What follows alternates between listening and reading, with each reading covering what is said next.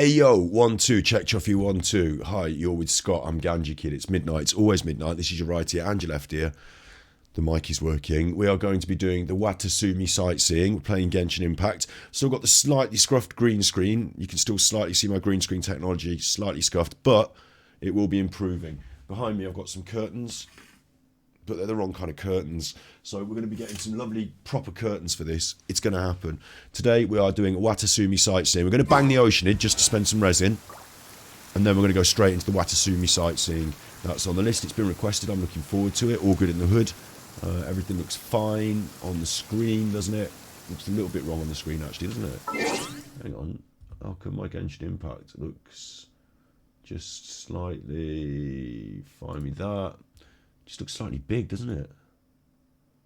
Bit weird. That should be better. Should all fit on the screen a bit better now.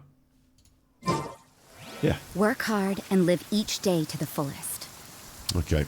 That is what life in Mondstadt is all about, isn't it? Whatever you say, Lise. An assassin from our homeland. Rosie, sorry. Or a fool. That's Lisa. Who trespasses upon the waters of chainsaw. Coveting the shapes of the living. Shapes of the living. Pure water can take on many forms. In this way, shall water deliver your punishment. I'll deliver you a punishment, you fucker. Look at that. Speed of light. Now he's getting a punishment. To the chase. Rodier of Loch. Judgment. Oh dear of Loch. Now he's getting a punishment, you. Try not to enjoy. Oh, I've used my special early there. That was a mistake. What a mistake to make her. Run from that blast. Ability to take any Nice to avoid it. Well done. Come on then. Water avoiding any the birds, not the birds. I hate the birds. Not the birds. But we should be okay today because I've got proper squad for this. We should be fine. Just don't get Lisa killed. Oh, what am I doing? It annoys me so much, those birds. Like, they're up in the air and I've only got like one character that can deal with it, and then she's dead, so that's it. Show's over. Look, can't get to those birds. Lisa needs healing, so I'm really. Oh, took my life in my hands there. Ground, terrestrial creatures become simply helpless. Fuck, solid ground. Some of the platforms sink. I don't care. I smashed this. Whoa, what the fuck? That one landed on me. I smashed this though. Come on. You think you're clever. You think you're tough. You're not. You're chicken. Is its ability to take you're wet any chicken anyway. shape. Oh, is that so? You want to prove it to me? Pow! Oops. Hey! With sword comes shadow. Get them all together and smash them all up, look. And freeze them up. Have that, you chuffers. And then bit of that and just finish it with this. Judgment. Lisa's dead again. So that's Lisa done. I'm an idiot. How have I managed to get Lisa killed so quick? One who is ignorant of run away from that. I don't want to get hit by the explosion. There's no way I can avoid it. I'm hit by the explosion. It annoys me. But there's nothing for it. You can't do anything about it. We've got the birds again. Of course we've got the birds again. Lisa's dead, so of course we've got the birds again. You didn't think you were going to get away without the birds the second time. Squirrels now fucking me about. They're gone. They're dead, right. Still no 20 seconds on the pancakes. So we're going to have to do this with... Oh, we did it! We did it! They just got tagged. There is a special... there's a special... What do you call it? Achievement for doing this without getting hit by the blast wave from that pearl thing that happens. You can't escape the blast wave from the pearl thing. You can't get away from it in time. The power of water is its ability. Every single time I do this, I'm hoping to avoid that pearl thing, but every time I get hit by the blast wave. What have we got here? There's a pancake if I want it. Just want to get her out, pancake on, and then heal. And then we'll do a bit of this. Get Lisa going. Oh, I got hit by something then. I see how. Orders given. Orders received. Come on. With sword comes shadow. Just a quick bang on the ocean. That's all I'm doing. You can't run. Come on. How's that piggy escaped? Wheel of life. Come a little closer. You can't run. You can't run. Get out of the water, Piggy. He's cheating me. Yeah. I'm not having that. Punishment. Cheating me out Come there a in the little water. closer. Trying to heal up Judgment. in the water. As Right, long done ya. as rain falls and rivers flow, water will exist forever. So dramatic. You're so dramatic. Defense, HP, elemental mastery goes in the bin. 2 cleansing hearts. Thanks very much. Just check my it's all working. Just check my it's all working. No hat, Bob. You're right. No hat. Bob spotted the no hat. That's incredible. Bob spotted. Yeah, it's all working right. I've had a shower and I've got COVID, so I've had a shower and I've sat down. I just can't be asked to wear a hat. I feel hot anyway, and when you've had a shower and you put a hat on, it makes all your hair stick down, doesn't it? I don't know. I just no hat today. That's his actual conscious choice as well. Spotted, no hat. You know about Dark Side, Phil, don't you, Bob? I wrote a song. I wrote a new song. In fact, we might as well, while we're here, just before we go over and do what we're supposed to be doing, which is Heart of Watatsumi, might as well listen to my new song. I'm going to hold this one back a little bit for a couple of reasons. Where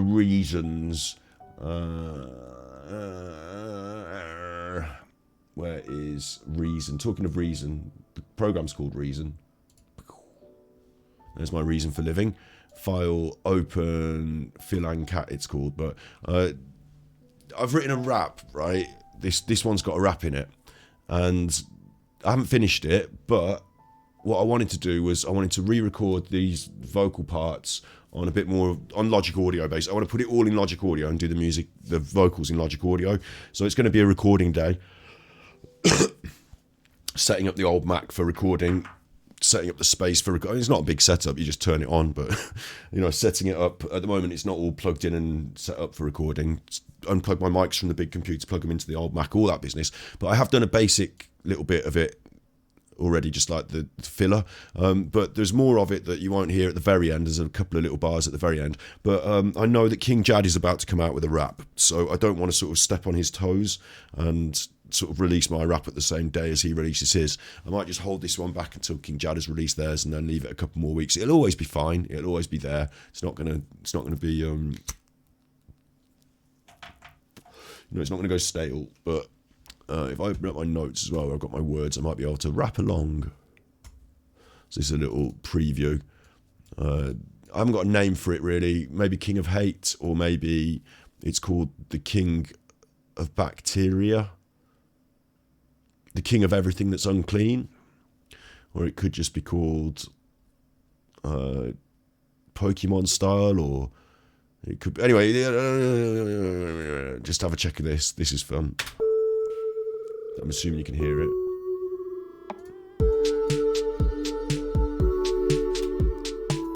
Wait, let me check you can hear that. Let me check you can hear that. Oh, where is my Windows? Wait, let me check you can hear that. Let me check you can hear that. Oh, Windows. Wait, let me hear that. Let me check. Yeah, I think you can hear that. You can hear that. But why can't you see? Where's it gone? Reason. There it is. Okay. This will be interesting. Bit of Genshin music in the background. Let's see if I can do it. He's the king of hate, he's the king of safe states, he's the king of paper plates and taking bait.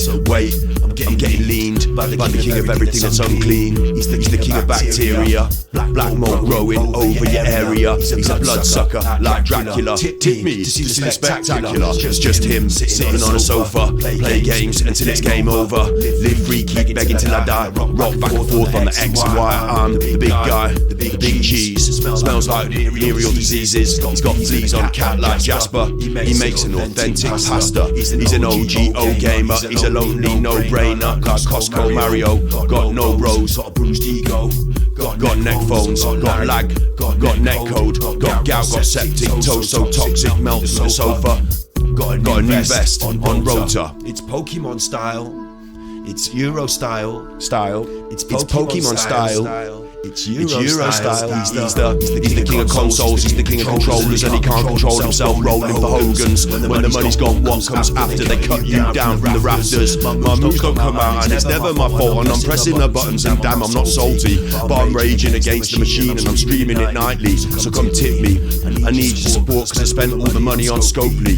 It's time for WWE champions. I'm a slam down detractors in a world where all that matters is my cat, my wife, my gin and my DoorDash. I don't need to get dressed, don't need to pay cash. Charlie Chang, Chicky Chang Wang, got nothing on this American. Number one at Evo, don't count the Asians. Number one from the home nations. He's dark side Phil, king of chill, the motherfucking leaning banner, tasty banana. I'm always on a drama saga. I'ma wear my pajamas. I'ma wear my pajamas. I'ma wear my pajamas. I'ma wear my pajamas, I'm sick. So listen, MC Strafe sat next to Technics, smoking, but you're never gonna detect this. I wreck this like a cat sat on a capture device. I make it sound nice in the nighttime. Stars pass by like comets. I read your comments, and I'm on it like Sonic. That's the end.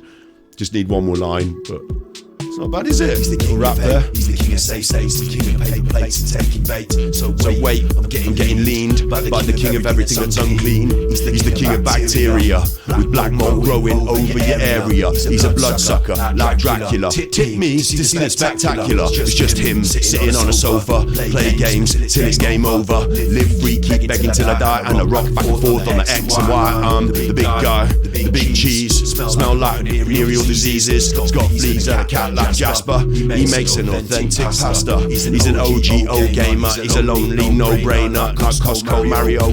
Got no bros. Got a bruised ego. Got neck phones. Got lag. Got neck code. Got gout. Got septic toe. So toxic. Melt through the sofa. Got a new vest on Rota. It's Pokemon style. It's Euro style. Style. It's Pokemon style. It's Euro style. He's the King of consoles, he's the king of controllers, and he can't control himself rolling for Hogans. When the money's gone, what comes after? They cut you down from the rafters. My moves don't come out, and it's never my fault, and I'm pressing the buttons, and damn, I'm not salty. But I'm raging against the machine, and I'm streaming it nightly. So come tip me.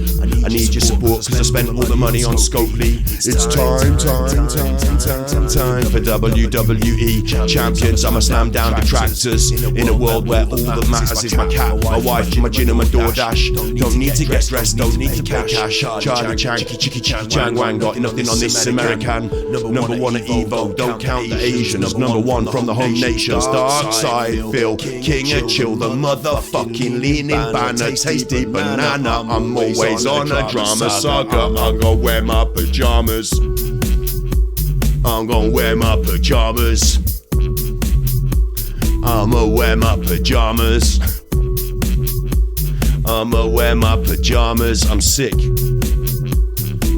MC Strafe sat next to Technics, smoking, but you're never gonna detect this. I wreck this like a cat sat on a capture device. I make it sound nice in the nighttime. Stars pass by like comets. I read your comments, and I got it wrong again. Doesn't matter.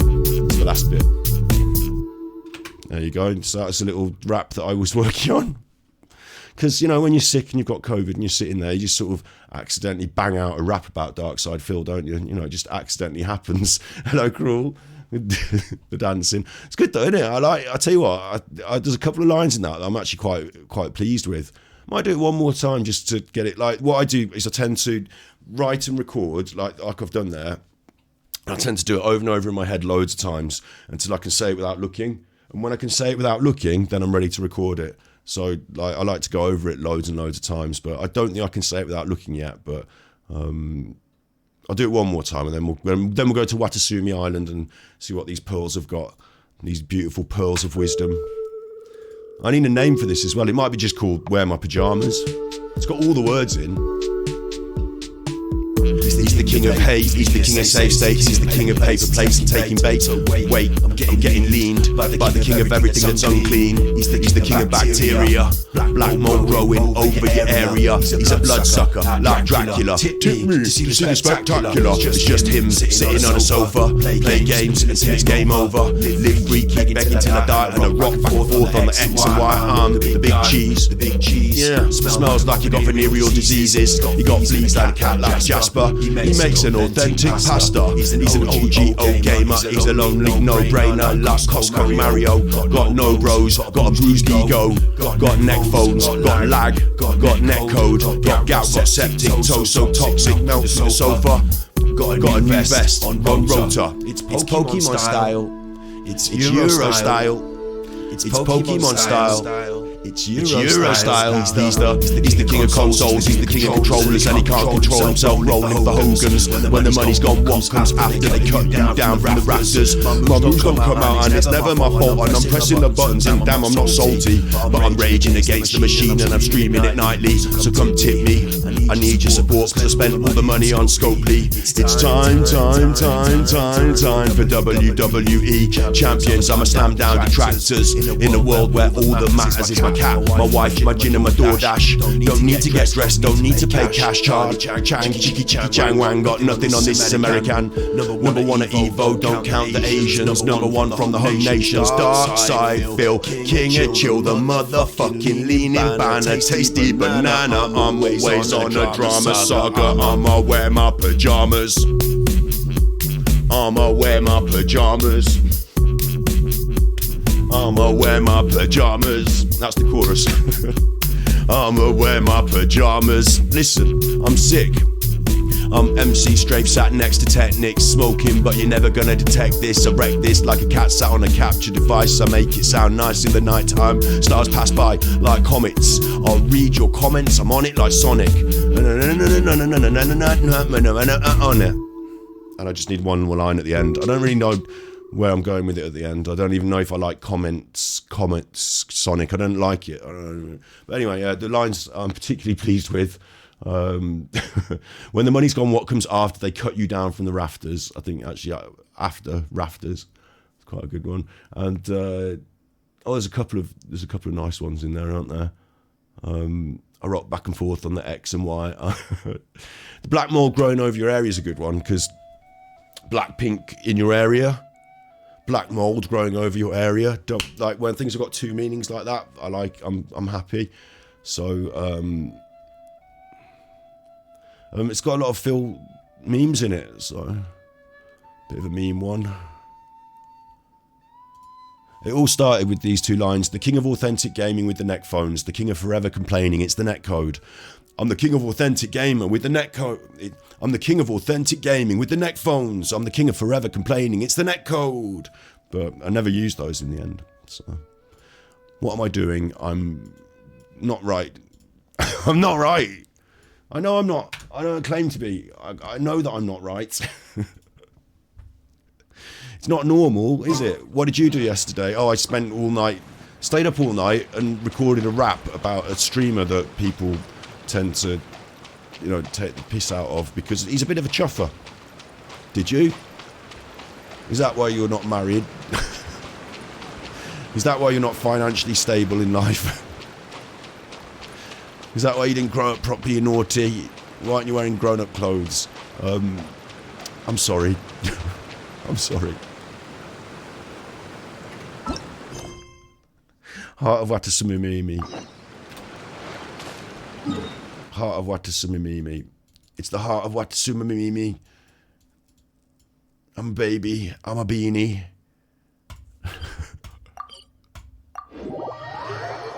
Genshin Impact, come through me. So now I can't see any of it. It's all gone, right? He's the king of hate. He's the king of save states. He's the king of paper plates and taking bait. Wait, I'm getting leaned by the king of everything that's unclean. He's the king of bacteria. We have a job to do? Black mold growing over your area. He's the king of bacteria. Black mold growing over your area. That's as far as I can remember.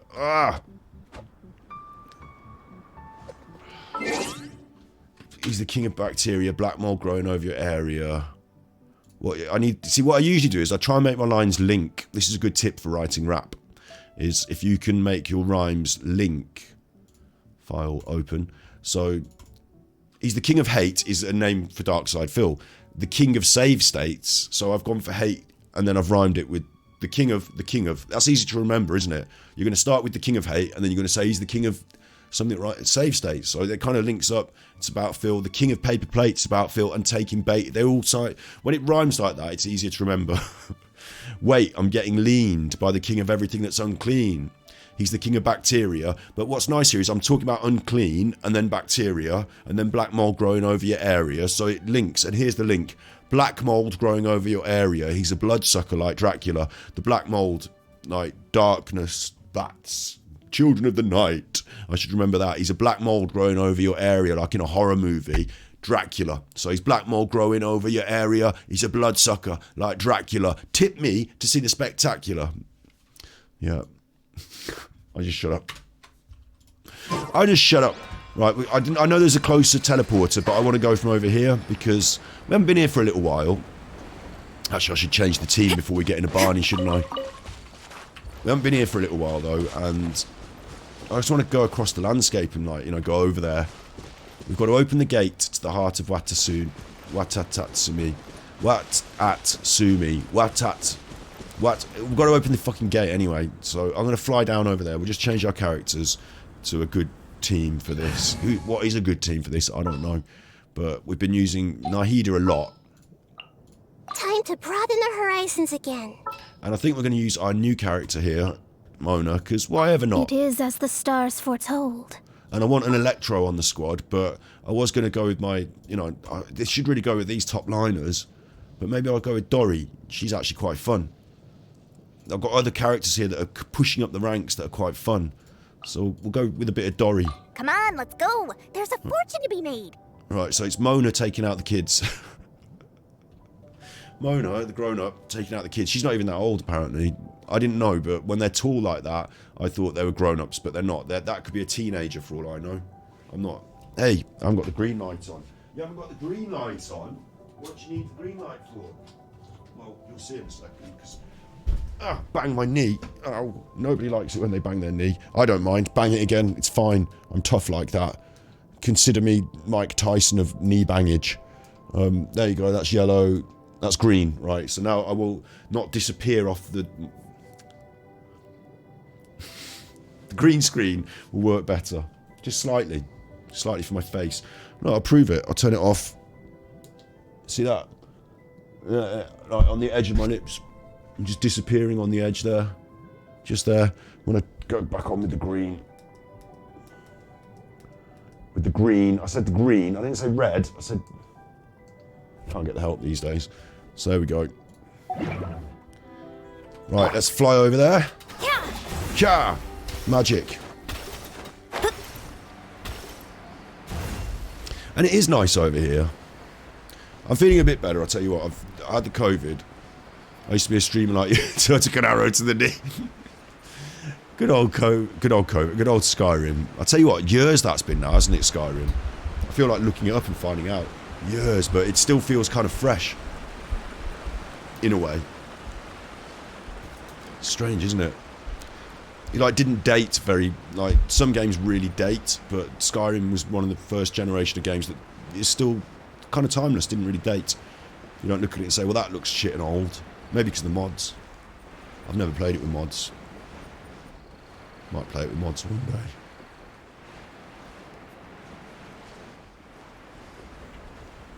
This place is cool as fuck.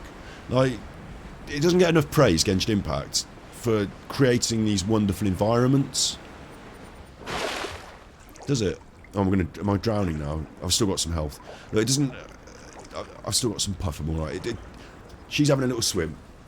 It does not get enough credit for creating these wonderful environments. This is just one small island that they've really gone all out with the streamer tones, the violets, the purples. They've really gone all out with that for this shrine in this island. But like, there's a lot of different personalities to the different islands. Like this one's more aggressive and electro, isn't it? And then this one's got more soldiers on it. And it had a big, I don't know what you'd call it, furnace thing. It's got more of a soldiery, military feel. This one was like a big electric nightmare. Dangerous and scary. It was like a cross between these two. It's got the purple and it's got the electricity danger. And then this is where everyone's living, in the normal place. Normal, everyone lives here. A bit more normal. But they've done a really good job on creating different personality for the different island spaces. They have a really cohesive... When you're on the island, you know you're on which island you're in. You know, you feel it.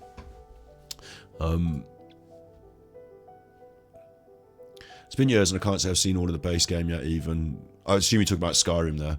And then, yeah, every part's got an identity, hasn't it? Yeah. They've done a really good job on it. And it, like, you're talking about game design. They must have had these ideas in their mind, building up to them. They must have thought about them, thought them through. Oh, this one as well. Secret Island. Like, but I also think that, I've said it before, I feel like there's a pressure in the development of this game, in that when it's time for it to come out, it's time for it to come out, and you better have it finished. And some games they can say, sorry, we're not finished, we're going to put back just going to put it back by, Zelda's going to come out in May now, next year, fucking wait for it. But with this, they're like, it's got to come out, it's ready, take it out of the oven, we've got time to eat it, and it came out really fucking good. So I think they don't get enough credit just for the environments, everything else that happens, all of it, layered on top. If you, at the base, are not dealing with good level design, good spaces, geographical, but not just the way they work and the way you move through them, but also the beauty and the majesty of it. You're missing something, but here we're not lacking anything. It has all of those things in huge abundance. What's that there? Is that a Sealy dancing around? What's that doing? There's another one there. Oh, I can't be doing that now. No puzzles for me now, not on my brain. I'm over to open up the Watatsumi. I need to go up. Open the gate to the height of the Watatsumi. Right, I've flown over here, I need to be up, so I'm going to go up by magic.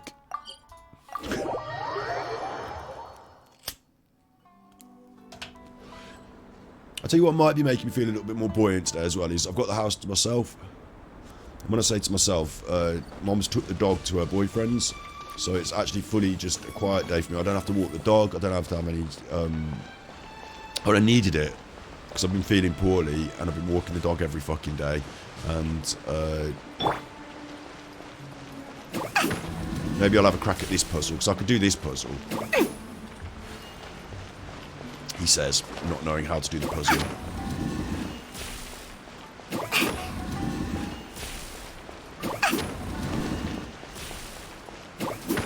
Which way does it want me to face him? Which way's the front? And why isn't that one lit up? And what is going on? Maybe I shouldn't do this now. Maybe I should just mark it and just come back to it, because it's already confusing the chuff out of me. It's nice knowing there's more chests here, I'll tell you that. It's nice knowing that there's a few more bits to scrape up, but I'm just going to mark it, come back to it. Abstract Sudoku. There's definitely a rule to it. You want them all to look the same and stuff, don't you? But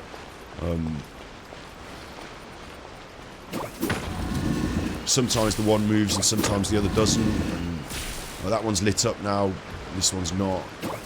This one moves. I'm not in the frame of mind because I'm a bit poorly. I can't keep the ideas in my head. It's like juggling balls. Maybe because this one doesn't move. Maybe they all need to face that way. Watatsumi. And then sometimes what you do is you keep banging on them, and then sometimes it just goes ding, and you've won. And you don't know why, but you know, oh good. I'm glad I've won. I'll take it. Oh, that lit up. And that. No. Alright then, that'll be enough for that for one day. There's another mechanism there that I can play with as well. We're not supposed to be messing around. That's a monster of a puzzle, right? Okay, well I'm going to ignore it for now then. Come back to it later. There's two I need to mark here as well. There's that there. And we can just come and grub these up later, you know, when we're on a bit of a primo grind. And there's actually... No, don't fall off, don't fall off, don't fall off. Oh no! Look at little leggies going. Ah! Leggies! Wee! I falled off. I falled right off. Shit.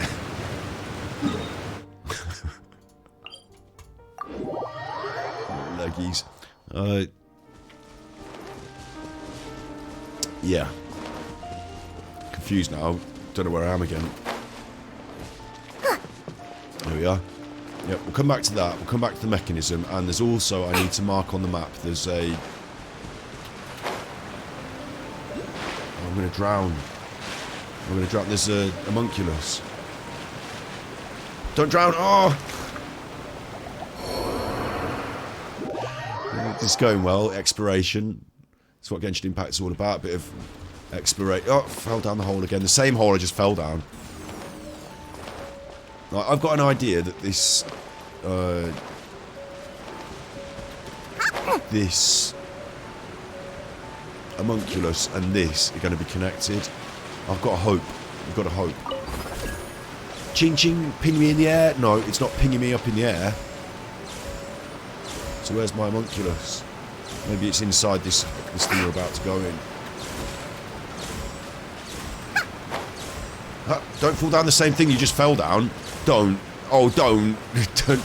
Don't. No. Oh. Fuck. So, this is a right chuffer. I didn't know this was going to be difficult. No wonder no one's unlocked the secrets of Watatsumi Island. It's basically impossible to get in there. I'll go as Mona, look. Because she can go invisible water like that. I don't know how it helps. She swims when she's in the water.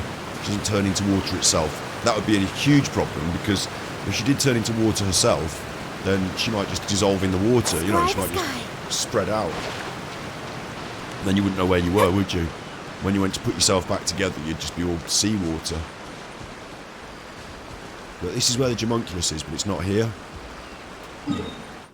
So I'm going to mark it just in case. Homunculus. There you go. 132 pins out of 150. So there's definitely a few chests for me to come and grub up. And then you open the gate, lower 42. Okay, the lower 52. Lower 42, like in America. Lower.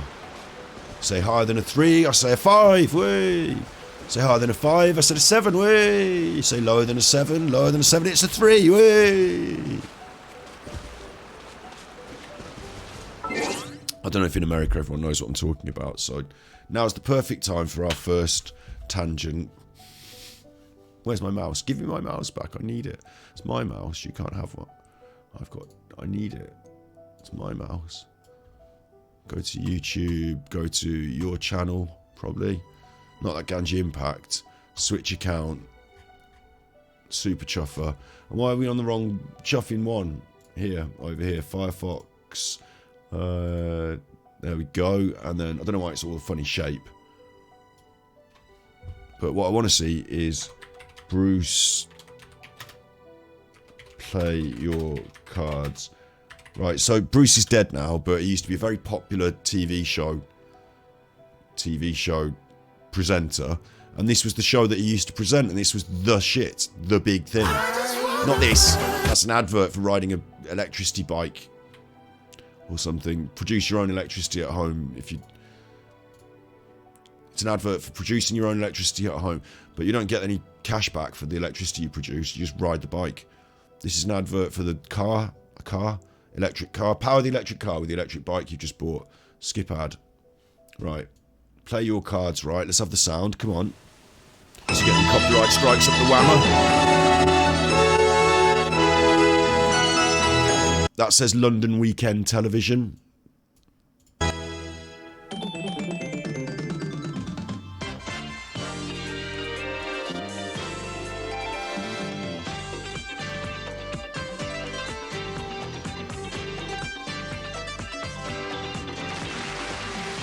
With Bruce Forsyth. See, Bruce the man.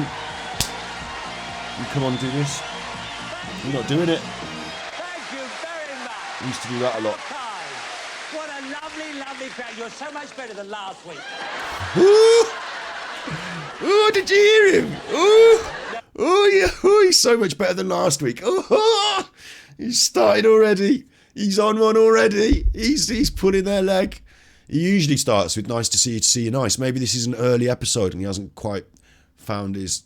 I mean, he's an old chuffer by now, isn't he? So he should have found his groove by now. But he usually has a catchphrase as well. But we'll have to look for that in a minute. You really are. I mean, oh, what trash. Trash? And that Ethel, oh. Ethel? What's wrong with Ethel? All night long sat there, but my and that group she was with, not a group, they were a herd. Bruce! He's ooh! But what I love about you, because just looking at you, you look so fresh and so untouched. And I'm so glad because tonight is a newlywed show.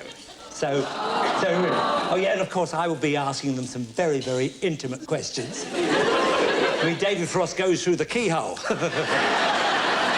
Bruce gets right between the sheets. He's so rude. I didn't know he was so rude. Anyway, the game show. I can't remember if there were even questions involved, but the game show is just this basic higher or lower game.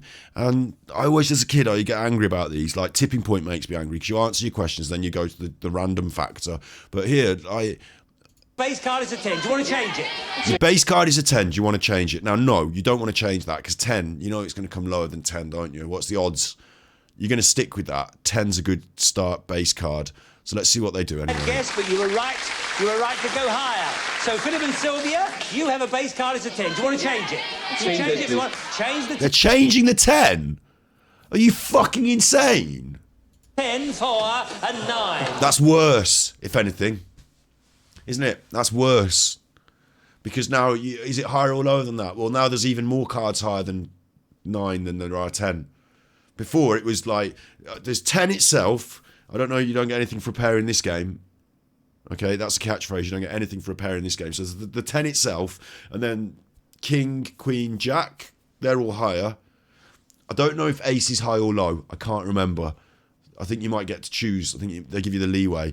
But we used to play cards when I was a kid at school, and we used to do them for raps on the knuckles. Like, if you lose, you get hit on the knuckles with the deck of cards. And we'd come home from bus trips all bleeding knuckles. If you weren't good at cards, you'd get the raps. And then,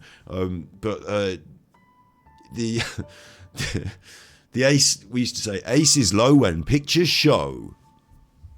Ace is low when pictures show. It's like a catchphrase, isn't it? We invented our own one. So this is, anyway, Bruce, 9. That's a bit of a bad change, but what Bad change. do you think we've got to go on there? Higher or lower than that? You've got ace, potentially, Jack, Queen, King, 10 now as well, 4. But lower than it, I mean, it's a simple concept, all the other numbers. Ace, 1, 2, 3, 4, 5, 6, up to 9. So I'm going to say 9 numbers underneath it. So 4 higher, 9 lower. A 10 would have been good. There's only 3 things higher than a 10. Much more likely it's going to come lower. And it would have been 9, you'd have been away. I don't know what you're saying. You're going to have to go lower. The rule of this game is simply this. Right? Depending on whether the dealer is allowed to count the cards and you know what's been shown already. The rule is simply this. If it's a 7, hang on, you go, there's 13 cards, aren't there? So if it's a 7, you say lower. If it's an 8, if it's a 7 or above, you say lower. If it's below 7, you say higher. But if it's 7 itself, you're not really sure. That's the rule. There's nothing else for it. Some people say, oh, look, we've had a 2 already, though. Or, like, you know, I've got a feeling it's going to be a king. It's just, don't be stupid. Just work the statistical probability. I don't know how many cards they have in a deck. They've got 2 sets. I don't know how many, whether they're doing 2 decks or whatever. You just need to know the statistical probability and just always answer with the, even if it's close. Oh, that's a 7. Oh, it could be up or down. Oh, statistically, it's most likely to be one or the other. Choose that. That's all. That's all there is. There's no thinking involved. There's no like, it's been red 3 times in a row, so next time it'll be black. No, there's no working it out and trying to. It's every card turn is individual statistically. It's got its own set. That's all it is for half an hour. What do you think? Lower. You can hear the audience all yelling as well. They're all fucking yelling, lower, it's fucking lower, lower, you can't. Like, they're all getting really eggy about it. They take it so seriously. And like, to me, the thing about it is, I might as well not be there as a contestant. You know what my answers are going to be, higher and lower, depending on the statistical probability. And that's it. That's all I'm ever going to say. So you don't need me. Is it going to be higher or lower? Refer to the worksheet. 7 or above, I'm saying lower. 7 or below, I'm saying higher. Just refer to that rule. The game will play itself. I don't know what possesses people to enjoy this as a piece of entertainment, but they fucking love it. Lower than a 9, you say a 7. Well done. Now that's the tough one, isn't it? They're looking at each other. What do you think you should do? What do I think? We discussed this before. If it's 7 or above, I'm going lower. If it's 7 or lower, I'm going higher. Like, there's no... You know, what's she looking at him for? Ooh, what do you think now? Maybe we should change our answer. There's no working out. You can freeze if you want to, or you can carry on whatever you want to. You can freeze if you want to. They immediately grab that lifeline. I don't know what it means, but they immediately go for it because he's offered it. You're going to freeze. You're going to freeze and play it safe and stopping Ian and Kim from having a go. All right, Philip and Silver, you to answer. Sylvia. Silver. It's a horse, isn't it? Right. He's so rude. But Sylvia, you to answer the question There first you go. this time. Question first. Question then. Come We on. asked 100 Salvation Army girls. 100 Salvation Army girls. In an emergency, would you go into a pub just to use the ladies' toilet? In an emergency, would you go into a pub just to use the ladies' toilet? I mean, yes. Wouldn't you? But these days, you'd obviously say yes. Back then, Salvation Army girl going in a pub. All those dirty, rotten men in that pub. And the back bar is not a place for women back then, 1987. It's not really a place for women in the back bar. So it actually was a question back then. How many Sally Army girls said yes, in an emergency they would go into a pub just to use the ladies' toilet? All of them. Quite high, wouldn't it? You think quite Yeah. high? They'd have No to. choice. Yes. I say. They wouldn't think too much about it being a public house. You don't think? I don't think they would No, mind if they were really that desperate. So I think they they're would. desperate. All right, what do you think? 73? 73. 73, you say 73. Now, local government. What do you... Oh, now they get a chance to steal. Is it going to be lower than 73, do you think? You don't have to... Now, again, this is one of those where you don't have to think anymore. All the thinking's been done for you, statistically. I mean, you can reason it out. I think it's higher or lower, and that's it. There's no point saying 64, 63, sorry, 63. 62. No, just go 1 integer higher or 1 integer lower. If you think it's more, go 1 integer higher. If you think it's lower, go 1 integer lower. You don't have to... The further away you go, the more chance you've got of it falling in between the two numbers, and they still get the win because it's closer to theirs. No, just go 1 integer higher or 1 integer lower. What do you think about this local government? Well, they're always in the pub in Bedworth anyway, where I'm from. And They're always in the pub? They're always in the pub collecting, The Salvation Army yeah, girls? no, Yeah? always, yeah. So they wouldn't mind going to the toilet. So, well, 73, you think? Higher. Slightly higher. Slightly higher. Slightly higher. 73, all right. I'm glad they don't ask them for an integer value. That would have made me cross. The actual number who will go in to use the ladies is 78. Oh, good guess in the first place. You'll be very right to go Whipped. You got whipped. higher. 78. 78. Sing, come and join us. Right. Now, He made another joke. He made another saucy joke. Right. Mind the elbow, love. Okay, now here we go. He's going to turn the card. Ian and Kim, and you have a Ooh, ace. What a good card. Go and change it. what a good card. Lower, they're saying. So ace must be the highest card in this game. Must be the highest. Is it the 14 or 13? It goes to 10. Ace, Jack, Queen, King. There's 14, aren't there? So 7's the pivot point. Yeah, so lower, absolutely. And look at the confidence on the guy's face. Because he can't get this wrong. Unless it's another ace, you literally can't get this wrong. So come on, Ian. Lower than an Lower. ace. That's 3. 3. Oh! Look at them screaming. Look at them screaming. Look at the faces. Look at the faces. 3. It's higher than a 3, isn't it? It's higher. You can see even I'm getting involved now. It's higher than a 3. Higher than a 3. You say a queen. Oh, they're absolutely blessed. Bruce wants them to win. It's a fix. Can you hear the audience yelling as well? The audience do not stop yelling. even though, right, and get this, even though your choice is arbitrary and you're always going to side on the statistical advantage, aren't you? You're always going to side on, oh, look, it's in the higher proportion of the deck, I'm going to say lower. It's in the lower portion of the deck. Unless it's a 7, you haven't got an answer to think. So yet the audience still feel it necessary to fucking scream and yell. Higher, lower, higher. Like, their input is irrelevant. We're going to be going with the statistical likelihood of it being... Lower than the Queen, you say a 6. Lower, way. Oh, look at his face now, though. He doesn't like that 6.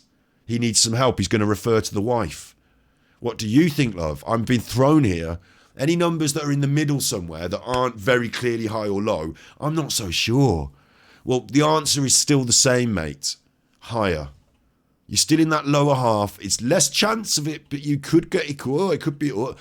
You've still got to say... Unless we're counting the cards that have come out and changing the statistics on the fly like Rain Man, which I don't think we are, because I think in this game they've just got fucking loads of cards. I don't think they have like a specific deck of 52 big cards. I just think they've probably got like 300 big cards. Like, they need them for the show. Some of them might get damaged. Just put loads of cards in the back. I don't think you're going to a shop and buying one big deck of cards. So you can't even guarantee that, you know, their deck is not statistically balanced. You don't know. You haven't seen it. You haven't shuffled it. You feel too young to understand the appeal of these programs. This was the big thing as well. Back then, I suppose one of the things was you had fewer television channels. So you had to watch this or something else, and that was it. Like, literally back then, 87, I think there were 3 channels. I think in 1987 there might have been 4 in the UK. Might have been 4. When did Channel 4 come out? Channel 4 UK. Wikipedia, 1982. So we had 4 channels. I mean, that's not a lot of options, and one of them would have been some dog shit rubbish. So this was like, and it was mainly, and I'm going to say something now, and I'm going to sound really elitist, but it was mainly for the, you know, the scrunters.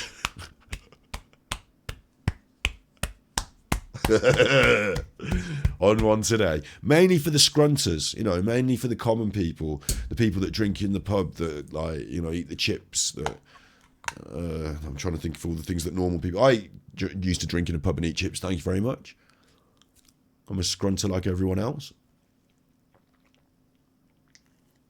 I'm a scrubber on a building site, just like everyone else. I'm not anything special, I'll have you know. But this was mainly aimed... I mean, like, my nan, you know, would have watched this and thought it was quite fun. She'd have liked Bruce Forsyth. A congenial... I actually had a good think about this myself when I was nursing my nan.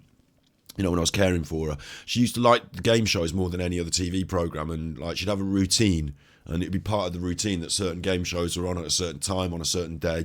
And one of the things, I used to watch them with her a lot, and I used to get angry at some of them, but I really honestly think this, one of the things that makes this compelling viewing for people is that the show host, Bruce himself, is a convivial, like, you know how we say the Mermaid Scales is relatable on YouTube? Like, to their generation, Bruce Forsyth was the relatable chap, and he has all the jokes, doesn't he? And he's happy. And one of the things about the game show is that there's a sense of optimism and hope that you might win something at the end, you might improve your life. And as a working class person, the idea of social mobility is that you should maybe get an education or work really hard at your job, and through that, through your endeavour, this is the American dream, of course. In the UK, it's called... We didn't have an American dream, but we used to have a class system of lower class, upper class, born into it, and that's it. And then we had this idea of social mobility.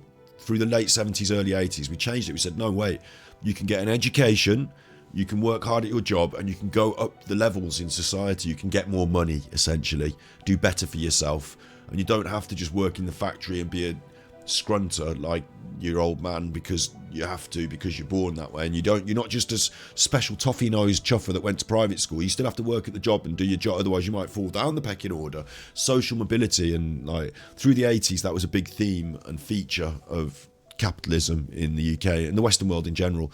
So the game show kind of typifies it, doesn't it? It kind of embodies it. The idea that you can just be a normal person facing the same odds as everyone else, and you can work hard or make good decisions or whatever it is. Social mobility, you can end up better off. You can end up richer. You can go on that lovely holiday, buy that nice house. This embodies that in a way. It's a sense of hope and optimism. Everyone's equal in front of the game show. Everyone's got the same chances. And like for my nan, at 95 or 94 or 6, what was she, 94 or 96? Anyway, in the late 90s like that, I don't think she was thinking in those same terms, but I think this buoyancy, this constant, like I was talking about on streams yesterday about being in a good mood to entertain. The show is optimism, it's hope, it's joy. The host is always there to give you a nice cheeky joke and, you know, a little cheeky laugh along and forget your troubles. And at the end, there's a star prize and someone might, you know, win and go away happy. My nan didn't tend to. There were questions involved. My nan used to like crosswords. She used to sit and write a crossword.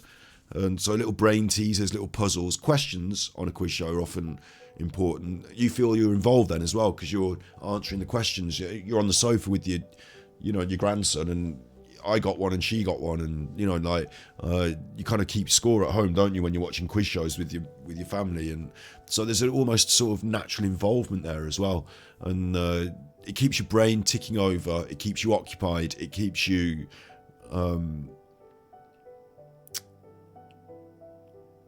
distracted in a nice way. You know, it's entertainment, and it's got that inbuilt sense of hope and optimism and a sense that you might be improving your life and doing better. Like for my nan as well, who lived through a world war, like she was born into a world where like they had outdoor toilets and stuff, and like she finished her life being nursed indoors with the big telly, and I was making her dinners, and you know, she had it all. Like it must have, like when these game shows were going around in the 70s and 80s when they first got quite big and prominent on the TV, and America as well is a great example of it, is that there was this sense of this world on the move, that the star prize was a piece of technology that, wow, look, ooh, modern super kitchen devices and fridge freezers, and you know, like we gotta move these microwave ovens, we gotta move these color TVs.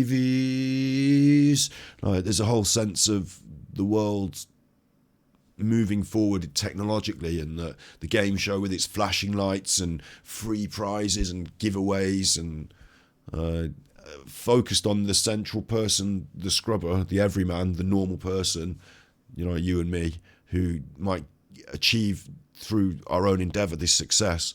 I think there's a lot tied up in that. I think there's a lot of deep psychology,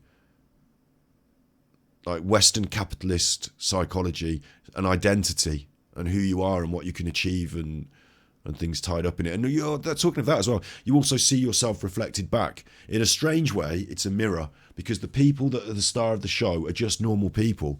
Okay, the star, the host, you know, he's always there being the host, but there's 4 normal people there. On most other television shows, you don't see yourself reflected back in that exact way. That's that bloke from next door.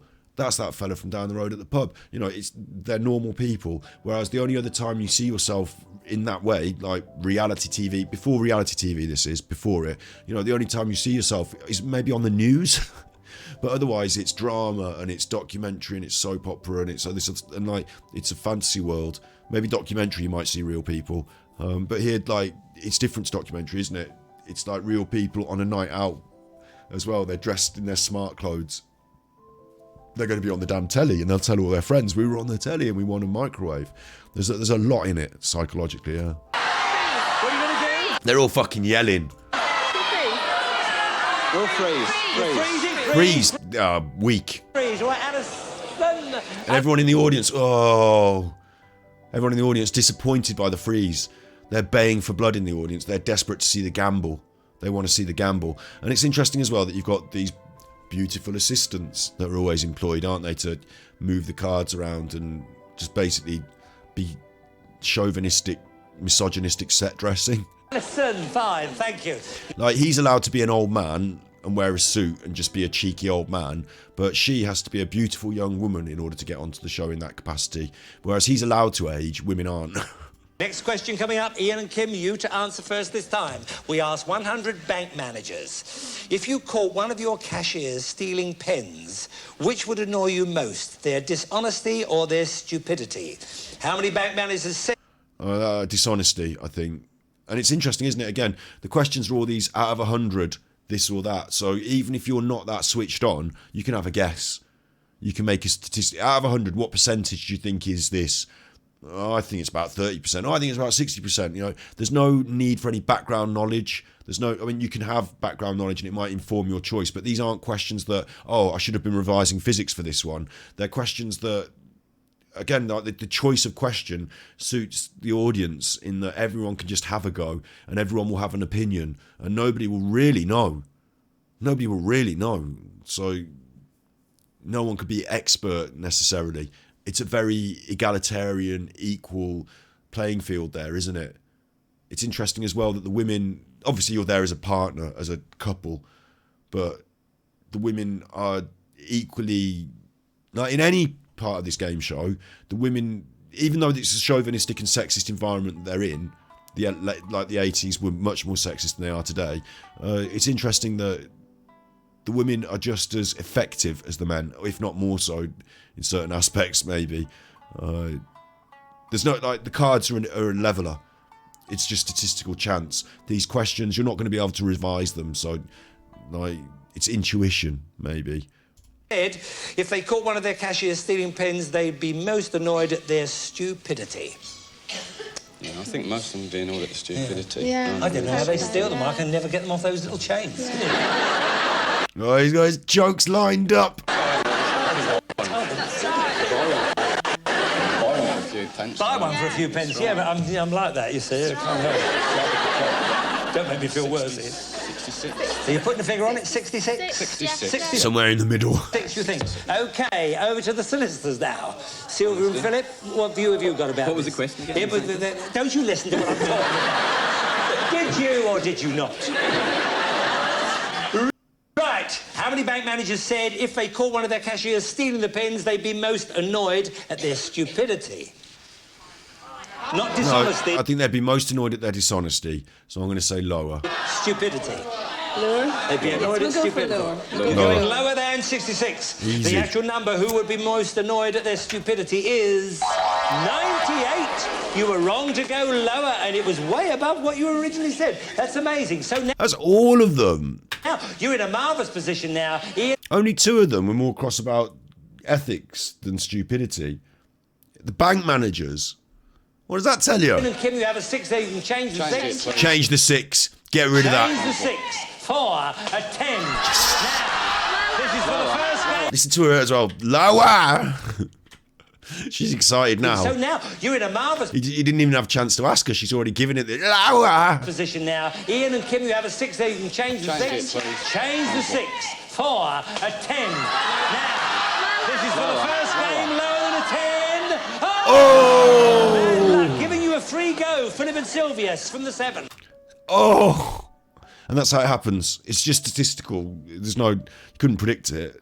You just have to try and, like, they made all the right plays there. They just got fucked. What do you think? No, they're thinking. This is what always baffled me, though. I used to watch this with my nan. Why are they thinking? What are they thinking? There is nothing to think, is there? Like, you ask the question.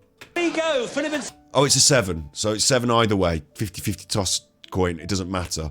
The only thing you could say is that we've revealed one card from the deck, and it's a 9. So there's one less high card than there are low cards. So you have to, if you're going to just go with that, Rain Man counting cards, you have to say lower. Because there's only one piece of information you have, and that is that we've already revealed a 9. And that was a replacement, wasn't it, of a 10. So there's 2 high cards. You have to say lower. It's more statistically likely a lower card will be next. That's all you can say. There's no thinking, there's no working out on paper. It's only what I've said. There are 3 cards you've seen in the deck. 2 of them are higher. There's the 7. What comes next? If you choose higher, you're erring on the side of it being more likely that it will be like you're doing the exact wrong thing. So Sylvia from the 7. What do you think? What do you think? Higher. Higher than a What? What? You shouldn't be on there. That's where they should stop the show now. Oh, wait, they said higher. Look, are you sure you understand the game? Yeah, but at the end of the last one, they had a 10, and then it was a king, so they should have said higher. No, they shouldn't have. It's always this... 7, you say a king. And they feel vindicated. Lower than a king, you Lower say than a an king is 8. an 8, of course. Lower. Why are you pausing? Please. You want to go for it? Higher. What? Are you fucking mad? Go for it. Go for it for the first game. Higher than an 8. Oh. Anything for a pair. Not in this game. Right, get rid of that. It's a load of shit.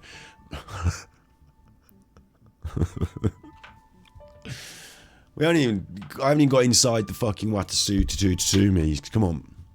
I'm glad that we had that little moment to look at that. Right, down 40, lower 30. Higher than a... That's where we came from. Higher than a thing, you said a thing. Lower than a 20, you said 10. Here we go.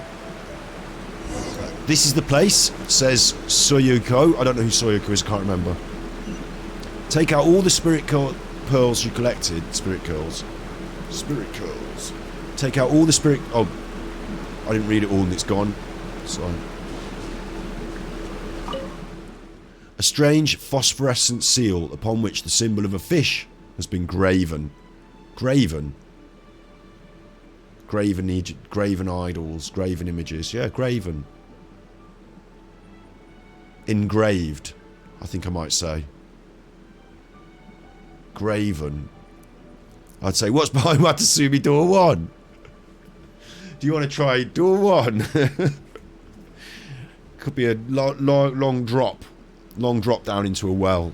Or you could win a car. So, do you want to go through the door? Long drop down a well, bad. But car, ooh. Open the door. Graven image of a fish. Here's 4. There's 4 of them. Maybe I should have done it. That's alright. Maybe I should have done it, you know, maybe I should have done this at the time when I got the pearls, because I've forgotten what the fuck's going on, but it's... This must be the heart, says Paimon. But she said it quietly, so I had to say it for her. It's cool. Check this out, they've done it again, look. They've done it again. They're cheeky. This is how... When you think about it, this is how Sumeru ended up, isn't it? Places within places. But this is a lovely environment in itself. It's got something hanging... Is that a big pearl hanging down from the ceiling? I don't know. I feel almost like I'm underwater, but I'm not. There's a mechanism over there at the back I can see. Oh, there's some Sango pearls. These fish statues are so familiar. Well, I guess there's no need for me to go into too much detail. It looks more complicated. We need all 3 statues to face the centre, she said. And that's these, then. Pay respects at the statue. What about these? Rotate. That's a fish. I'm rotating the fish. There you go. Oh, this is straightforward, yeah. Don't know why she said it was going to be difficult. It seems straightforward, if anything. That's fine. And then we'll just do this one, and that's fine. And oh, whoa, whoa, whoa, whoa, whoa, whoa! No one said this was going to happen. Calm them down. Cut them down. Watch this. Fucking giant oceanid. I'm glad we started with the oceanid today because it puts it into perspective. Bloom that out, you backside, you. Let's sweeten the deal. Sweeten the deal. Have that. Run away from the pearl, it'll blow up. And it got me. It got me. You can never run away from them. Do I press this? Okay. I'm going to change Mona because she's not going to help us. There's going to be more of these, aren't there? Those are containing a big seal. The swirl in the water in the middle of the... Okay. We're helping Kokomi to do repairing work on the mystical shrines. Of course. She's not here with us like in person. She's just here as a voice. But Kokomi, like, she's pretty saucy. Out of all of them, she's pretty saucy. I think Klee against fire. I feel like Klee's a good choice. Or maybe I want some arrows, maybe, in case of the birds. Or maybe I'll bring... Oh, there's so many good characters to choose from now. I'm actually going to bring Amber, because I say that she's a main that we use, and then I never use her, but she is. She's important. She's very important. She has a special place in my heart. But before we do anything else, I want to see in the... Wait. Isn't there a character archive? There it is.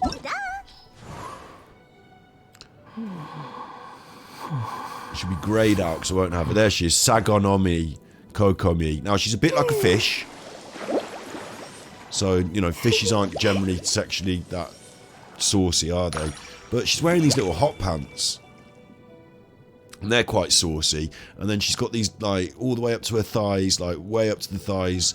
And then you'd think that this on top, I mean, it's like a swimming costume in a way, isn't it? But you'd think you'd be a bit more covered up. But you're not. All the way, you know, that's just a little piece of folded material, if anything. And she's basically wearing little hot pants. They cut in at the top like that as well. They're like, almost like lingerie. And she's all not covered up. And then she's got all the long thigh height. She's pretty saucy. I'll tell you that. Pretty saucy. There are some quite saucy ones, aren't there? There are a few, I suppose. Not that she's not terribly saucy. At least she's, you know, actually wearing clothes. But this one, pretty saucy, I can tell you. She's not so saucy. She look a bit more like, you know, they've still got the thigh high thing. If you ever want to trade tactics, I'm always ready. Even Fischl seems a bit more, you know, dressed. I created another universe and founded... You know, this one's got little shorts on, but less saucy. But this one's all fish sauce. No. Oh, fine.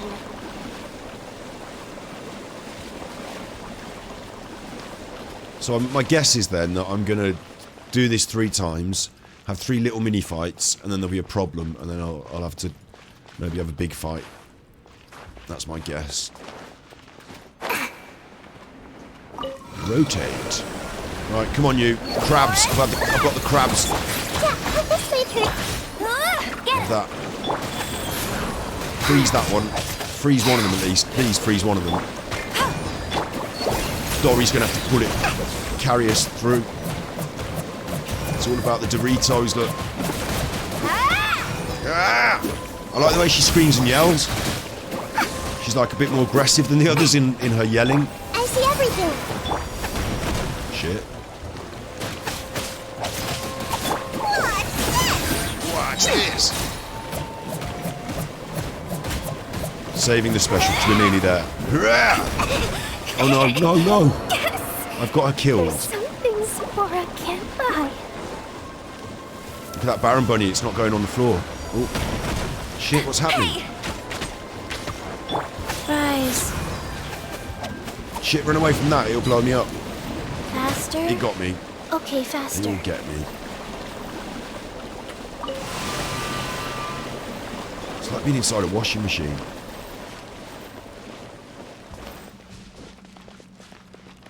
Break the final seal.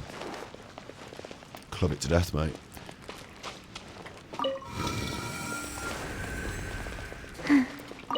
Just clubbing the seals to death.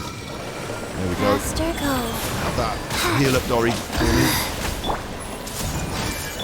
Go, go, Baron Bunny. Ooh, took a bit of a hit then. Shazam! Have that. Chuffer. Bang! Chop, chop. Bang! Oh, she gets hit as well. Morosaurus, I think she says. I don't know what she says. She got hit by that though, and that really hurt.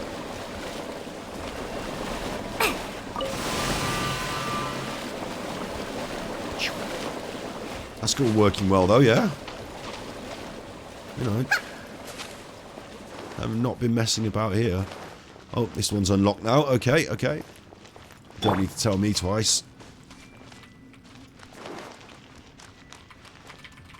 Or maybe you do, because it's not working.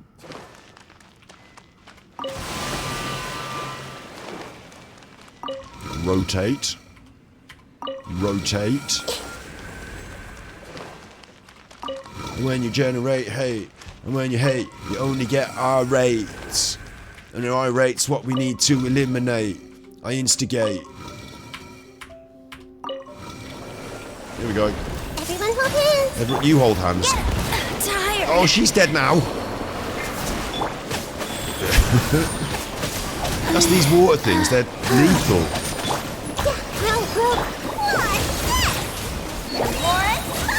Ciao. Amber's dead. So. Oh, look, the bird's on the outside. What are you doing over here, you chuffers? Naughty chuffers. Cheating. If anything, they're cheating. Sacred name. Fortune preserver. Like a life preserver. But they go away and they're too far away for you to get to them. Get you. And this one now. It's Amber. Yes, one more pancake. I'm glad I've got Chi-Chi on. I'm glad I didn't pull Chi-Chi out the squad. Memory. What the hell? There's more? It's an Oceanid special. Oh no!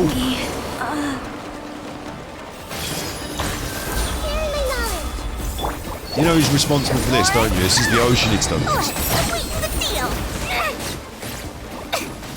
They're on the outside again. The chuffers.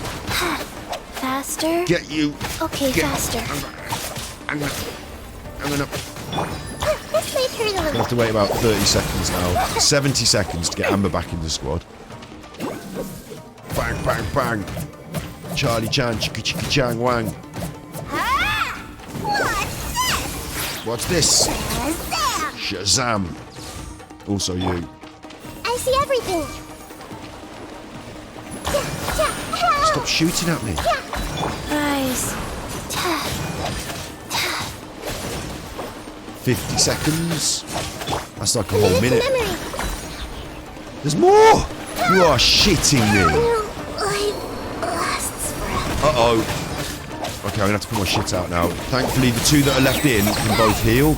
But since we've only got 2 characters now, this is gonna all go to I shit. didn't feel that. We don't want to get one shot like that. I want to try and get one of these frozen if I can. Yeah, I've got 2 of those frozen right now. I'm going to switch out to these. It's all getting out of hand. Like they all seem to be. Opening box of Adeptitrix. It's just definitely getting out of hand. Oh no! I didn't expect this to be hard. I'm not using any food in my bag either. I forgot to go in my bag and use my special foods. That was probably a mistake now I'm thinking about it. Faster.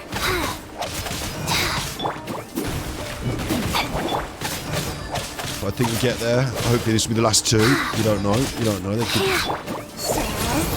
bust out some more.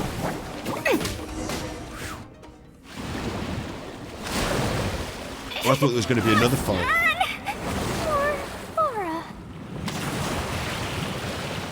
That's the washing machine going. I've got that going. Spin cycle.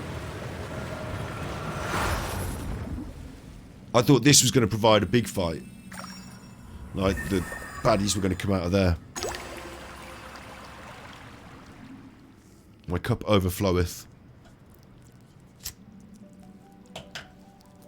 GG easy. That was... I'll tell you what. Because I brought... Look, Dory's dead as well again. Because I brought Amber, Nahida and Dory instead of...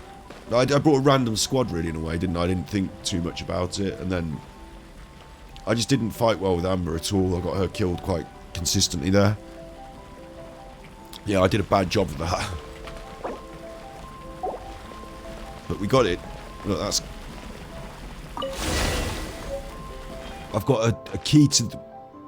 A strange treasure. A key to the Moonbathed Deep. What do you think, Sue, what do you think? Miss Sue Yuko? I'm sorry, I was quite lost in thought then, really. You didn't lend a hand while we were having that fight, did you? Quite lost in not lending a hand when we were having that big fight. I could have done with at least what you could have come over with the mop or something. Thanks for your help. We've got the key to the moonbathe deep in hand. So she says we. The key to the moon shaved what, says Paimon. And what is that anyway? Haha, just call it the key of the deep. We're not going to insist that Outlanders use all the proper names for every last thing. This is something we'll need to open the entrance to Enkanomiya. That's a word. It was forged from the very spilled blood of Omikami. Or at least that's what the legends say. I just saw it forged out of that pearl then. Curiouser and curiouser. And more curious. It isn't mysterious at all, just the opposite. We need to report to the Divine Priestess, await her approval, and then wait for the spirit vein flow to be correct. And then we can head down to wherever. Wait, then what did we do all this for? Cleaning purposes to Paimon. Paimon cleaning. It's not as if you gain nothing during this journey, right? I mean, you've secured the lasting friendship of the Saganomiya Shrine. Watatsumi Island will welcome you back anytime. How about something a bit more concrete than that, says Paimon. Very rude, Paimon. The records do say the spirit pearls will answer the summons of someone pure, and that the key will only come together for those whose heart is as clear as the waters themselves. That's about right. The world's been opening itself up for those with noble hearts all over the show for me. I don't generally believe what those texts say, but I do believe that you can turn Watatsumi Island's situation around. You're the best around, and nothing's ever gonna keep you down. Well then, when the time comes, go down to Enkanomiya. Enkanomiya. We'll meet again then. See ya. Better heal up my squad. Paimon wonders. That's gone. Let's go and look for her at the shrine. Okay, we'll do. Oh, wait. Isn't there the business of a Homunculus? Yes, look, there's one up there. And I bet there's all these pearls hanging around in these little... I've already had these ones. I bet there'll be loads of them around the edge, won't there? I mean, I'm not really pushing Goru hard, but knowing that they're here is important, so I will pick them up. Faster? And the Okay, Homunculus, faster. that's definitely coming with me. How am I getting that? I say it's coming with me, but how the fuck am I getting up there? It's on a tree, on the length of a bit of branch. Sango Pearl, don't mind if I do. Keep that in my pocket.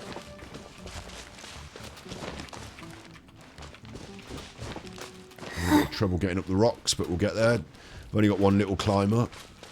Everyone else is dead. So this little climber will have to do it, and it's quite confusing, this rock feature.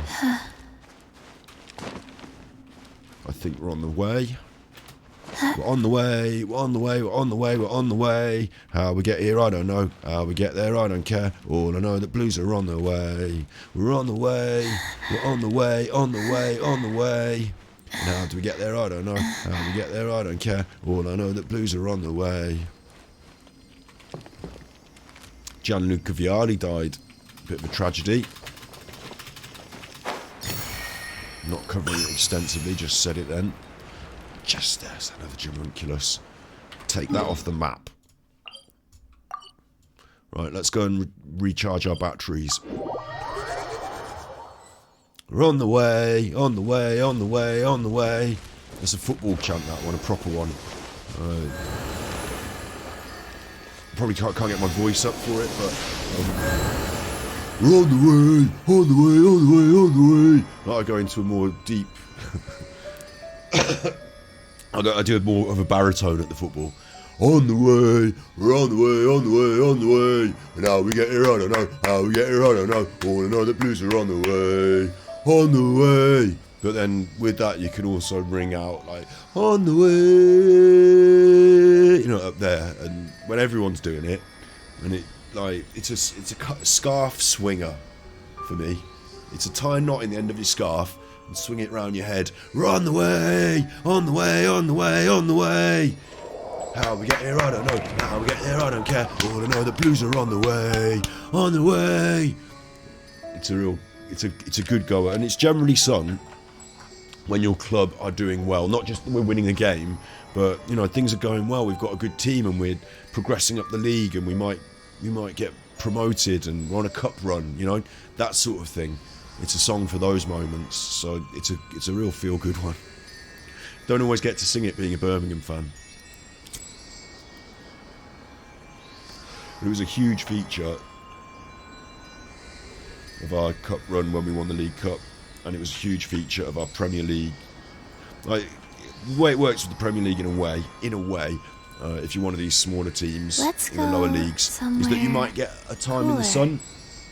Like, we're not. Birmingham City Football Club always was a top tier club back in the day, in the 1800s. But as things progressed, we slipped out of success. And then it's hard, it's money, it's big clubs, it's small, it's all this stuff. And all I could have ever hoped for as a Birmingham fan in my era was that we got to the Premier League and had a bit of time in the sun. And we did, and it was wonderful. So, lifelong Birmingham fan that I am. I'll never stop being a Birmingham fan. I did used to be a season ticket holder. I'm not very happy with the management at the moment. I say the management, I mean the people that own the club. There's like a Chinese conglomerate that own our club, and like they don't care about the club and success and development and how the fans feel. They care about, at the end of the year, have they made profit? So they sell the good players. Like Jude Bellingham, Jude Bellingham came through our youth system and is one of England's top players. Plays for Borussia Dortmund, £19 million signing. I think we sold him for like 5 million, something like that, when he was 19. Like, we don't get that push those players can give us to get us into those good places. We sell them for the money, so it's a real shame. We've got a good youth system. We always provide England players, always have all over the years. Like way back now, goalkeepers like Gil Merrick and stuff. Like Birmingham's always had good, decent players and in with a shout, but recent years it's all fallen off. Yeah, definitely for the money. But during that time, we had our time in the sun. We were in the Premier League. We battled, we competed, we got the promotion, and then, up and down a couple of years maybe, but the last year of our Premier League run, we won the League Cup, and for me that was like one of the best days of my life. Like, I'd been to see us all the way through the lower divisions. I've been to go and watch Blues play all the shit teams. It was great to see us play the good teams and win. And winning the League Cup at Wembley was insanely. It was a wonderful moment. I'd been to see the Auto Windscreen final and the Leyland Daft Cup final. It was like ingrained in me as a kid about Birmingham and this romance of these cup runs. And then we had one in my adult life that really sealed things. Really said, look, this is what we achieved. And then we dropped out of the Premier League, and we're not going to be back up there in a hurry. But like I say, we're now a bit of a feeder club. It's a bit of a shame, but. There's always tomorrow. You never know what happens in the future. And it's a big city, so a big club with a big following. Maybe someday someone rich will take over the club that will care and maybe push us in that direction. Everyone gets their time in the sun. There's an ebb and flow for these things. So, it's been a real joy being a Birmingham fan. Wouldn't change it for the world. Apart from the last, 10 years of bullshit. Hey, do you know what? Neither do I. I already forgot. I used to pride myself on having a shirt from every season, going to the games every season. I used to have a season ticket at one point, and just factors in my life. Going to university in Bristol was a big part of it, because I wasn't around, so I didn't go to the football as much for a good few years, and things just changed. But it used to be such an important part of my life. I've got a tattoo. It's hard to show people because it's on my leg. The shrine is a sacred place where offerings to Watatsumi Which fucking leg's it? are given. The area is closed to outsiders. It's on my leg.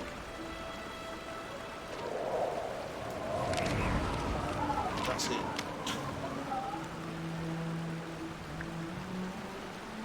It just says BCFC in a funny sort of script. It's not the traditional Birmingham tattoo, but And the funny, it's almost like a Rangers sort of font, but it just says BCFC, and I know what it means, and it's for me. So. The area is closed to outsiders.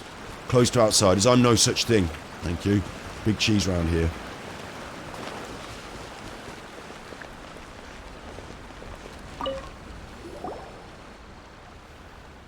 Hello there, Super Chuffer. I see I changed my name on Genshin Impact to Super Chuffer. I'm trying it out for a while. I don't know what our name should be. We need to settle up. This year we really need to say, look, we're picking a name and we're sticking with it. And even branding. I'm not happy about putting an avatar face, like a branding. I think at the moment, the mushroom head with the grass growing out of its head, that can just stay until we need to change it to something specific. But Super Chuffer it is at the moment.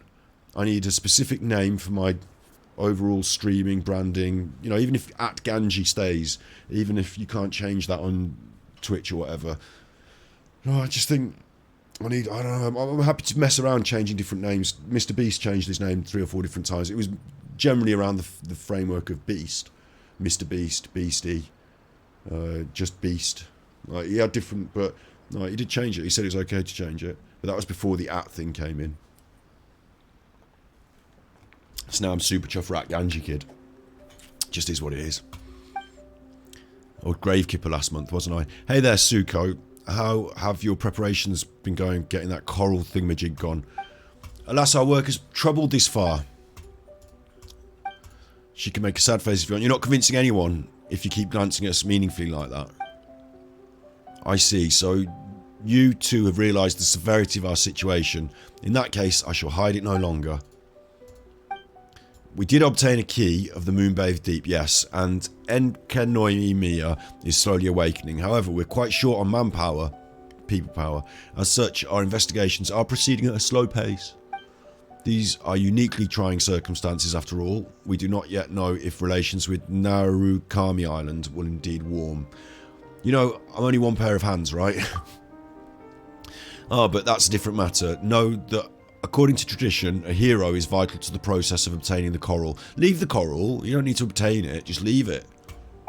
We must set up a base and assist the hero in retracing the paths of our ancestors before finally facing the trial. Sounds like a job for me. We're going to build a steady road to victory. Come on then. Or was that your plan anyway and you can't carry it out because you lack the people, says Paimon. Look, don't be rude, Paimon. They need a hero. I'm holding on for a hero till the morning light. And he's gotta have blonde hair. And they've gotta be going around with some emergency food. And I wouldn't mind if you closed both eyes.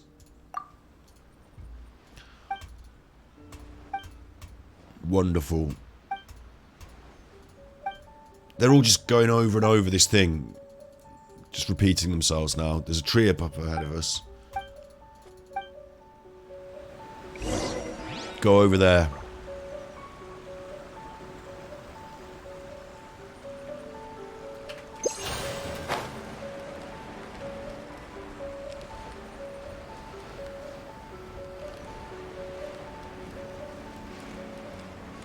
She's already here.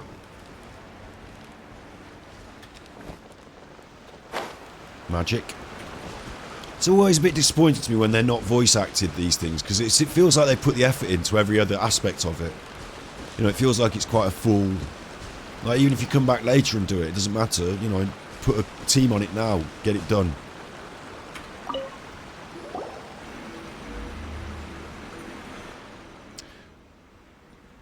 Do pay mind, maybe it will repeat info if you're crossing 2 paths worth of lore. Crossing 2 patches worth of lore. Okay, I'll try. I mean, they were just repeating themselves there, though. She was like, you know, we've got to do this job. And I was like, okay, I'll do the job. And then she was like, yeah, we need you to do the job. And come and do the job. And incidentally, do you want to do the job? Like, they just think they've got to fill the time. We call this a key sigil. It was once a heraldry used throughout Enkennoimiya. It only resurfaces when the road is about to be opened. Confusing. It's said to be a second set of keys that are sent to the people of Watatsumi Island when Enkennoimiya awakens, and our records show that there are a total of 5 types of key sigils. I'm not going to be able to remember any of this. At the moment, we found 3 of the 5 on Watatsumi Island. We can then operate them in this manner to return them to their proper places and release the seal. Magic rock key, and I need to make those on fire. That's what I've learned. And we've got 3. We removed the 3 we found from their keyholes and placed them in other locations throughout the island. This way, the barrier can be restored. That doesn't make sense. Take them out of their keyholes and putting them somewhere else. The purpose behind doing that, of course, was to prevent children, Fatui spies, Narukyomi Islanders, or Outlanders from sneaking inside. You're not in the Outlanders category, don't worry. Oh, look at the little face. This will be my thumbnail.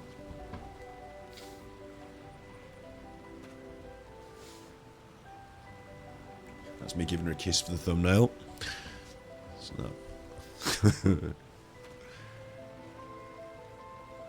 a little face. Maybe if I do like this. I won't be able to see. But I need to just... If I go over here, right, yeah. Then I'm going to disappear my head. I can't see, though, that's the problem. And then I'm going to be, like... I'm her body now. I can't see it in action, but I'm sure it's working great. This will make a good thumbnail. I think that probably worked. That was probably a success. We'll call it a success.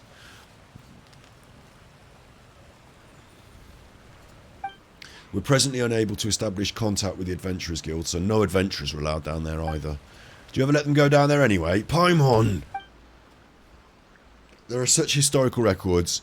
We're looking for a win-win arrangement, you understand. It's always good to have people whose strong suit is exploration around, you included. So no one's stolen a march on us this time. Paimon again, being rude. And I have to pull her up on that this time, apparently. How should I put this? I doubt that our temporary barrier restoration was completely foolproof. Some time did pass before our investigating the key sigils locations and removing them from the keyholes, so some rats may have scurried in during the interim. We're short on manpower after all. In short, if you encounter any Fatui, treasure hoarders, Kairagi, that's the samurai, or any of their ilk, feel free to kick their fucking heads off. Wait a minute. If they got down there so easily, what was the point of us getting the mooncake? Paimon's confusion is becoming my confusion now. Inokanamiya will only awaken if we retrieve the key of the Moon-Bathed Deep. Similarly, only that key can activate the trial system within. And here's another good picture for a thumbnail now. Look at it. It's a lovely symmetrical shot, that one. Lovely picture of her. It's made it all worth it. Cutting my head off at the top. Give her a kiss. If someone tuned in and saw me doing that, they'd be like, oh, it's the waifu game. Oh, he's giving her a kiss. I'm only messing about. That's all. My hair looks well rubbish, doesn't it now? It's drying out. I could probably put a hat on. Where's my hat? Oh, no. My hat's not in this room. Who'd be foolish to not have a hat in the room? Now his hair's just unkempt. It's starting to drift out. Get in my face. Damn it. If there are any who did not enter in Akademia to perform the Watatsumi Guru Matsuri, there might be some other twisted white... Look, whatever. I get it, yeah? You're telling me there's baddies in there. I've got to get in there. The key sigils have been placed at the fin and heart of Watatsumi. As for their 2 altars... They can be found at the line that connects either shrine and Saganoima Shrine, which intersects with the second mountain wall that surrounds the Moon-Bathed Deep. So what she's saying is that the keys that I need have been put at the heart and the fin of Watatsumi. I thought I've just been in the heart of Watatsumi, I thought. As for their 2 altars, then... You connect the line between the shrine and their... Between them, their shrines, and the actual main shrine, you connect a line. And it crosses, and that's where you'll find the altars, maybe, or something like that. She's going to wait for me.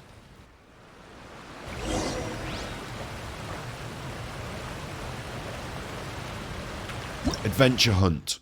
Key sigil. The images known as key sigils originate from Inankatamiya, and there are a total of 5 of them. Collect them and use them well. I think they're marked on my map, at least, I think. So that's handy.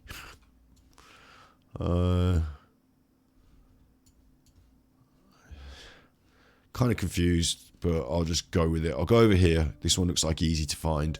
And then this one is probably underground in through there, which is the heart, isn't it? That's where we came from.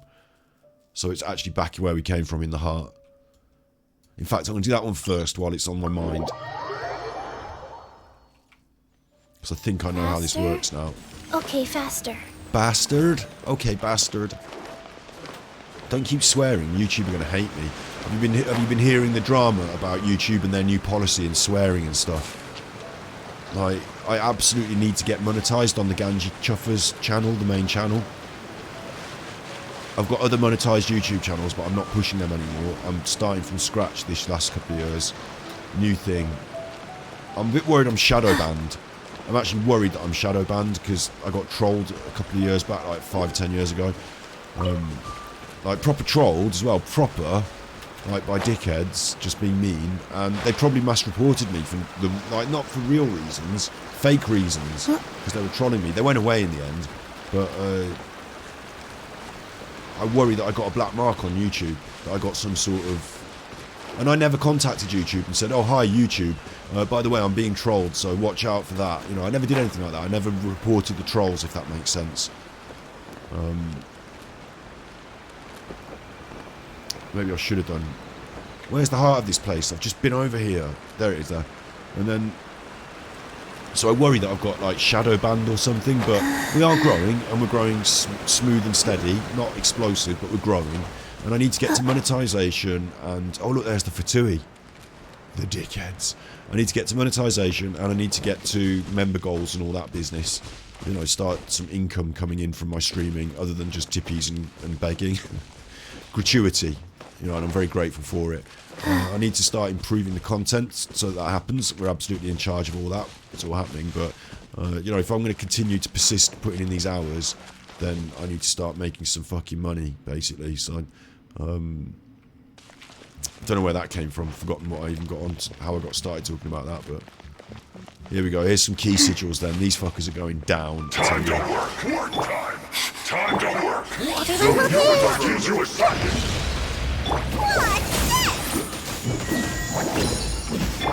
Incoming! This should be fun. Cut to the chase! Put your back into it. Just going to focus on this one. Your Majesty's gift! Time to fulfill my duty. Hopefully get them down. Oh, this isn't going to work, is it? I need AoE. I'm fucking it up.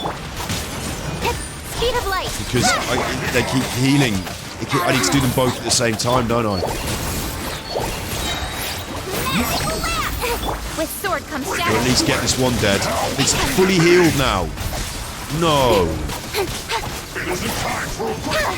Not this bullshit again. I'm not going away and recharge. I'm coming with these fuckers and we're winning. Cut to the chase. I'll be back. I need to make like a big swirl or something. I'm not having it. I want to just win. I don't want to have to go away. I want to stay here and just win. Come on, please. Kill, kill, kill. Back into it.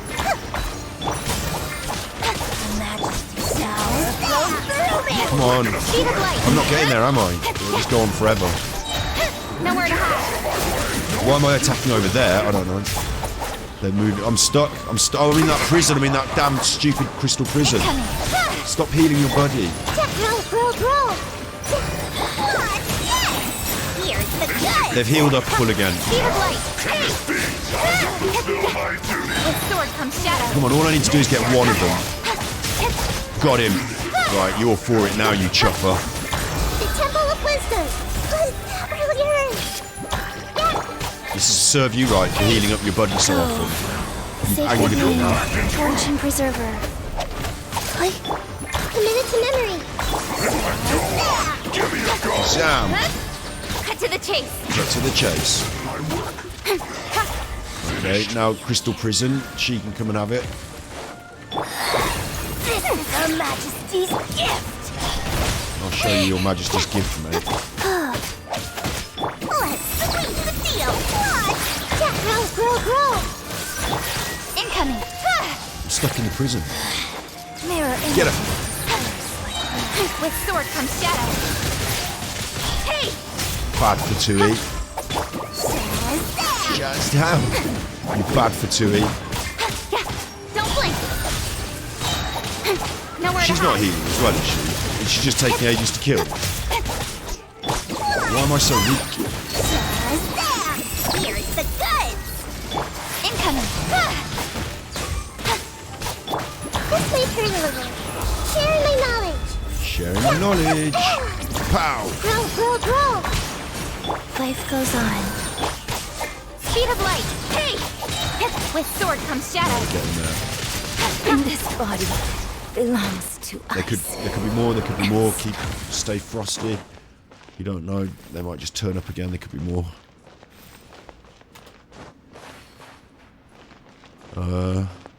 One of two. Look, I've achieved it.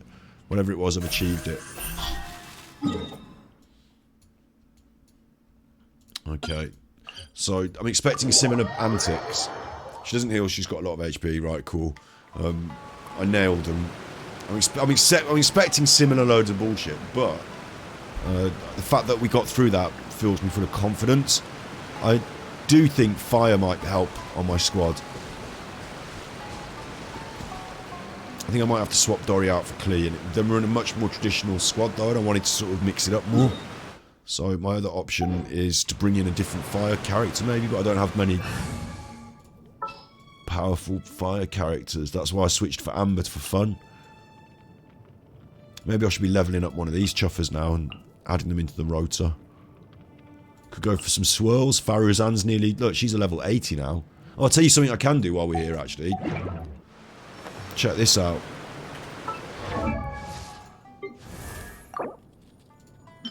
One, two, breathe. 3, 4, and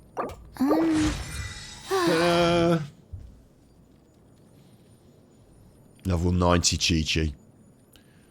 I pulled a Chi-Chi. Took it to 90. There you go. And Klee's chasing her down now. So heavy. On the cheeky books, Klee's chasing her down, 87 of 90. Pretty cool, huh? And I've got Faruzan level 80 of 80. She's only waiting on the berries. Everything else we've got ready to roll. And that is the same as her friend Candice, who I've got everything there. I've even got both sets of tetrahedrons that they need. I will need a lot of berries, but they're both ready to ascend. So that's pretty cool. Layla's an 80 of 80 now. Need a few more bits and pieces, but you know, I've really pushed those hard up into the top line. And then we've still got Kuki at 70 of 80, Collie at 70 of 80, Diona here. Next two are Ningwang and Kujo Sara. Then it's Fischl and the chuffers at the bottom of the pile. But we're going to be getting new characters soon as well, aren't we? So it's good to have them all running up in these top lines now. They're all basically usable. Mona's been in my squad every now and then, as Faruzan has as well. And I've got a Sucrose. Pretty cool, huh?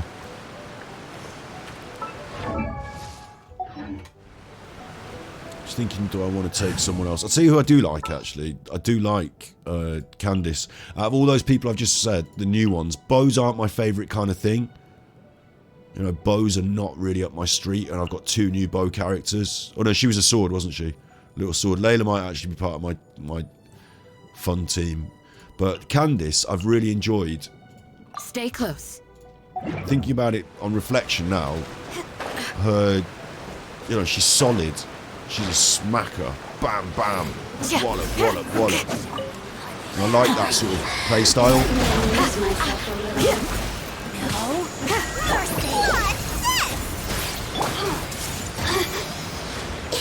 Go.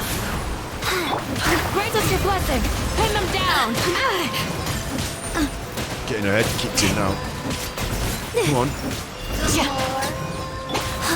Orders given. Orders received. Just looks like a load of lights on the screen now to me. There's too much going on. But she got annihilated. Go on, Canny. Majesty's power flows through me! Hear my prayer! Make yourselves at home! Gotcha! What's that? It's nice and chunky. Jump, oh, smash. Yield. Warren, mirror image. Here's the good! Gotcha! Out of my sight. We're not losing this. This is our match. Do your work! Just wait for you.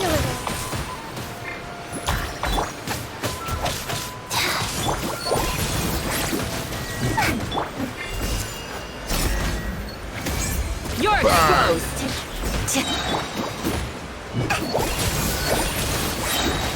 Charge up the specials, but I'm going to save them.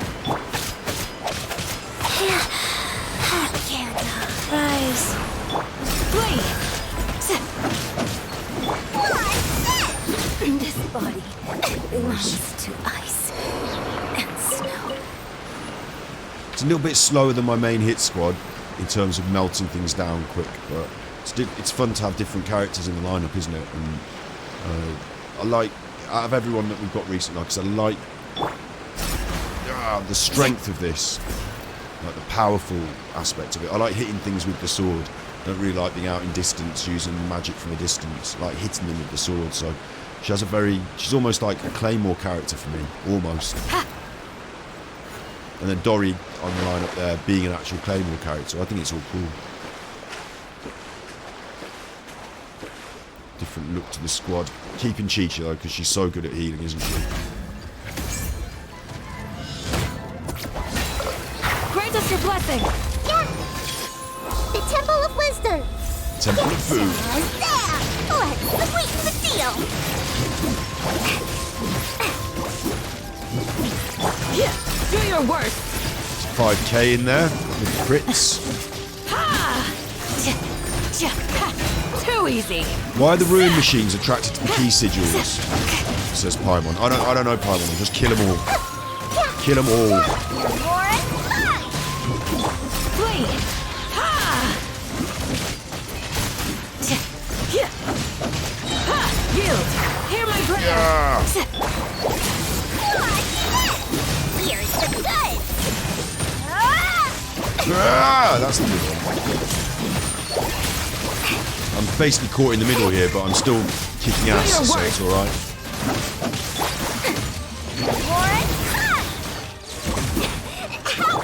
Yield! Life goes on. Faster. Get out of that corner there. Oh, Nice. sacred name. Fortune preserver.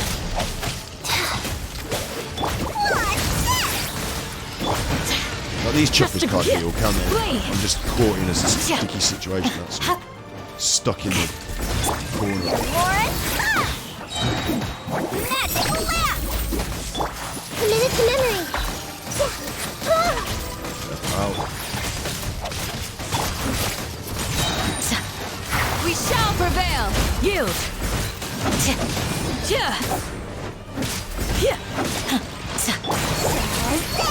What? Sharing my knowledge.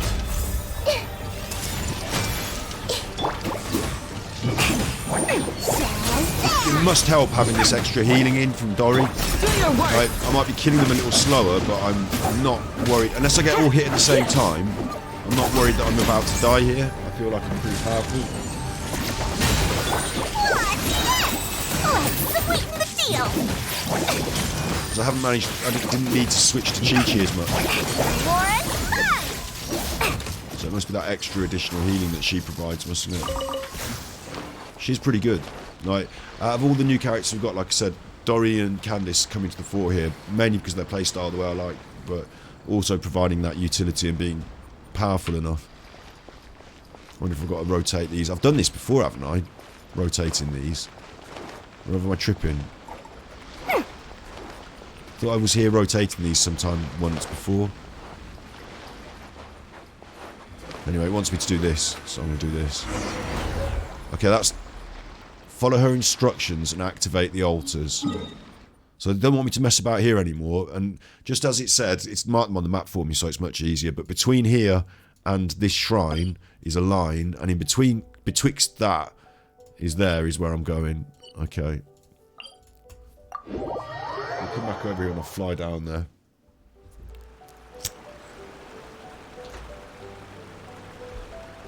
Nahida's been really good as well, hasn't she? Like, it's nice to get a new character and to use them loads, but Nahida's been sort of ever present since we got her. I was regretting not picking up the Wanderer.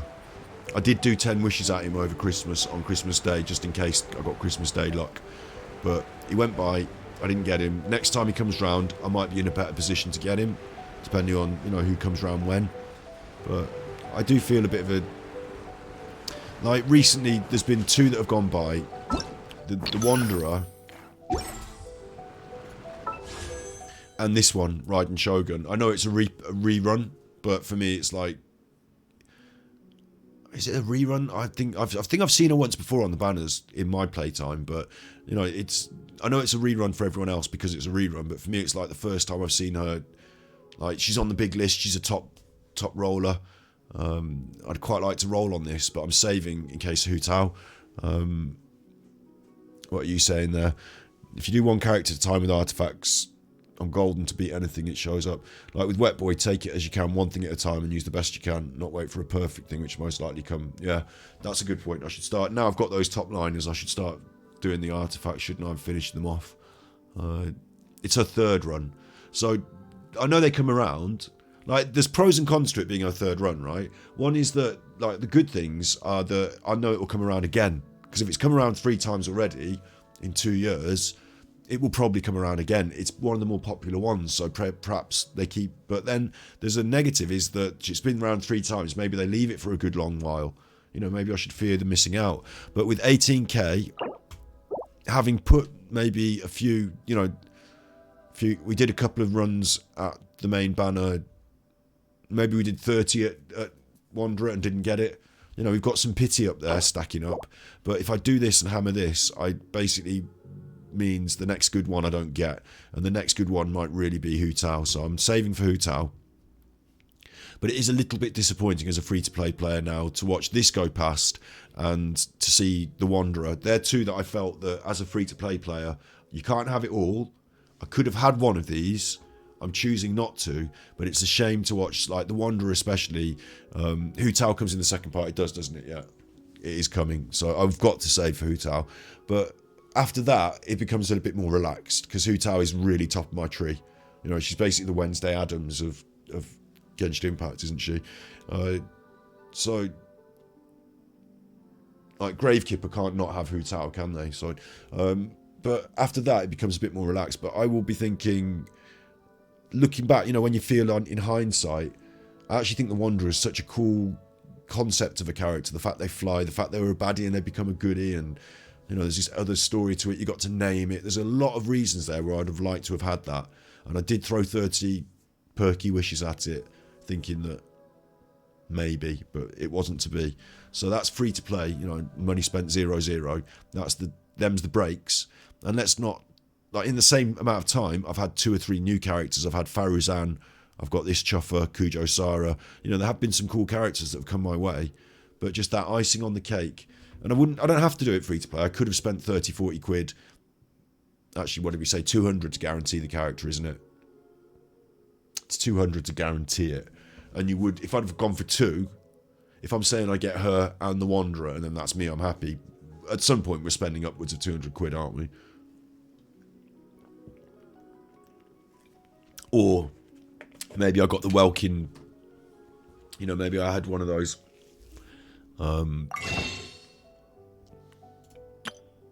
If I'd have got a Blessing in the Welkin Moon every time months ago, maybe that would have been the extra just to get those 2 characters. I don't know, I can't work it out in my head right now and I'm not going to bother, but maybe it's just, it would have been something like that. Or the Battle Pass. You know, maybe between a Welkin Moon and... Something on your mind again? Let's work through it. And the Battle Pass, which I don't go for the expensive one, do I? There's not that many wishes on it. But between that and the Welkin Moon, I expect I'd have had like 30, 40 more wishes at least. So maybe that's the difference that I'm not quite hitting. Welkin is primo worth it. Battle Pass is expensive and more and stuff, right? So maybe the Welkins. But, you know, I'm being free to play all the way. I'm never going to spend any money, so... I just, like, I have to take the rough with the smooth in that. I could afford it, maybe. You know, I could say, look, I really want this character. Like, if it... I'll tell you what. It was a bit of a pull on my heartstrings because the Naven character, I named him Naven and everything. But let's say Hu Tao comes around in, like it does. I burn all my primos wishing for Hu Tao. I'm happy I get Hu Tao, but we haven't got many primos. And then the very next banner, they bring out a character like out of the blue, out of left field, from nowhere. They just bring out a new character, and it's a Birmingham City fan, and it's a sword. It's a sword character. It's dual element, 2 elements, and they called it Super Chuffer, and like they model it after me. And the only condition is I'm not allowed to get it for free in the game. I have to wish for it if I want it. Then I have to spend the money and get it, don't I? Like if they make something so extraordinary that I'm like, oh my god, I really fucking want this, then I'm allowed to just take £200 out of my bank account and say, I'm buying that. I can do what I want. But I've decided to go money spent 0-0 on this. I want to keep it that way. I could just, like, if they fuck me and they bring out something amazing after Hu Tao, I could say, look, okay, I want it. I'll put the money and have it. I can do it. It's only my choices. There's no, like, I'm not breaking any rules or anything. But my choice is to show the world what the free-to-play experience is like if you play pretty regularly and enjoy the fucking thing. And I'm still a flag bearer for that, so I'd rather not do that for me. But it's interesting to think that, you know, over the last year I used to spend about £40 a month on video games as a sort of budget. You know, I'd say to myself, that seems about right. It might seem like a lot to some people, or it might seem like little to some people, but, you know, on average, if I want a new game every couple of months or so, 40 quid here or there. I used to pop up I used to cut hair all day as a hairdresser, maybe on the walk home past Blockbuster Video, pop in and buy the new FIFA. Do you know what I mean? Like, just normal sort of things. So I've not spent any money on Genshin, and I've been playing it for nearly a year now. Maybe, you know, it's not a bad deal to give them 20 quid here and there. I'm getting a lot for free, but yeah, them's the breaks. So this is the free player experience, and you don't get that icing on the cake, it seems. Not quite. It's a little bit of a shame. I did get Nahida. That was my last big pull. I did get Clea on the rerun banner. I was new to the game. She was the coolest one that I wanted. I have got the things I wanted, but there's just a couple of things that I'm not, maybe, you know, the second and third thing that would have been real icing on the cake that I haven't got. That's fine. I can live with it. But I suppose it is worth bearing in mind that if you're really into Genshin Impact and you don't mind giving them a bit of money, which isn't the worst thing in the world, that Welkin bundle is probably the way to go. It probably, I'm not working out the maths, but the Welkin bundle probably gets you that one extra icing on the cake set of wishes. You know, you probably got to do the Wanderer as well as Nahida, whereas I got to pick one or the other. It's alright. Hey! Right, where am I going now? I'm here. This thing.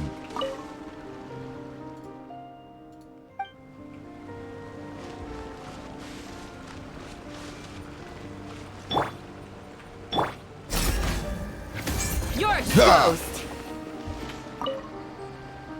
This ancient altar is overgrown with moss. It seems to have been a long time since it was tended by anyone. Well, that's what I'm here for. Follow her instructions and activate the altars. Don't have to put the key in the rock or something. Or take the key out the rock or something. There.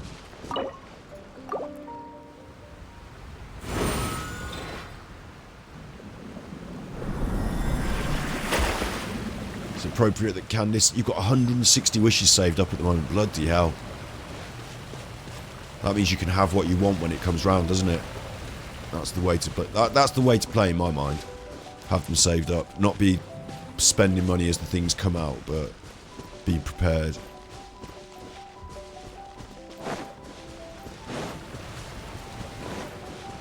But it does also burn your fingers a little bit. You know, it makes... Well, that's the wrong phrase, I think. But it makes you want to wish. I threw a few in at the... I threw a few at the Wanderer just because I felt like, you know, it's Christmas. Maybe I'll get it, you know. I don't usually go in for that sort of bullshit. Remember, I like to say, you've got the wishes saved up, it guarantees you the thing. You're going to hit pity, and then you'll get your thing. You'll get your chi-chi, and then you get your thing. That's how it really works. And anything else is a bonus. But on Christmas Day, I did say, look, throw 10 wishes in the wishing well, and I might get the Wanderer. And I didn't, because that's not how it works. But there's still always going to be a little part of you as a human being, isn't there, that just thinks like, you know, if I got one free wish here, I just press one free wish, and it will just give me Raiden Shogun. And that's how they get you. Because it's not. You don't. You get a crappy one of them. So you have to save them up. It's best to save them up. Because otherwise you end up with no wishes and no chance. Ah! What have I pressed now? There's that music. Dun dun dun dun dun. Do your Dun work. dun dun dun dun. Hear my prayer. Hear my prayer. Also, I'm not jumping off there to fight you, so if you get fooled off, if you get knocked off, that's you. I'm not going down there to fight you.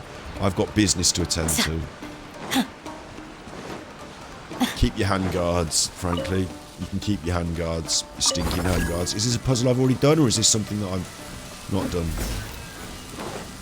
Electric rocks. Looks like maybe there's a puzzle involved here.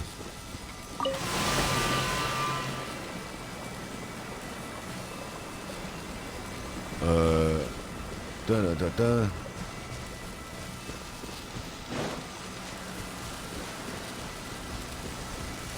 No, nothing. Am I tripping?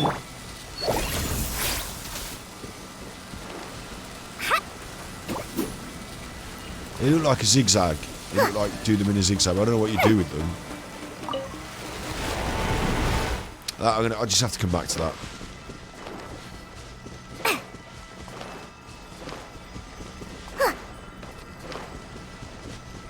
The problem is the two characters you want will probably be up at the same time. Yeah, exactly. That's how they can really screw you, because you can't warrant for that. You have to just try and get as many. Like, you've definitely got to have the one full run in the bank, and even if there's two characters, there'll be one that's more attractive than the other, won't there?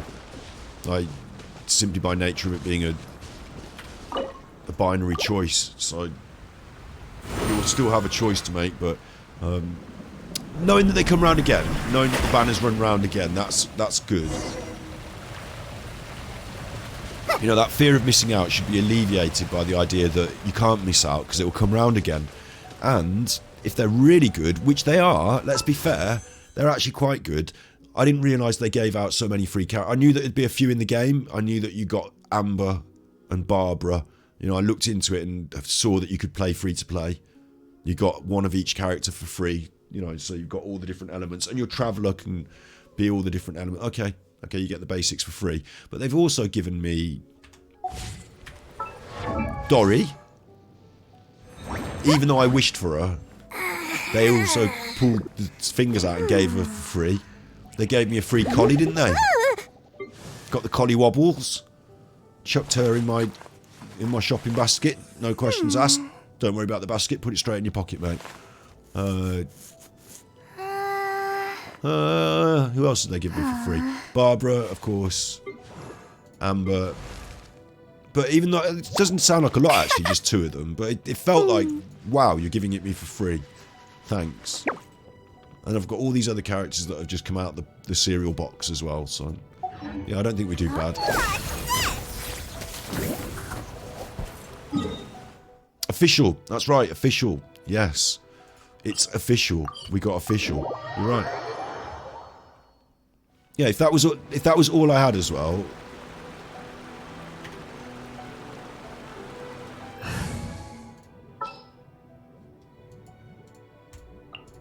The threads of your fate lie in my hands. What was I saying? I had official.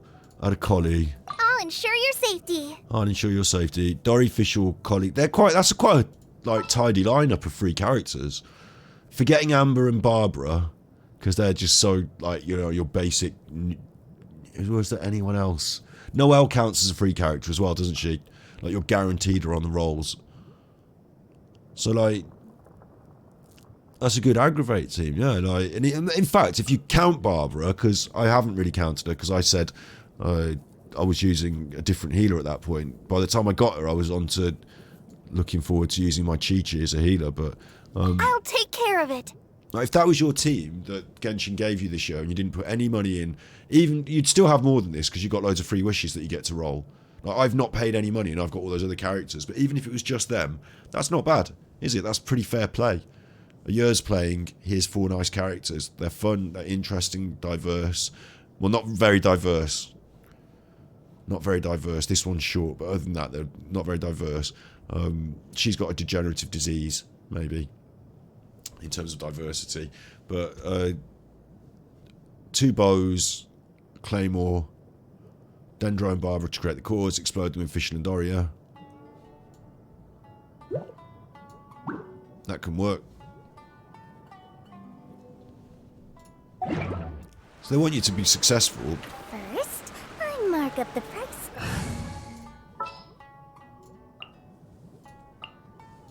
Time to broaden the horizons again. And we've got these other, like... I promise to keep you safe. If I just quickly switch these out as well, we've got Layla. My Candice. mind is completely blank. I need to get out and unwind. Sure, Farazan. I'll hang out with you youngsters. And did we get another one that I felt was one that I wanted on the banner that I just took a little punt at and picked up? I see it as, yeah, Kujo Sara was one that I did. I mean, she doesn't really count because everyone else would have picked her up earlier, and maybe the same for Kuki, but, you know, I picked up a couple of these extras, didn't I? Let's do this. So this is like a little character group that I've just sort of... I don't play with them a lot. I picked them up along the way this last couple of months. Didn't have to worry too much. Free to play, still got all my wishes in the bank ready for a big roll, but was able to just quickly pick these up along the way. They're the 4 stars, aren't they? A bit more likely that I was going to get them from the banner, and I did. I was lucky I got one of them in the first pack of 10. So it might not be the coolest squad to create reactions and all that. Like, it does work. Freezing, electric, swirl, does work. But it's just nice to see that I've got an even more... This one's even more diverse because Candice actually now noticeably has a darker skin tone than the others because they're so damn pale. But yeah, I'm pleased with what they've been... I need to use some of them a bit more, but I'm pleased with what I've been offered here. Given. Time to broaden the horizons again. Pleased with what I've been given, I think is a better way to say it, isn't it? Come on, let's go. There's a fortune to be made. And I always stick with Chi-Chi. I'm here. Even though everyone hates her when you see her. Even though everyone hates getting her she's actually a really effective character. Like, I actually, when I saw her and met her, I thought she was cool. I wanted to get Chi-Chi. I didn't realise it was like a booby prize, but now it's become the booby prize. I have been Chi-Chi'd a few times. I've definitely been Chi-Chi'd. Had my fair share of Chi-Chi, hadn't I? But she's still in my 18... Even when I'm varying it and mixing them around, I still see her as really valuable. So that's a positive. Now it's time to release the seal. Here, take the key of the Moonbathed Deep you retrieved before. Say that again. I know the key of the Moonbathed Deep, Paimon. You don't have to keep... The key of the Moonbathed Deep. Key of the Moonbathed Deep. Key of the Moonbathed... it's a tongue twister. It's not a tongue twister. Key of the Moonbathed Deep. It's not a tongue twister. It might have been a tongue twister maybe it got lost in translation, but I don't get that joke. Paimon told you it was a weird name. Shut up, Paimon.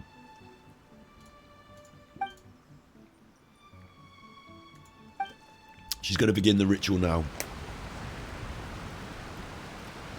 Fuck.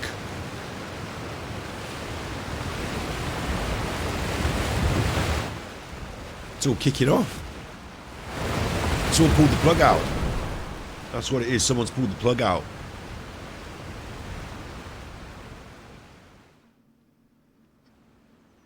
Unfortunately, we don't have any details as to the nature of Enkonoima's trial, so you've got to rely on yourself. If we must blame anything, we should blame stupid traditions that are supposed to preserve mysteries. Good luck. Also, please don't push yourself too hard. Your safety is of utmost importance. I vanished. I'm here. Is that line too annoying? I've just noticed it. It's quite annoying, isn't it, that line? On the screen because of the... It just is what it is. Fuck it.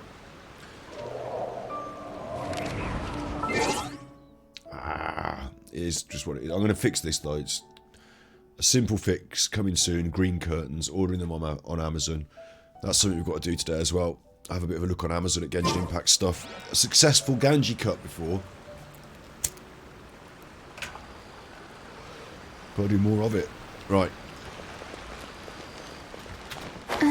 Go in there. Descend. Descending.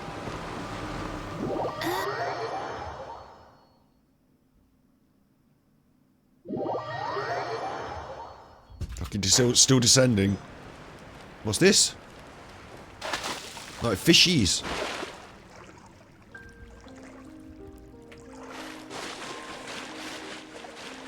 Piano reminding me of Debussy. Start of the piano. There's some Sango pearls around here and no mistake. A few Sango pearls around here and no mistake, governor. Slip them in your pocket. That's not how we talk in England. Slip them in your pocket. Just making it up now. It wants me over there, if anything. So, let's go over there. I might have missed a Sango pearl over there or something, but it's alright. Oh. Uh-oh. Uh-oh. Have I already done... What's going on here? Is this just unlocked of its own... I didn't have to press the button. I've already been in here, maybe. No, I can't have been. Those chuffers, we know all about them. I've learned about them. No, I was doing my squad. Don't attack me. I'm doing my squad. Fuck that. I've got to do my squad, mate. Fuck off. Right.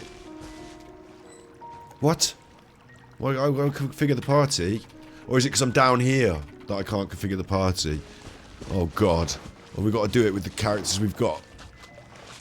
And no mistake. Or is it they're attacking me? Am I still aggro? Have I still got aggro? Maybe that's the problem.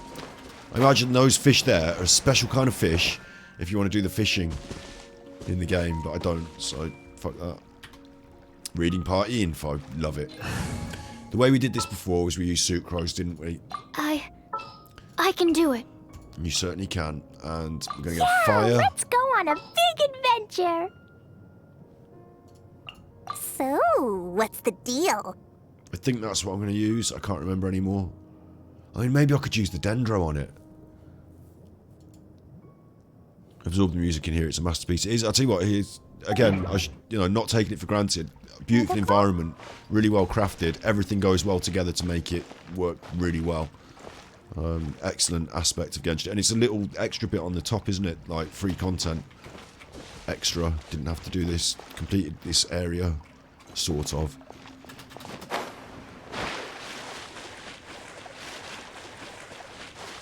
Right, I'm gonna get in there and fuck them up now. I'm not having it. Managed to come back and get that extra pearl. I've done these in the dam, or maybe I need Noelle. Noelle might help with the shields. I've done these in the dam Spiral Abyss. They've messed me about a right treat, but what I do is I get them together, swirl them up, fuck them over. That's the idea, isn't it?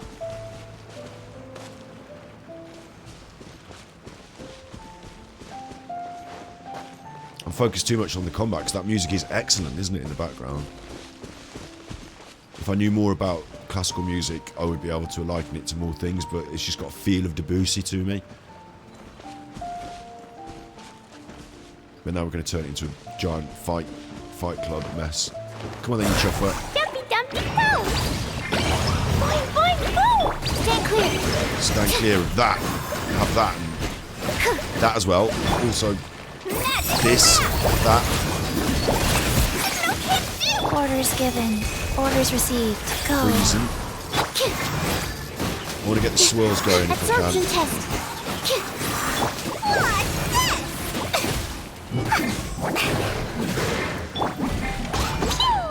This is alright. This is going to go okay. It's not exactly as I envisaged the fight, but it's going to work. Stand clear. Swirl. Mark There we 2. go. Boing, boing. Didn't manage to get the fire swirl for some reason, but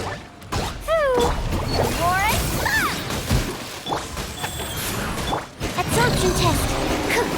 they're going to go down. Here. Let's sweeten the deal.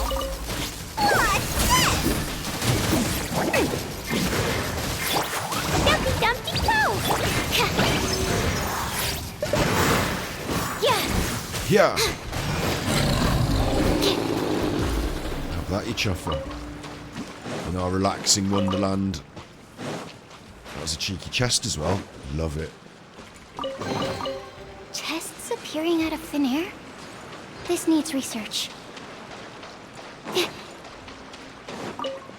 Lots of seagrass. If you ever need seagrass, get yourself down wherever the fuck we are, Eurythitimia, and have your seagrass. Full of it, mate. Littered.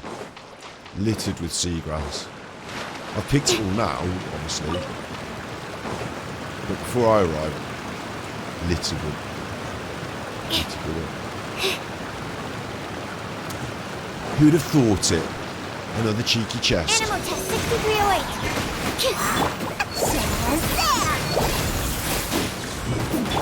Life goes on. Maybe I'm getting ahead of myself and this is the way out or something.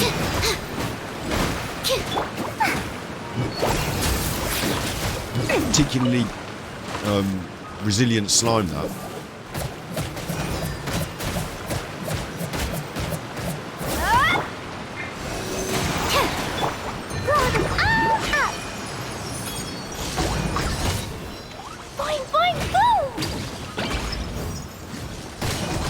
I'm saying these are particularly resilient slimes for some reason.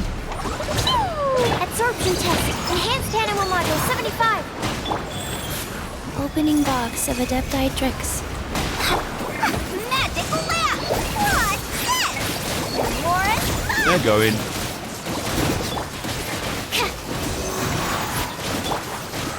Dumpty dumpty go. And Sucrose is good on the squad, isn't she, with those big swirls? Like, again, it might be an older character that other people have used a long time ago, but to me it's still a fairly new playstyle, and I do appreciate it. Varying the team this stream, it's quite fun. It adds an extra layer of fun. I'm just on a little wander explorer here, but maybe I should go back and just do what I'm supposed to. Or maybe I'm supposed to explore, I don't know. Obviously there's some business down there still, but just having a look.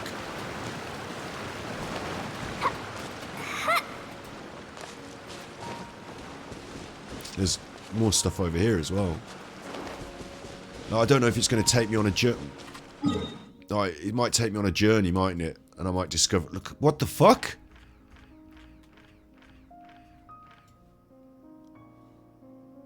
Look at the size of it!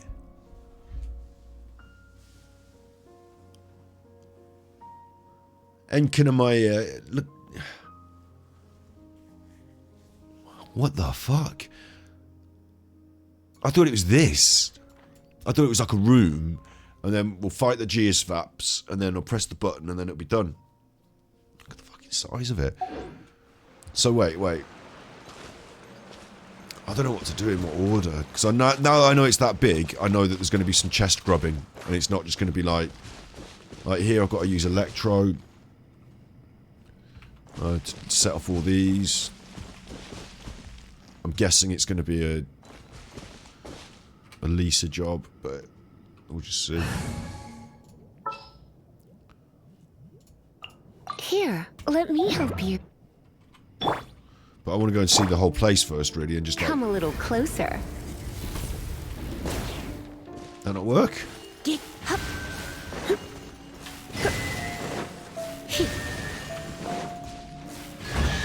That worked. No pain, no gain. No game. No game. No game. Like, it's obviously like that's a trail, isn't it? Where's she gone? Doritos. Come on, let's go. There's a fortune to be made. So maybe I should follow the trail after I've done the main bit of that room. I'll just do this chest now, and then I'll go back up there and do the main room bit, and then we'll go and see what's actually in the main room. Come on, you chuffer. Wakey, wakey, you bad Stay chuffer.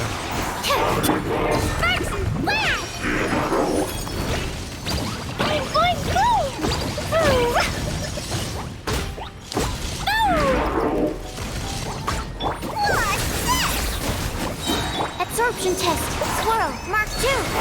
Oh, sweet Have a bit of that, Mark 2.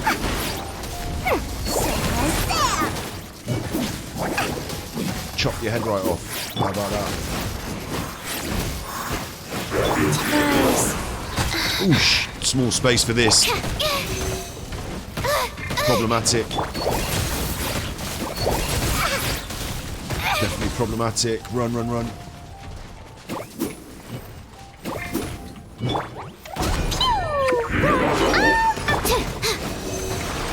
Ow.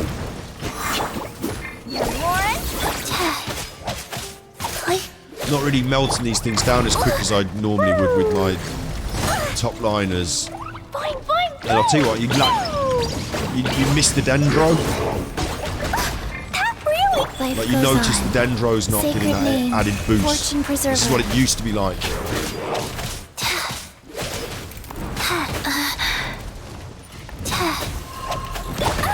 Ow. Dumpy Dumpty go! Got it. Bit of a trip down memory lane, fighting a Mr. Cyclops in a reasonably tight space. Right, this is back the way we came though, so this is the first room still. It's got a mechanism in there. This is the seagrass room, isn't it? All the seagrass. And there's all nooks and crannies as well, look. What's this down here? Was that where I... No, this isn't where I came in. There's all sorts of places. Little bits connecting it up. I'm going to have to hit this mechanism, and then I guess I go up there. Right, let's go and hit this mechanism and do this chuffer. Hi, Jack. Wheel of life. Here's the good! Sparks and splash! Boing, boing, boom! Animal test 6308. Enhanced animal modules. What's this? Bye, Jack.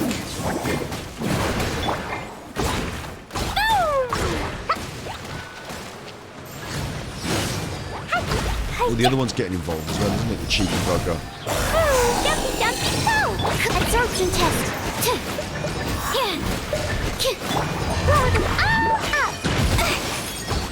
Hit then.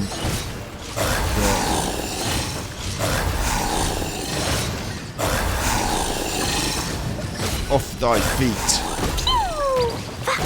Off with thy head.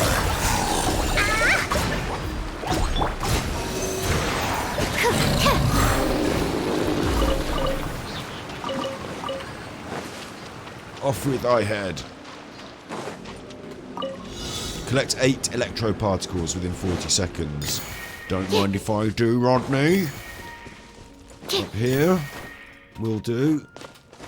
If they're clever, I think this might be clever, right? Watch, because it's going to have me concentrate on this, and it's going to take me up here, and then I'm going to turn around at the end, and I'm going to see all the majesty of this cool environment underground that I didn't realise I was in.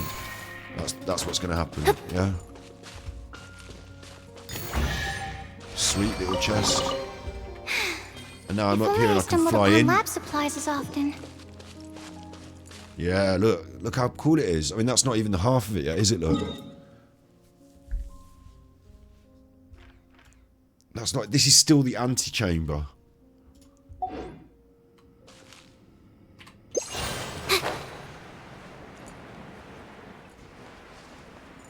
Oh, it's like a whole extra... Like...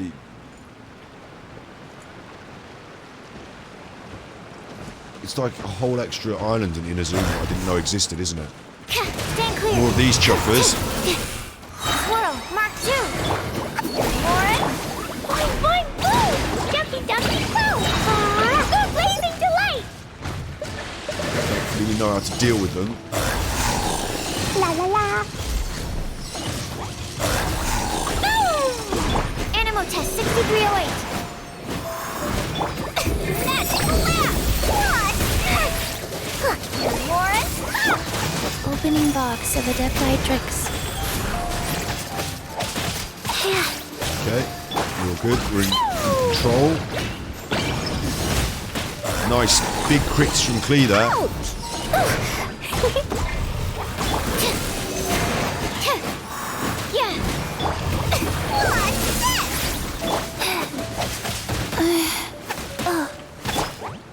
Dumpy, dumpy, go!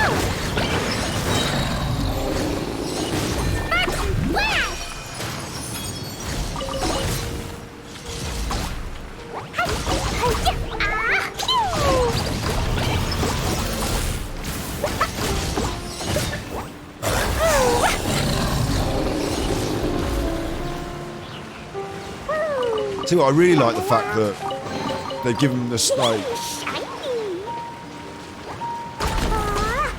that's some of the best level design and combat. Like just big chuffers, not loads of messing about. Just a couple, you know, a few big chuffers. Proper Barney. Lovely environment. Big chuffers. Here's. I'm missing a. Where is it? It's that way. I don't see it around here, do I? Oh, maybe it's further on.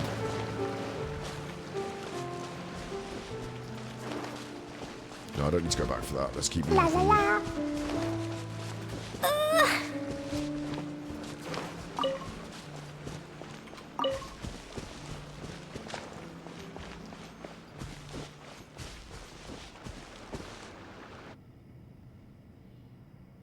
Oh my days, look, it's one of those giant electro gates. It sure took a while before we saw anything resembling civilization. Let's get closer and have a look, says Paimon. Says Paimon. Paimon thinks we should... Right. It looks like a giant one of those electro gates, though. What's that?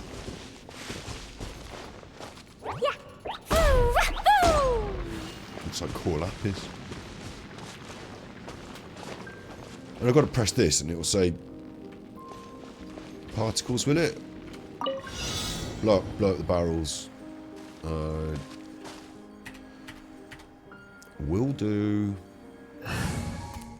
Leave it to me. Outrider Amber, reporting.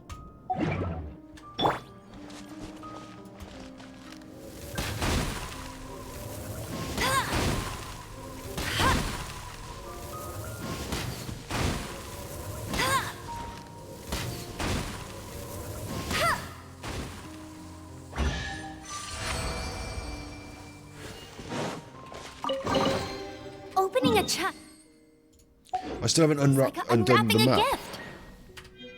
It said something about touch something to undo the map, but still haven't opened the map, which is a bit weird to me. But who am I missing on this list here? I had Dory, Klee, Sucrose. We're doing this with Sucrose. My experiment. Whip. There's the CD. I see the CD. I'm laser focused now. That's it. Just the Sealy. Show me the Sealy. It's not the Sealy I thought it was. It's not going back on itself. Uh-oh. I'm now doing this.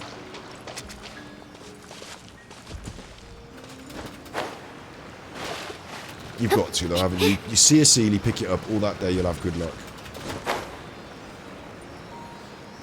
Hopefully it'll lead me back where I was going anyway. I see you. I see you, Sealy. Seedy buggers. Oh. Combat special. Absorption test. I hope I know who. Enhanced animal module 75. Go. It's going well, isn't it? Stand clear. That's what's supposed to happen. Warren. Boing, boing, boom. And they're all dead.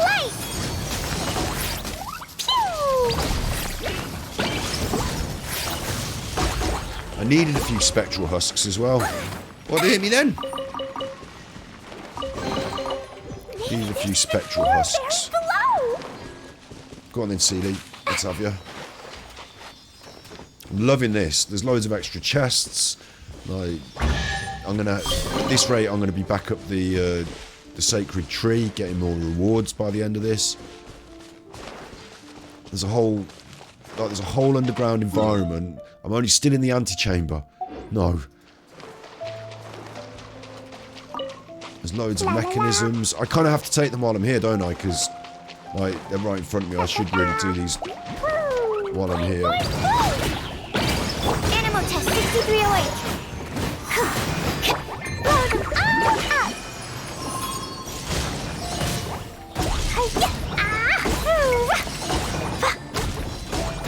Oh, I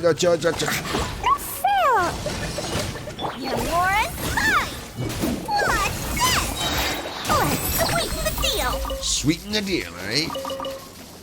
Okay, what's this? Collect particles. Will do. Hopefully it won't be complex. There's going to be some trouble here because these are going to kick off. So it's running. 4 of 7, 5. Show me 6. Yeah. Not getting in the fight, just show me 7.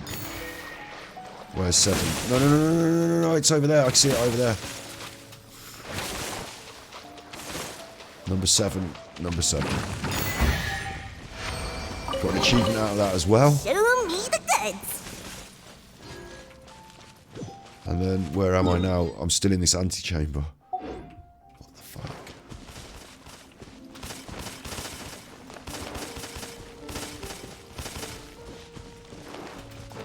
I've gone around in a little circle there. I'm kind of confused now. I think what we do now is we go up to the big gates, don't we? Because it was like advertised. Oh, what's all this? And I got sidetracked. We go up to the big gate there.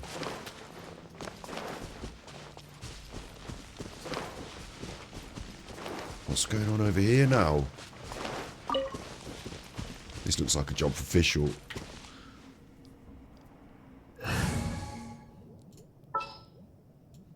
Could be Kujo Sara though, couldn't it? She's a bow as well, isn't she? With you all the way. It's a bit weird having multiples of the same element in the same weapon. Like this, but... it is what it is.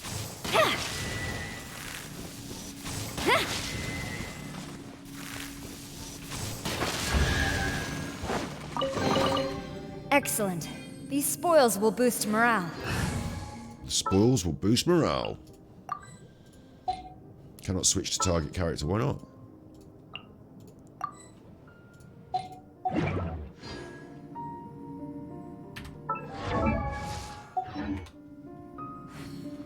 A whole new chasm. For whatever your god is, we need to advance on the story in this place.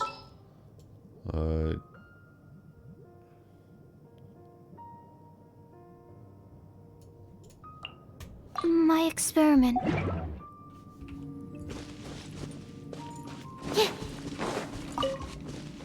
Bit of a cryptic message, that last one, but yeah.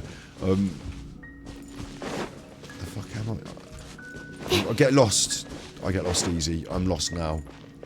I thought I could see the big gates. Where's the big gates? Over there. And there's... oh, look. There's a teleporter. Get me up there. Get me up there. A whole new chasm, I understand. For whatever your god is, we need to advance on the story in this place. So like, we need to push the story forward, I get that. Do you mean like for whatever I enjoy, like whatever your god is? Oh, it's been a cryptic message. Or... this is fucking insane. More of these pillars with the stuff in them. This looks like a temple now or something. Paimon turned up. The 5 symbols in this big door must be the key sigils. Fair enough. Let's have a look around. From what we've experienced in the past, we'll probably need to do something else first. We'll do... press this.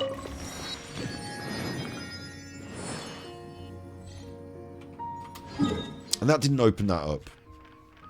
And look at all this space in here. What's going on? Hang on, hang on. If I turn to my left... It's through there. It's through there. That's where all the space is. But at the moment it's just a wall, yeah? Am I tripping? It's that way. All I see is wall. Okay.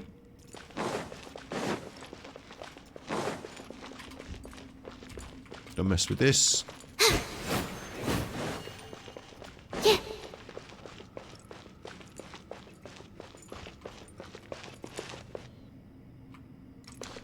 It looks like one of them is broken and missing at the top left there, I suppose.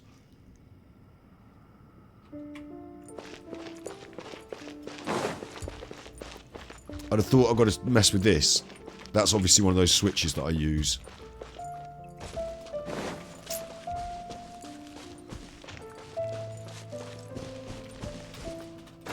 Sometimes it could be that I put things in pillars. I'm a bit baffled now as to what it wants me to do. Round the back, there's not much around here.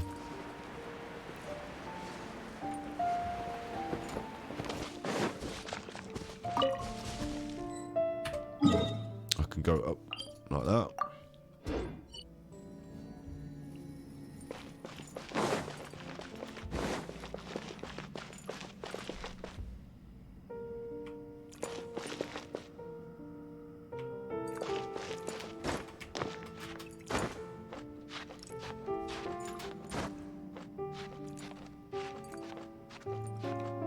Get a sigil and put it in place.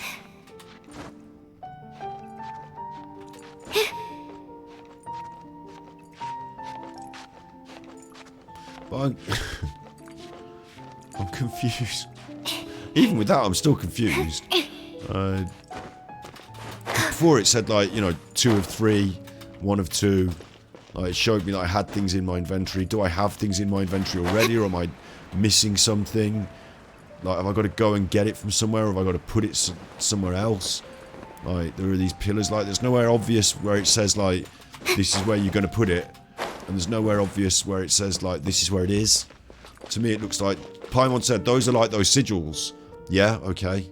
What, do I have to climb up here and touch them? Are they in the environment that I'm in already, and I've not found any while I've been just messing about like I've just been? About this, can I touch it? No, definitely can't touch it. And anyway, there's one missing off the top.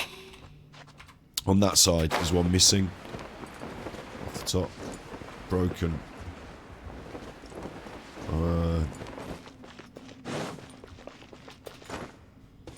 I'm being shown around by these lantern-like...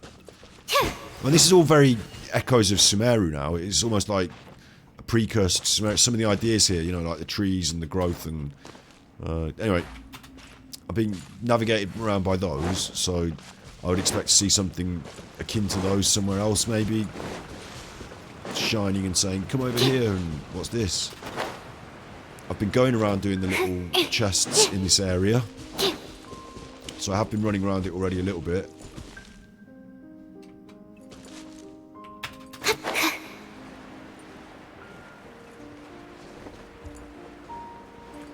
This is yellow over here.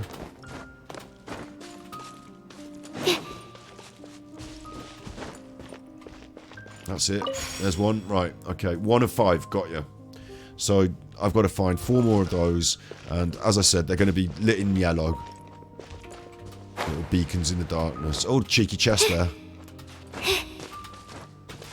So I want to get up high and I'll look around for the yellow. That's what I want to do. Surprised I haven't seen any of them on my route thus far, but maybe I've just walked past them and ignored them. It looks like there might be one over there. Right, let's get my cheeky chest. Have this, you chuffers. Animal hypostasis and... Dumpy Dumpy! Uh-oh. Orders received. Stand clear.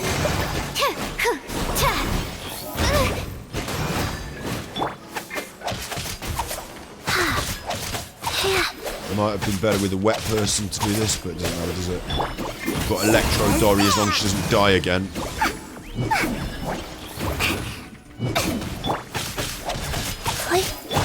Animal test 6308. What's this?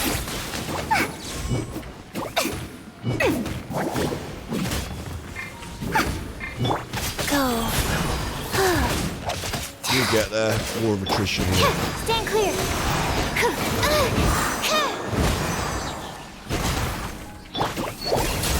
And it could do with the spectral husks. Here's the goods.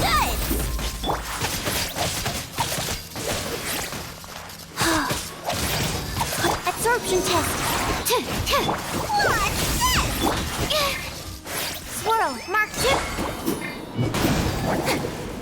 Have that, you chuffers.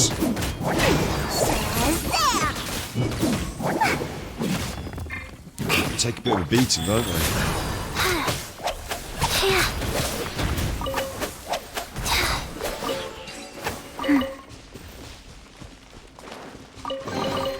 Treasure chests.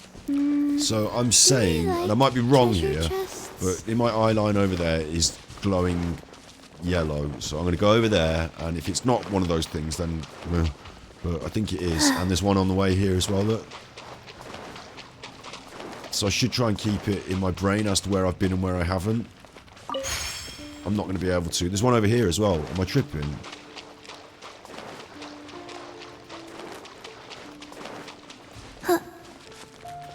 Easier than I thought. So hopefully, if I'm lucky, that's one up there. And Faster? the other one will be in line, Okay, maybe on the other faster. side of this rock. Right, down here? No, it's not down here, but... they're all in a very similar area, aren't they? So if this is not one, at least I've got some. And I should be able to see the other one from up here.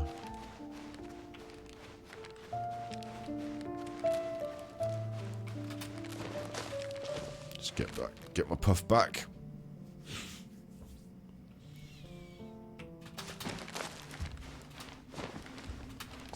Yes. Yes. Right, one more.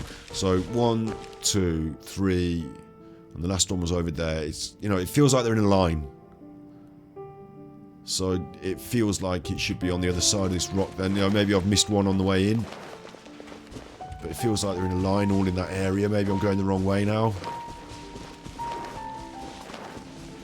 If they're going to be, if you know, they're going to continue in a line this way, they'd have to be over here. But I feel like this is the way into this area.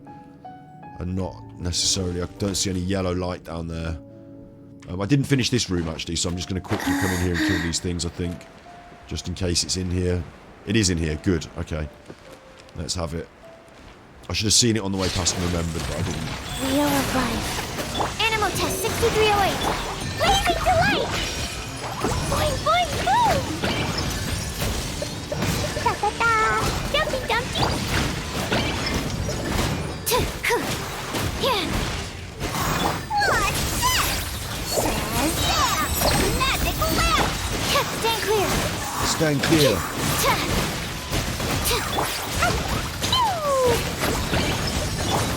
Opening box of a death Matrix. Surprise. What's that?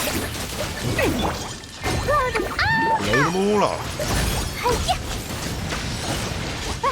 Pretty satisfying, straightforward enemies that we're used to by now, but Animal test 6308. Enhanced you know, animal not a level complicated 75. fight here, but just chunky. again, they're big enemies. They're not like a waste of time little piddlers. So, nice chunky fight. Absorption test. Happy with that. Get some bonus pearls. Yeah. Goro's going to be happy. I'll be stuffing these down his face.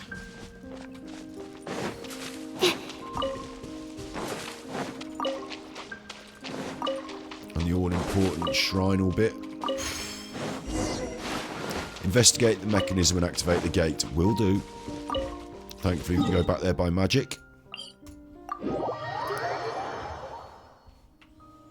So, I've picked up a load of seals. Do I actually have to climb up and touch them on... Oh no, they've changed colour now themselves. So, now I just touch this. It is as well. It's one of these big gates. Oh, sliding door. Oh, look at that. Lovely. Through the crack in the magic. Seems like there's something visible through the door. Is it a path or a trap that will make us bump into a wall, says Paimon. It's a magic path, look. It's not on this side. That's actually pretty fucking clever. If I go around it, it's not there. But through here it is. Achievement complete.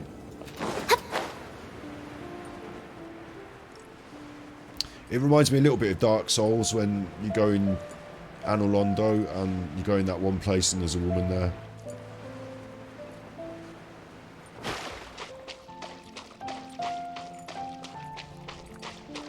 It's definitely got a sense of scale and majesty about it, hasn't it?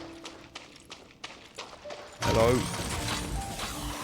Fancy getting your heads kicked in? Woo!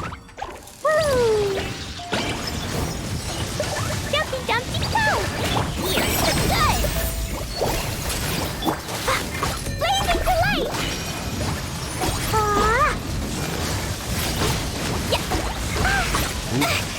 Got knocked over. Animo test 6308. A bit of this, I'll get my special charged up. Uh-oh.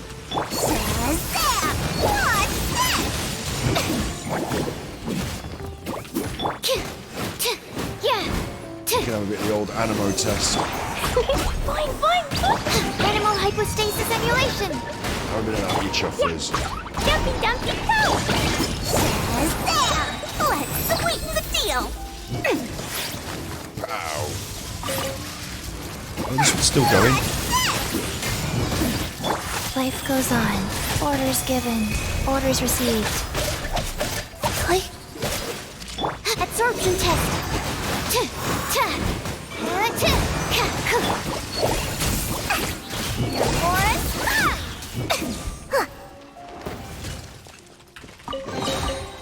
We'll split it. 50-50. Just one electro sigil out of that chest. 27 electro sigils. That's... I'm in line for another reward at the end of this, guaranteed.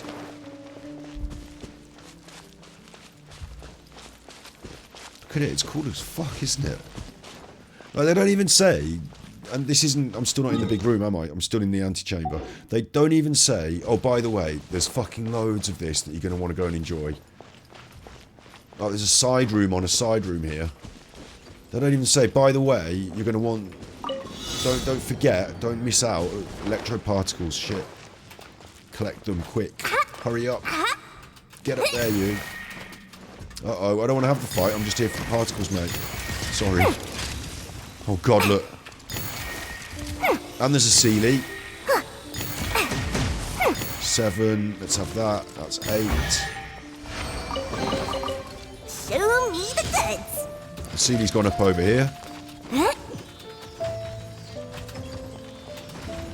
Don't shoot me.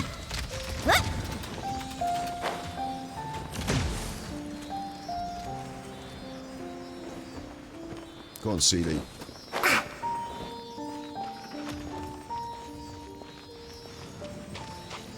Please don't shoot me.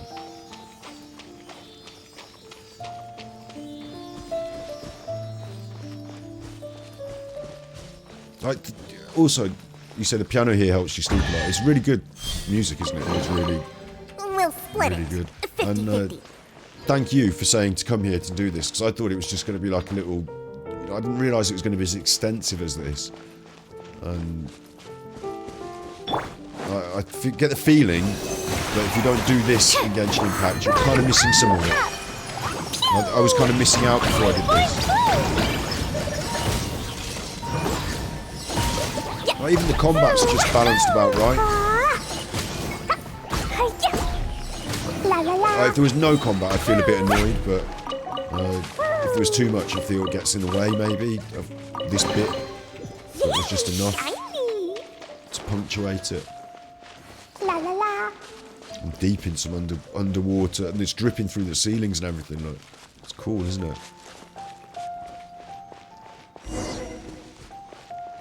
Go to the door. Will do. Incidentally, fancy having your head scooped in. Animal test 6308. Swirl, mark. Shazam! Magic lap!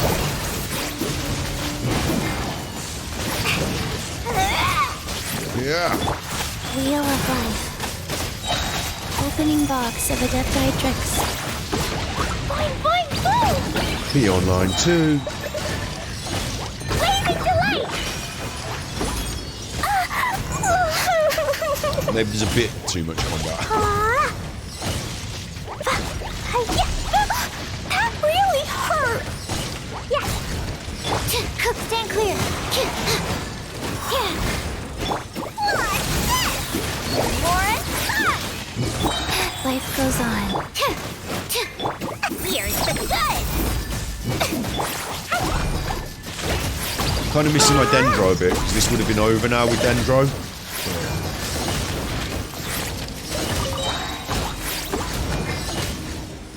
Blow them all up! Not too much problem.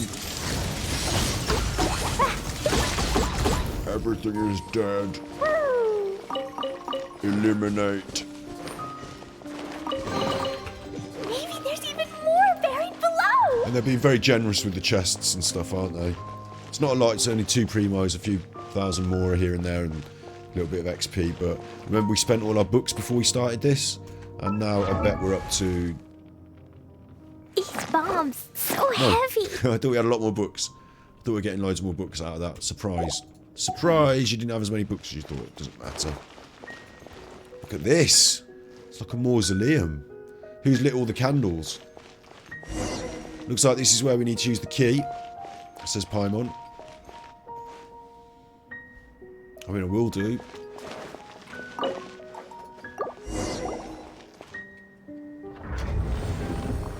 Whoa.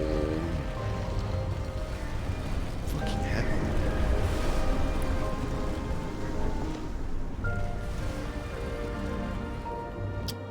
My guess is...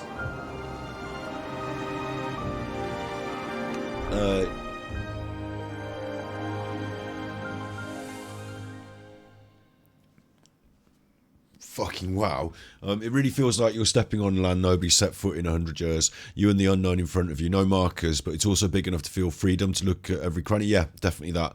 You could explore that area. And totally agreed with the D's reference. Look at the walls. The statues tell the lore. I should go back and have a bit more of a look.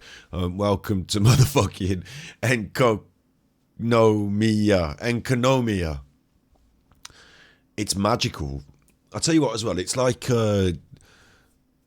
I get the feeling this was stuck on as like, you know, in the flow of the game, I imagine this was stuck on as like, you know, version 3.2, like this was a whole thing, wasn't it, when it came out, I imagine. I get the feeling this is like DLC almost. But it doesn't work like that with Genshin, does it? But, you know, like, you finish all of Inazuma and then this comes out afterwards, I'm guessing, but... it can be missed. You don't have to necessarily do this. It doesn't scream at you like, make sure you do this. But yeah, if you'd have been playing in chronological order, you know, if you'd have been waiting for this expansion to come out and then it had come out, you'd have been like, wow, this is brilliant. You'd known to do it. You would have known to be down here. But the new players, it's not as signposted for them. It's amazing. For that, that's good. Don't signpost it any harder than it needs to be. It feels like there's so much more depth in the game than I realised. Looks like our goal is that place in the middle. Okay. All right then, Super Chuffer. Let's head in. Steady now. Gravekipper, or maybe I should change it back to Gravekipper for this game. Those ruins seem to be closer to us. Let's start there. Buildings mean people, once upon a time anyway, and that's where there's people they'll be writing. So this is going to be big then. If it's not just a little island, it's actually an expansion-y thing that was like more of an event. Maybe it's more than just one stream's worth. How long have we been rolling now? 3 hours we've been rolling now, so I'm not finished yet, of course, but it feels to me like there's more here than... maybe this is more than I imagined. Right, I've unlocked that, and it didn't do my whole map. Because I haven't done a statue, of course, have I? That's why I haven't done a statue of the 7. There's a whole several streams. You just wanted to get me here for the view, yeah. I'm glad that we did this. This is cool as fuck. Explosion inside city wall. Yeah. Goes down to nothing. It's got a very Dark Souls feel. What the fuck? Paimon said go over there. Does she want me to fly over there? I think she does, doesn't she? I bet I fly and I just managed to make it, yeah? I mean, there's no other choice. I'm not running over there, am I? Whoa. Should be the gliding champion of Mondstadt, really. I mean, that's very cool as well. Like you were saying about that sense of exploration and sense of... There's like a stingray floating down there. This gives you a sense of, like, jumping off into the unknown, like you said. And also, like, there's no way back. Of course, I can just teleport. Look at that stingray. That's a clever little addition. I can just teleport back, but it gives you this feeling that you've come, you know, across a bridge that cannot be... Yeah. Dumpty Dumpty Go! Yeah, there's no way back. Animal hypostasis Oh, emulation. that's gone off the edge. Absorption. Orders given. Orders received.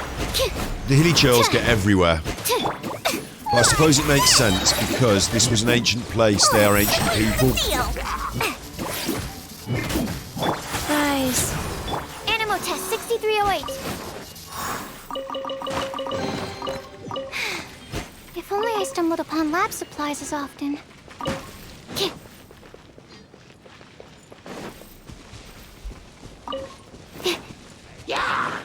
Yeah.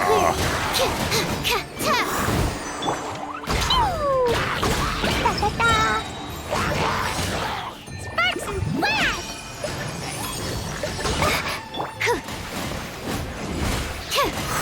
Wheel of life.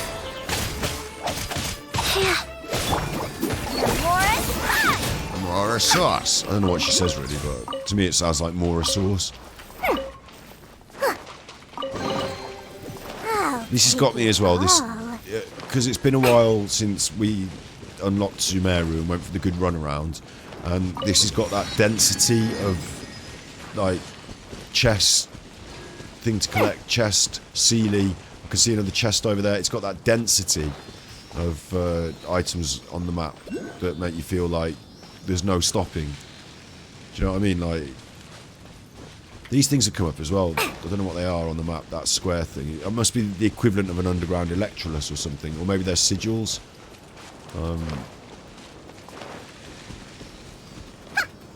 Might as well push this while I'm here. Obviously there's a chest there, isn't there?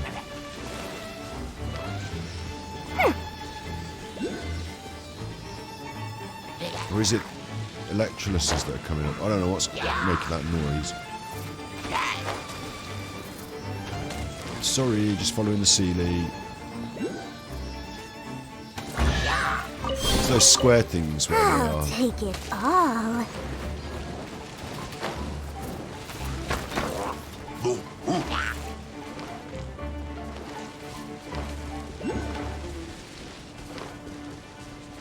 They seem to be of interest to the hilly churls.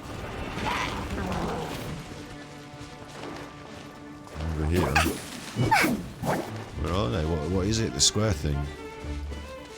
Oh, it's this thing. I got myself killed.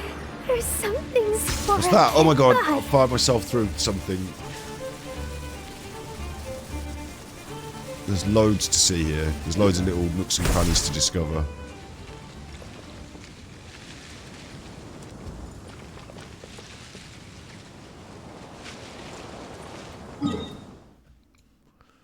I still haven't even scratched the surface of it, have I? Look. Wow. Watatsumi. Enkanoimiya. It's now on my map. It's a new place on my map. Like... Wow. I'm blown away. I'm actually really surprised about how, like you said about the chasm as well, it feels as big as the chasm almost.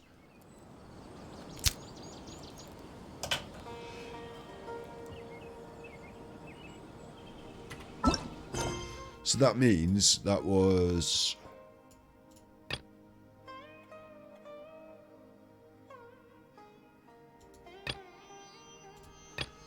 Is it turned into that octave of the Malsharone? I'm a bit confused, but like maybe I completed the quest or something. Inokamiki, that's it. It's this one. Dust to Dawn in Bakapikoya. Why do we with the names? From Dust to Dawn in Byakuyaku Koku. You'll see early ideas that you'll see in the chasm. It's clever the way they build on things and iterate like that. I like it. I'm pleased with it. That's a big thumbs up. Definitely got a big thumbs up from me. And surprising, I thought we only got a little bit more content here and there, you know, but a lot more content than I thought we had. Very impressed. While we're at it, let's get to this tree and get these rewards as well.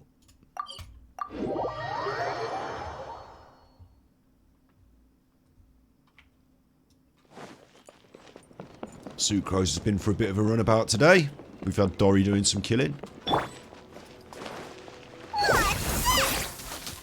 Not you.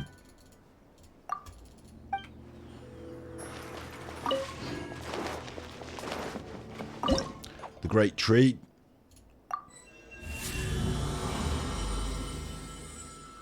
We're now at Electro Grana 10. Every 3 coordinated attacks causing AoE damage. I mean, it's just good to have it at level 10, I think. Our rewards are 2 free big wishes. Nice. And we know that down there we're going to at least scrape up another 2 of these, 3 of these levels maybe, just for doing that. And then it goes all the way down to 50, which is massive.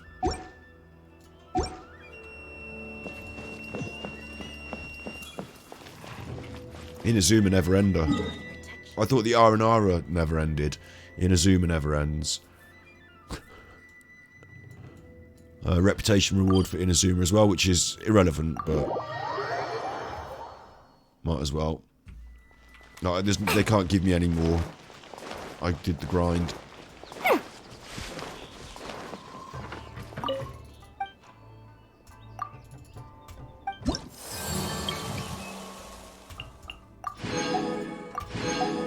Thank you. Although it doesn't, that's maximum. Maximum. They need to carry over. But there is something I wanted to do. Little pace change.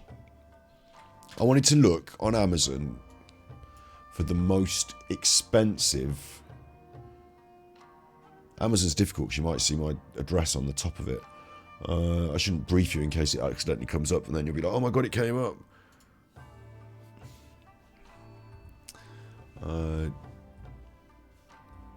Why is that not quite right? Let's have Firefox. And let's actually cut the top off Firefox like that. And then let's change to Amazon.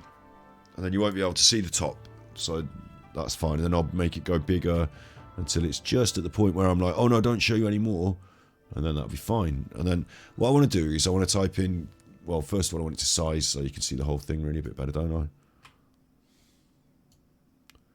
bit more of it. think that's about right there. What I want to do is I want to type in... Actually, I can see loads more of it than you can. What's going on? I want you to be able to see it too in that little frame as well, though. It's quite pretty in the frame, isn't it? That's the idea anyway. Make it look a bit pretty in the frame. Not branding or anything, but, you know, whatever. Anyway, look, what I wanted to do is write Genshin Impact. And then I want to sort by price, high, low. That's it. That's all I want to do. I want to find out what the most expensive things you can get on Amazon are from Genshin Impact World. Plush toys, £596. Are you fucking kidding me? Who is selling that for 500? Like, that's £600. Is it because it's Nahida and it's new? Or is it because they just put them on and see if anyone wants to buy them for that? They can, up to them. Obviously, they're not worth that, but we'll put one on for £600 because someone might buy it. What's the deal here?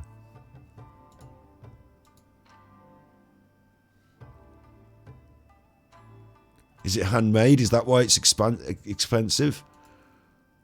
For that price, I hope she can also read my mind and call the Aranara.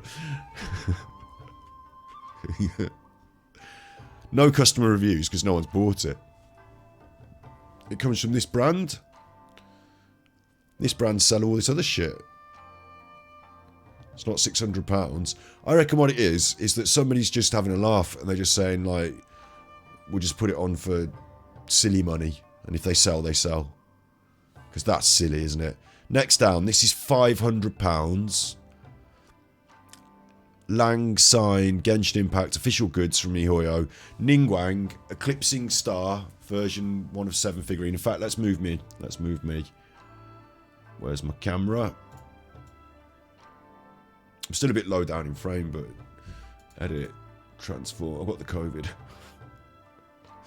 Flip horizontal. Let's move me over here like this. So this thing, I don't even know what it is. Is it just like a diorama thing? That can't be £500. They're surely. It looks pretty fucking cool, I'll tell you that. Oh, it's got the whole shebang, hasn't it? Niwei Qixing. She's sitting there cross-legged, looking a bit saucy, smoking a pipe. Got all the smoke swirling around.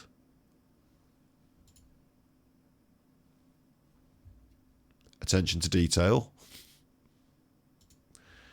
£500 though, is that right? Maybe these things can also be bought for a lot cheaper. Products related to this item. £300. What the fuck? Wait. Okay, let me just try this. Genshin Impact. What is it? Ningguang. Copy. Ningguang.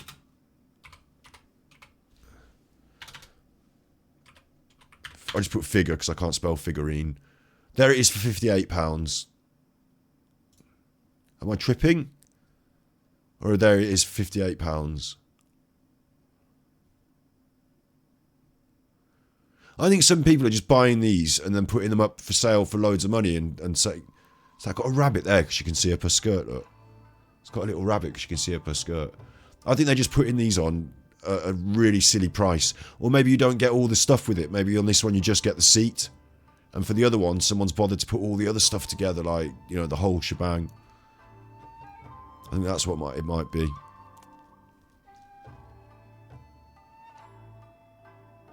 Because look, you can buy a Klee or a Hu Tao here, and that's just Klee and the Jumpy Pow and the stuff, isn't it? There's no, like, other stuff around her. You just get the figure itself. It's got a lot of life to that, hasn't it? She's posed, jumping about, as opposed to stood there. It's got a lot of life to it. But yeah, you don't get all... I'm guessing the reason this other one's £500 is because you're getting that thing behind her, and the smoke, and the lamp, and the incense burner, and the scrolls. It's all that extra detailed stuff, isn't it? But they might also... Yeah, dummy traps. In AliExpress, you can buy them from the actual factory. So there you go. Yeah, this is for stupid people who just... In some way, I think you're getting more. I think you are. I think you're getting these bits and pieces that are stood behind her. But maybe you don't. Maybe you don't get any of that, and you're just paying £500. This one's £300 for Mona. She's bent round, showing her bum as well as her face at the same time. So it's an interesting pose if ever I've seen one. Bent round, showing her bum as well as the... This should be my thumbnail, shouldn't it? Wait, I need to get my face right in. Ah, I've cut my face off. I'm going to cut his face off.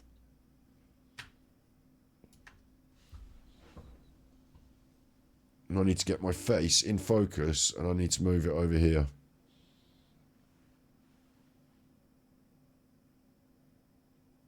There you go, that'll be the thumbnail. It's got a bum in it, so, you know, backside should help, shouldn't it? That should, oh, I zoomed it in. Wait, that's better.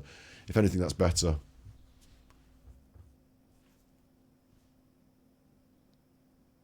You're supposed to do that, aren't you? And look surprised. I don't think it matters. I actually think the ones where I look like I'm asleep work quite well. Like I'm moody and asleep. I think people say, why has he got his eyes closed? He's not doing that correctly. What's he doing there? I think that works as a thumbnail. Anyway, so that's £500, 800. If you want, instead of rolling for characters on Genshin, you can actually buy a figure. It's about the same price as a Genshin roll, but you actually get something that you can hold on to. It's not full size, not life size or anything. It's definitely got a bit of sauce to it, hasn't it, in a way? I can see that these are like almost saucy figurines. Like you can see up her dress. Quite cool though. In a way it's quite cool, but in a way I would like, what would I do with it? Like I just put it on the shelf and then it'd just sit there on the shelf. In the same way as like any other ornament would just sit there. I wouldn't know what I'd be doing with it. So I would choose not to have it. But I really like glassware. I'm a really big fan of glassware. This is going to sound ridiculous, but just out of the blue, if I just search for, I don't know, Murano glass, for example.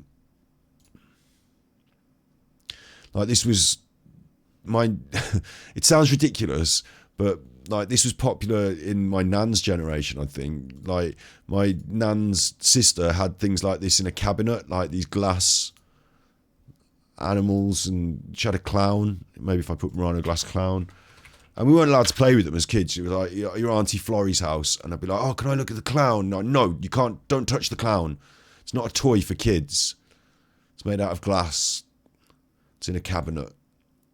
Now that's not the most attractive thing in the world, right?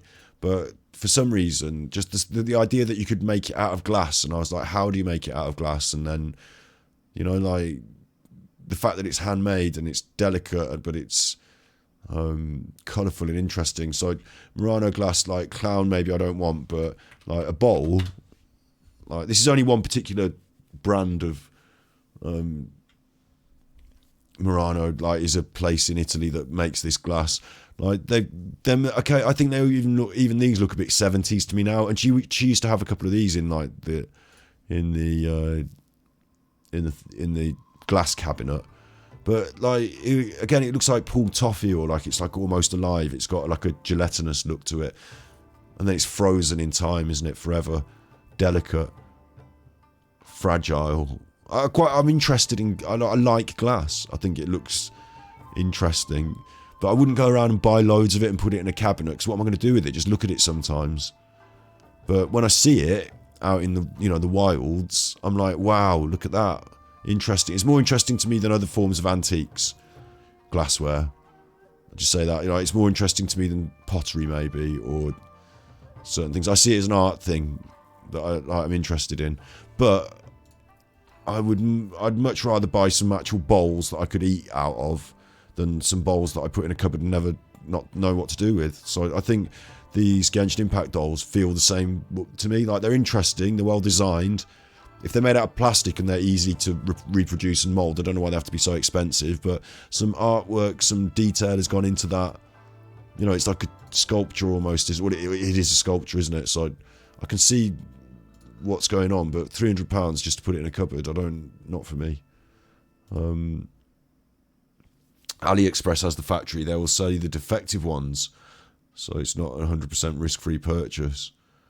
And Ningguang should cost 100 to 150, you think? I think it depends on how much you get with them. Like, I think this one has been priced up here at 500, like I say, because I think you're getting all the bits and pieces, like all the accessories. But even then, I'm still thinking, I know that there's a lot of work gone into it, and it's a very detailed piece, yeah?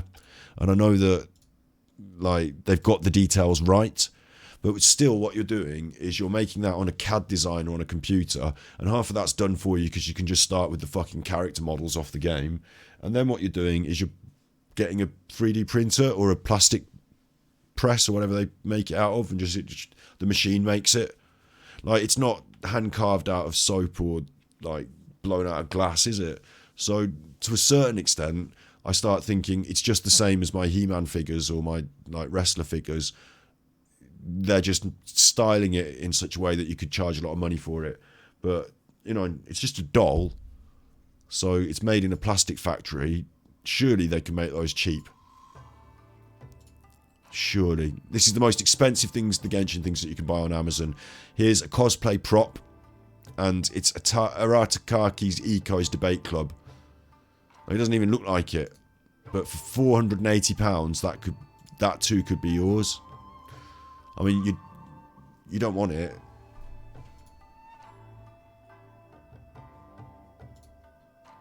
My guess is there's only one of these. That's why it's £480. The next most expensive thing is this costume. And I've seen this costume cheaper. But maybe this is the bee's knees of Hu Tao costumes. And maybe this is £500 worth. I think I've seen it cheaper though. So I think, again, it's an idiot trap, isn't it? I think we have to discount, not discount so you get it cheap, but we have to ignore some of these £500 jobs, don't we? I'll keep scrolling down until we think that we're... But these are, in reality, these are the most expensive Genshin Impact items on the internet. On Amazon. So that's the truth of it. So I should show them, I suppose. Clip-on wings. What do you think about them? They come in bits, so you have to put them together yourself. They look sturdy enough. It looks like actual woods and plastics. I think wood. Sorry, not plastic. I think it's made of plastic. It looks sturdy enough, but would it sit right on your back? And you're certainly not going gliding anywhere, I'll tell you that. As an E2 Ganyu main, you can say you want it. You want it.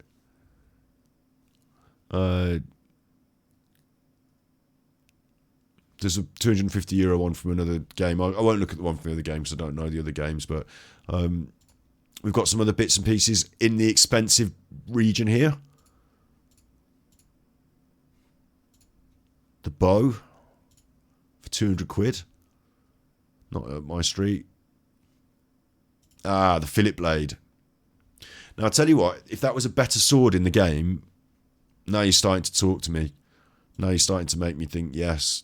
I need to do another video on Genshin swords because I did that video, Genshin Impact swords. I'll quickly show you on the old YouTube. You go to my channel, the Ganji Kid, the Super Chuffer. In the new year, we will upgrade. You go to the channels, Ganji Cuts. It took off, look. Genshin Impact swords on Amazon are cool. 1,000 views. 1,000 views. And I think the reason for that is because that really clear thumbnail.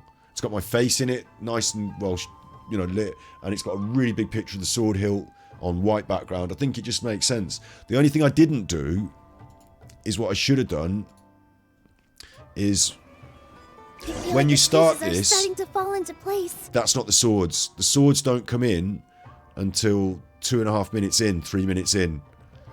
Because if you remember, I did a little bit of messing about before we talked about the swords. And then I said, oh, she's got those horns on. You can get them on Amazon. So I put that in the video. What I should have done is started this video right at the swords. You know, it's got a good thumbnail. It makes sense. The content is there. We're looking at the swords. I even have one, if you remember. And I swing it around in shot. So that makes sense as a fine video. For half an hour's worth of content, we're looking at the swords. But that first 2 minutes is not that. So I think that puts some people off. I think they tune in and they go, oh, wait, where's the swords? I thought I was looking at swords. What's going on next? So that's a bit of a worry to me. You know, I'd like it if they were watching the whole thing. Maybe they do like that, but that start bit, though, because like the pieces are... it's a little bit of fun. Run out from behind here. She hasn't seen me. She hasn't seen me. I've seen her come through this door. She's coming out. Right, I've run out. Ugh. She hasn't seen me. Right, grab one of those melons or whatever they are. That's a melon. You can't tell me it's not. That's a... So I'm having fun and it's going on and it's fine for me, but I wonder whether I should have got straight into it on the swords. So maybe I'll do another video called Genshin Impact Swords Are Good and go straight in on the swords. So maybe I save some of these swords for the next sword video. But for £130, I'll tell you what, the shame is that the Philip Blade is not... It's a 3-star sword, so I'm not spending 130 quid for a 3-star. 4-star, sorry. Am I? Like, you know, it'd have to be a top weapon for that money.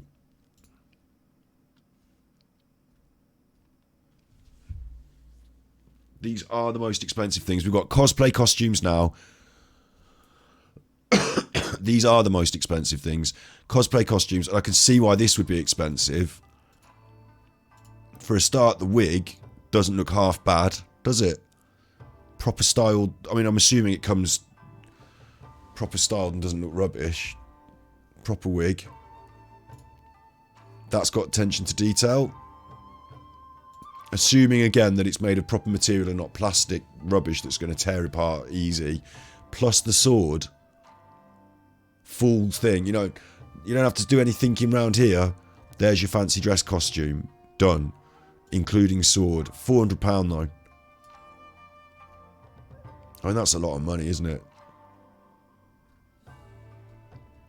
But I suppose if you're again, look, here's a costume for £100, so I think they're just overpricing them to get idiots.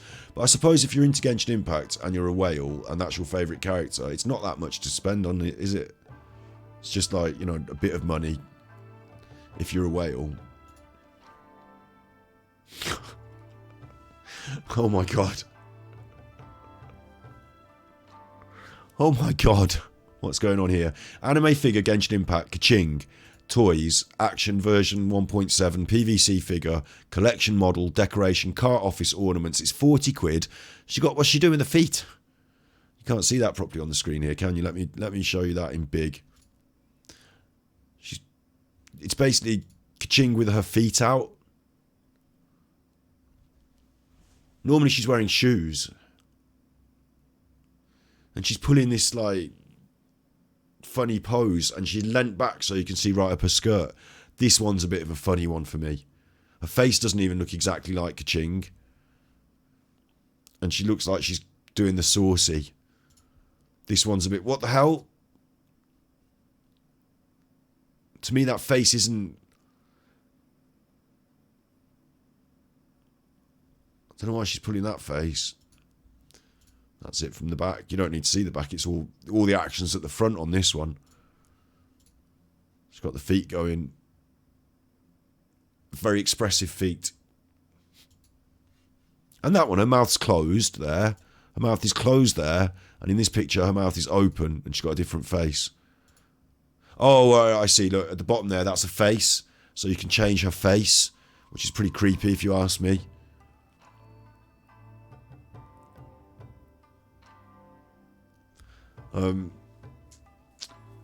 There are many resellers. People won't enter Chinese apps like Wish or AliExpress, so it's basically theirs to put the price. So these are coming from China, and people on the UK and Amazon, I'm just going through a third party, and they're bumping up the price. That's why. Expensive figures have several faces or hands. Some are articulated. Makes sense, I suppose. In a way. In a way. I mean, this one, it's all about the feet, isn't it? That's not even the most expensive. That one was 40 quid. Bloody hell, what's this? Now I'm just clicking things that are coming up. But what the fuck is that? It's not even Genshin Impact. I'm moving away from that quickly because I don't even... doesn't count. It's not even Genshin Impact. I mean, there's some interesting stuff here that I've got no idea what it is. But... moving away from that because it's not Genshin Impact. I want to stay on the most expensive Genshin... The idea for this video was going to be it's the most expensive Genshin Impact things on Amazon. And I wanted them to be legit as well. I think it's a bit unfair to be like saying this is the most expensive thing on Amazon when actually it's just a standard cosplay for 40 quid, but they've charged 400 for it. I think that doesn't count. It feels like I'm clickbaiting. So what I want to do is actually find something that is the legit, legitimately worth the money, expensive on the internet, Genshin Impact. That Noelle didn't look half bad, actually. This doesn't look half bad because I think the wig is a big factor for that. To me, is about 40 or 50 quid's worth of wig, like straight off. So there's part of the money in the wig, I reckon, because it's styled and everything as well. So if it's a decent wig made of proper hair, if it's not just some cheap synthetic rubbish, then that could be worth the money. And then the detail on the costume is what you're then looking for. And for it to be hand sewn and not made of cheap plastic glued together, that's the other thing, isn't it? Because you're spending a bit of money on that, £400. But it's got all the detail. I don't think it seems legit. I don't think it seems like £400 worth of stuff. Because I can see one here, like I said, at the bottom, look, here's Raiden for £100. And it's probably the same thing, isn't it? But you don't get the wig.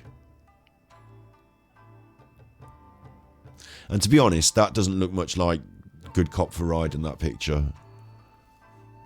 Who else have we got here? Kamisato Aka. I like the fact they're modelled by real people now, because it gives you much more of a feel of what the costume looks like. Quite a clever idea to use somebody who already looks a bit like Kamisato Aka. That's quite a clever idea. Kazira Kazuza. He hasn't got any good shoes on. That's his problem. That's Nilu. Bloody hell. They've gone all out with the model there, haven't they? Like, it actually looks like a cosplay of Nilu. So you might be more tempted to hand over your money for that one. Oh, look at her. Can't make it go zoomed in anymore. Open image in a new tab. Let's see it. Look at her. She actually, like, if that walked in, I'd be like, fucking hell, it's Nilu. You've got everything down to a T. Wow, good cosplay. I bought it on Amazon for like £100, £150. So it was quite expensive, but it wasn't the most expensive one on Amazon. I'm impressed. Venti, let's see. Is that a girl? Venti. This is Yai Miko, so this better look saucy. You'd better look right saucy in that. She doesn't look saucy enough for me. It might be an accurate cosplay, but it doesn't seem... Like, Yai Miko's well saucy. So that one doesn't look saucy enough for me. Just looks like clothes. That's the right... Bloody hell, talking of saucy. Look at this. What's she doing in the cornfields? Why are we out in the cornfields?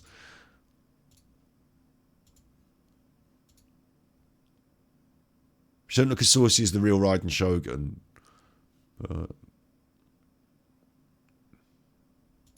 It's not bad, is it? The music's gone from Genshin Impact. Come on. Genshin Impact. I need my background sound.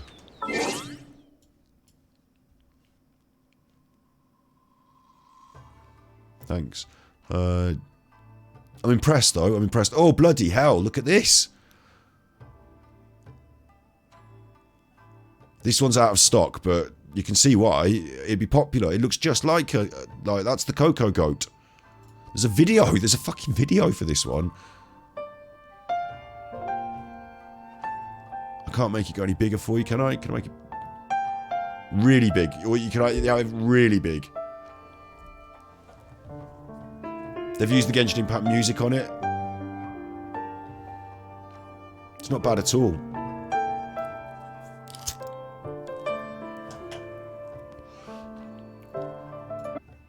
Like, when they're on the models, they look a lot better, don't they? How do you get rid of this now? It's so big. They look a lot better on the models than I expected them to. Fucking hell. Did you get the sword with that? No. But fucking hell. Like, it's right saucy as well, isn't it? It's almost like this one is getting like this is. I was really interested to see this actually, because now that we're doing a slightly different video, but I was always interested to say, if you take the Genshin Impact characters and make real people in the world dress up like them, is it too saucy? Like, because I suppose it's partly the pose here. She is bending herself in half with the pose, but to me that looks almost like one of those thirst thoughts thoughts is the wrong word, isn't it? You're not allowed to say that anymore. I thought thoughts just meant you dress all sexy, but it doesn't. It means worse than that. So anyway, I think that the thirst traps that you see on Twitter or whatever, this is almost on that scale. It's very saucy, and the body part and the thigh highs, like it's almost getting into the realm of like sex costume. Do you know what I mean? So I expect they sell some of these for that reason rather than just the Genshin enjoyers. There's Amber. Oh wow, Amber looks fucking cool as well. Like that actually looks like because the details, but also the hair in the middle and the bunny ears. Like it's definitely Amber, isn't it? You're like, bang, that's Amber. Quite standout. It could do with being a bit tighter, a bit more fitted, a bit more, but definitely looks like Amber. You would say, you know, if you turned up at the fancy dress party, I'd say you're dressed as Amber. You know, no mistaking that.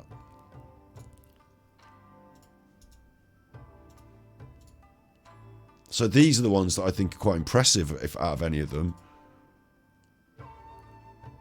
In fact, it doesn't look how I imagine Amber would look like in real life. But, yet it's got all the right bits. So, maybe it is. Maybe I'm not imagining it right in my brain. So, but the Noelle that's £500, not much better. Look, not much better. In fact, not better at all. So, I'm thinking that not £500. The swords we're going to ignore until we find... We're going to do another video on the swords. And then we're going down the list. There's Diluc, £300 worth of Diluc. That's... Okay, these are the more reasonable prices now. We're down to the hundreds, but look at this. Nahida cosplay. And... It's weird because she's like a little girl, Nahida is, so why would you don't want to be sexy dressed up as a little girl? So it's a bit weird, but it exists. £100. Next. We're still in the hundreds here, in the multiple hundreds. For a Chi-Chi cosplay there. That looks really good. To be fair to it, it looks really good. As Chi-Chi cosplays go. They're not making someone dress up in that. So the most expensive Genshin Impact things are... Okay, here's something different. Costume full set. What? Clothes, wig and shoes, but it's a picture. Oh, it's just the same thing. The most expensive Genshin Impact things on the internet are cosplays, all done for you, including the wig, but you're overpaying. And they're going to be made of cheap materials, and you're going to be disappointed. Other than that, it's interesting swords, which we're going to do a different video of. But I imagine the same deal, overpaying. The legit most expensive things are still the cosplays. But you want to scroll down until you get them for £100. There's the fish. No. They do the fish.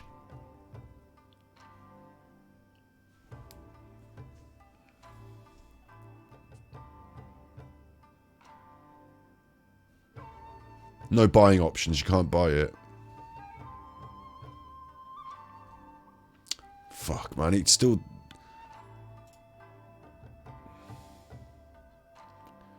Where it said the buying options, I'm not going to...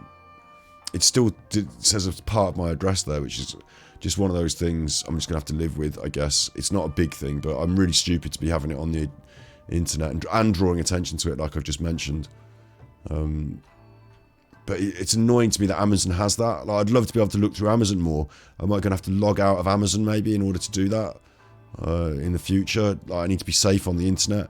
It's only the first part of my postcode. And to be fair, you can find that out on the internet anyway, because I used to run a front-facing business. Like, you know, I was a hairdresser in my local town with my name on the shop. So, but we're on this bigger trip. We're on the internet. You know, maybe I shouldn't maybe it's a danger. I assume there's no people that are that weird that are going to do anything dangerous with it, but it's just one of those things, isn't it? I need to be safe, but I want to be looking at things on Amazon as well. And it was the statues, wasn't it? This was the other thing that was the most expensive thing on the internet, was the statues. Who the fuck is that? Honkai Impact. Fucking hell. Honkai Impact are going for it, aren't they? Look, she's even got the sexy shoes, and she's got a garter belt on. Like, Hanayoim Raiden Mai. Is that her name? Like, she's like Barbara, but a proper saucy, like almost more realistic, more saucy version.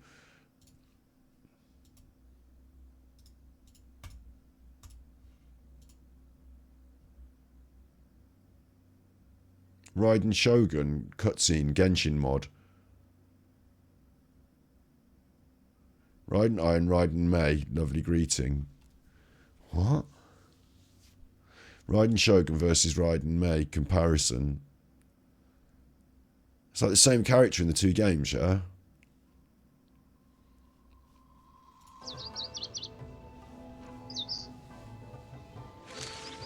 They called it Raiden both times, haven't they? So, Raiden.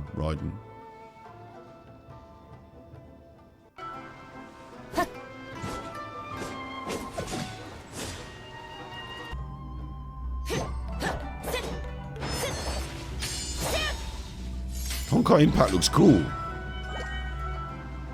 I can't be getting into another game like that, but it does look cool.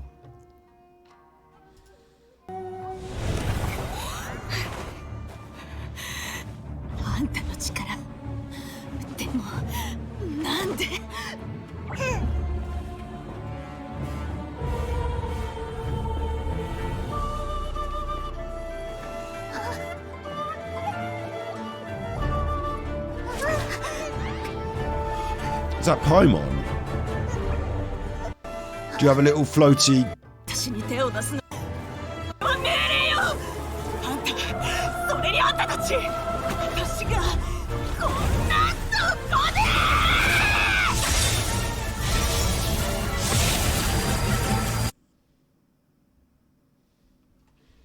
Bloody hell. If you ever get the Ito body, I need to cosplay with the fish. Not the same character, but similar concept. Raiden is a Japanese god of thunder. I think that's just a fan mashup or whatever, but it's just confused the fuck out of me. So I don't know what's going on there, but it is interesting. It surprised me actually how these figures are so expensive, and they must obviously sell. Someone's buying them, aren't they? Makes me wonder though, like who and why. I can understand maybe you might have a collection of your favourite characters, maybe. And I can understand it because, you know, I'm used to merchandise in other aspects. I've seen people with collections of things, but it seems a bit of a strange, like, very, very niche thing to be collecting. I suppose if it's something means something to you, then that's, you know, what you're into, then I mean, that's fucking loopy and cool, but would make people... I think if I bought this, as much as this looks cool as a decoration painting, living room, bedroom, dormitory, hanging painting, esports, hotel, internet cafe background wall, as much as I think that looks cool, yeah, and I think it looks cool, these look cool, I also think that someone like that didn't know anything about things might just say, so are you into like Japanese porn or something? Like hentai? It's a little bit creepy as well. For me to have, like, if I had that on my wall, it would be a little bit creepy as well. That's cool.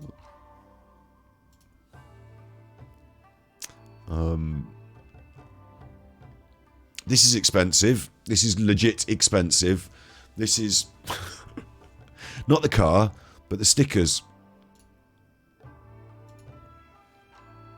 And never before have I thought about having shit on my car until now. And I actually think, yes, I'd have that.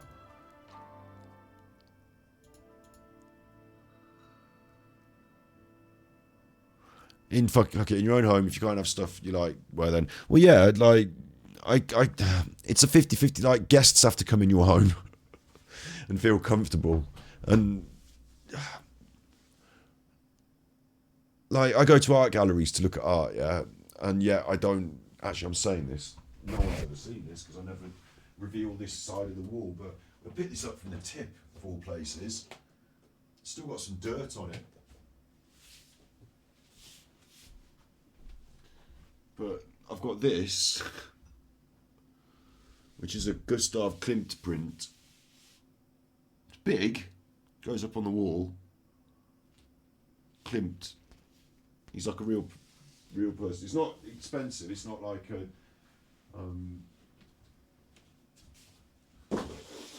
That's up on the wall that you don't see. It's been there for ages. Me and my mum were at the tip once, and there was that and another big one that we have in the kitchen, and I was just like, they're not bad, they're not. I don't know who's throwing them out. Klimt prints.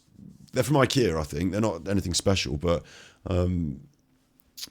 yeah, like it's a bit striking. It's not bland. It's not bland. Like it is a nude. It's not sexy nude necessarily, but it is a nude, and it's quite busy. But you've got Pokemon art. Now, Pokemon art would be fine. I wouldn't, like, I hope, again, I'm speaking to the world here. I don't know what you've got in your house or anything like that, okay? But, like, Pokemon art, I can understand. Like, I'd have this on my car, but I wouldn't have the sexual aspect of it. Like, the too sexy, like, this one, she's got the stockings on and the suspenders, and it's a bit, you know, I wouldn't go for the, like, as much as I personally as a man, like, I look at it and go, oh, saucy, you know, the boobies, but the same reason I wouldn't have like a you know, Pamela Anderson Baywatch poster in my lounge. You know, I like looking at it, but I don't think it's the appropriate artwork for my living space. And that's why I said it was strange. So I've got that, and up there is, I know Gustav Klimt's print there is not. Maybe if I just put it in here, Gustav Klimt, like a relatively famous chuffer, so there'll be, you know, bits of his on here as well. I know that, like there's a good example. Like, you know, it's got boobies on that one. And you could have it on your wall, couldn't you? Because it's art, but it's still like it's there. We're pushing into a world where I've got some actual exposed boobies on my wall. Like, this is a piece of art, so I hope I don't get that. I hope that's not against terms of service or anything. Like, that shouldn't be that bad, should it? You know, we're talking about actual art here. You know, but I think it would just be a little bit, you know, a little bit too much sometimes to be a bit too. For whatever reason, so I like art and I go to galleries and look at it, but I wouldn't have it all on my walls in my house. Even shit like this, like Van Gogh, you know, as much as you know it's good and it's like impressive and it's interesting and all these things, it doesn't do much for me, and I wouldn't want it on my walls. Like, there's only certain artworks I would live with, so, or choose to live with. That Klimt cost me like 50p out of a tip, couldn't say no. But and Pokemon, yeah, I think Pokemon, right, let's go for a Pokemon print. I think stuff like this is a lot more acceptable because it's just like a cool poster, yeah. But it doesn't say, like, it certainly doesn't say like, so I really like, actually instinctively I really like these two as well, that they've framed them up and made them seem a bit more professional. Because we're talking about artwork in actual... oh, that's rubbish. Yeah. We're talking about, you know, Pokemon is actually a proper piece of art, isn't it? It's games, it's films, it's anime, it's characters. You can make it into artwork for your walls, yeah. But, like, that one, it is on its back and it has got its legs up, but it's not like a sex foot fetish, is it? I'd much rather have this on my wall than I would the one with the sex fetish. Actually looks quite cool and very cheerful. So yeah, I agree with what you're saying as well. You know, put on your wall, you know, have the things that you like, absolutely. But also, like, in the living spaces where people share, you don't want other people to feel uncomfortable. And if you're bringing a romantic partner back for the first time, you want to be able to think to yourself, they're not going to think I'm fucking weird here. Do you know what I mean? Like, even I love Attack on Titan, and that to me is banging, like banging, yeah. But I just wouldn't put it up in my house.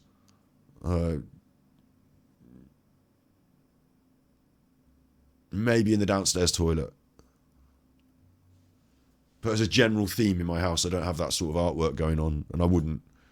I'd watch it on the telly and really enjoy it and all that, but yeah, I don't know. I suppose people would say, they'd come in and say, what is that, for a start? I'll tell you what we do have up on the walls is I've got paintings of my dogs in the main house, in the main living room. A couple of paintings of my dogs, painted by my mom's boyfriend's brother. He's dead now, sadly. Very talented artist, Cliff was. And so when he painted the pictures of the dogs for me, I was really, really overjoyed. I thought they were amazing paintings, and I love them. They're of my dogs, so I love them. And the dogs are now also gone, and you know, there's a lot of sentiment in that. So, but as paintings go, they're good paintings of dogs. So everyone can look at them and go, that's nice, and just understand it. It doesn't confuse or like make people think that they're in my back bedroom. Like, if I had a little studio, like in this room we're in now, I've got the Genshin Impact sword on the wall and stuff. Yeah, absolutely. I might put this up in, you know, it's about context, isn't it? It's about the right space and the right place. So I might put this up in my room, but not in the general living space for the whole house. And it's treated much as a kid-only thing. Yeah, and there is that, isn't there? Is that, like, if you brought a... No, I don't think too much in those terms, because I think adults... You know, adults created this for adults to consume it. It's not about kids. But it's seen as childish because it's animation in a way. But even Pokemon, which is actually more childish. But, like, there seems to be this idea that you should put away childish things when you grow up, and that, you know, adults don't have these things in the house. Well, I've got video games, always have done, and you can tell me it's childish, but fuck you, I like it. Like, it's not, like, things are different now. So I think it's kind of okay to... like you say, have what you like. But at the same token, if I was to be on a date with someone and they bring them back to my house and then be like, yeah, I've got all this childish stuff everywhere, I'm very, very childish, me, like, that's not like a selling point, is it? As a grown-up man. So I wouldn't really, you know, I want my house to be a bit more modern, I guess. I don't know, yeah. It's a funny one because I don't see it as being wrong, but at the same time, I see it as being... I see there's a social inhibition system of shutting this down a bit as you get older. For all those reasons I've just explained, so I don't need to go over it twice, I guess. But yeah, I love artwork, and I wouldn't have it all up in my house, though. Be very selective over what I'd put up in my house.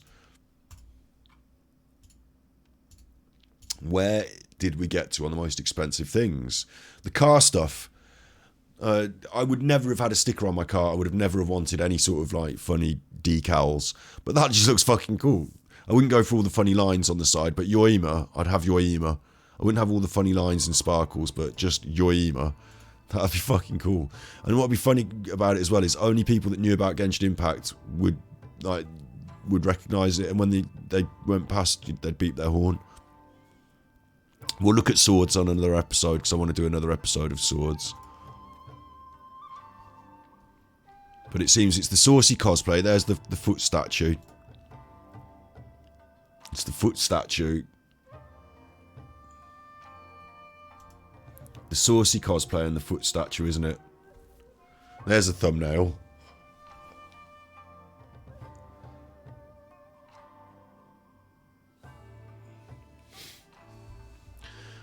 Right up her skirt. They like the foot statue, don't they? I bet they sell a lot of them. What do people do? Get drunk and spend £200 on a foot statue? The swords. We'll have to do a full video of the swords, definitely. The emergency food bag there, £14. This one annoys me a right treat because that's not how you spell emergency, but what are you going to do? Like if it did say emergency food, it would be. I'd wear it. I'd take it around. I'd buy that. But because it doesn't, it makes you look like an idiot. I can't, because people who don't know what Genshin Impact is don't say, "Oh, that means emergency food Paimon." They say emergence. That's not how you spell emergency, and you'd be like, "Yeah, I know. It's from Genshin Impact." What's Genshin Impact? Something to do with her, apparently.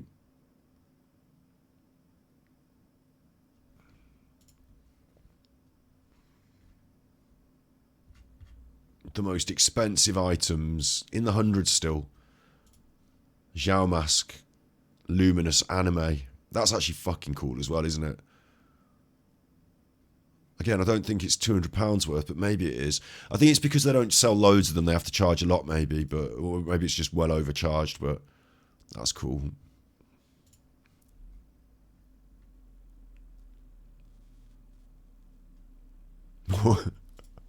More car decals. Klee on your car. Razor Boy, the wolf, on your car. That actually says Genshin Impact this time, so people will know.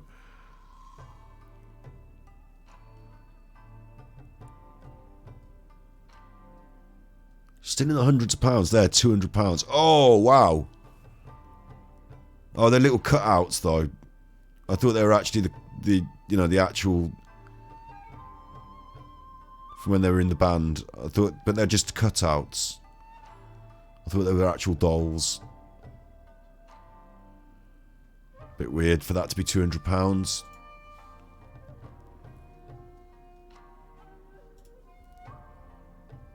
What about that?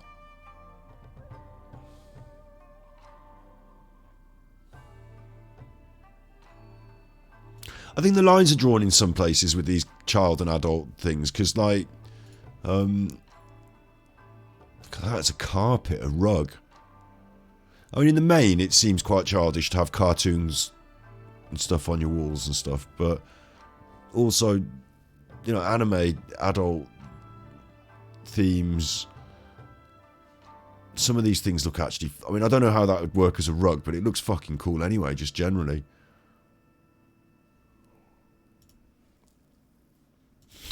Kokomi. Do you want a Kokomi rug? It's a bit creepy, isn't it, having a Kokomi rug? A skateboard. A Paimon skateboard. Now you're talking. She's got food as well.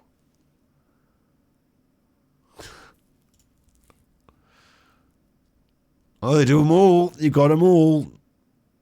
Chi-Chi. I don't know who that is. But they got them all. Skateboards. They're expensive. In the hundreds of pounds. I think that seems to be the range, doesn't it? That seems to be the range. We'll keep scrolling through until I see if there's any other item that's different. But otherwise, we're going to have to do a full video about all these weapons and swords, because I'm looking at them and seeing them and thinking, wow.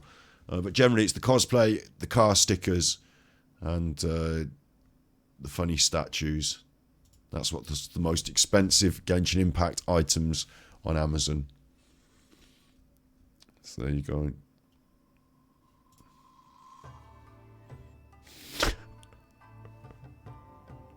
What's wrong with you? Who's dressing as a hilly churl? What's wrong with you? Who's doing that? Out of everyone you could dress up as, hilly churl.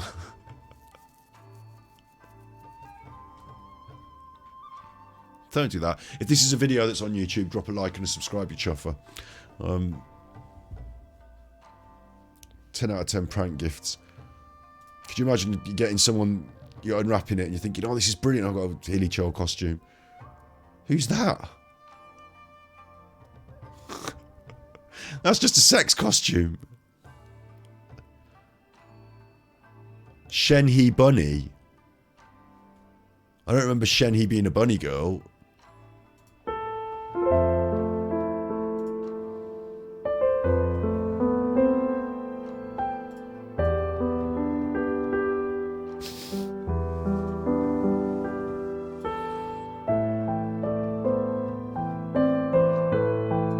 Thank you. That's enough of that.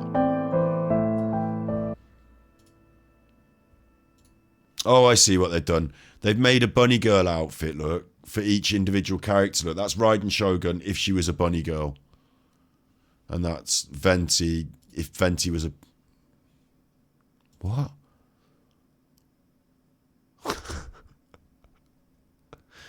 What the fuck, dude? Dude, what the fuck?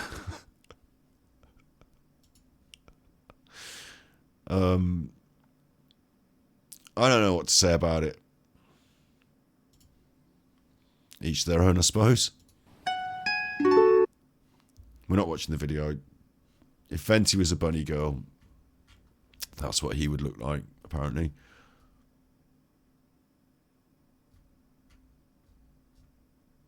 Shenhe Bunny cosplay. An Adepti disciple with the most unusual air about her, having spent much time cultivating in isolation in Liyue's mountains, she's become every bit as cool and distant as the Adepti themselves. But here she looks a little bit less cool and distant to me. It retains the traditional elements of traditional Chinese elements of the costume, the frog and the tassels, but they've turned it into one of them as well. So no reviews. You can have Spider-Man if you want. Look, there's Spider-Man, and there's Shenhe Bunny Girl. I think that's where we leave it.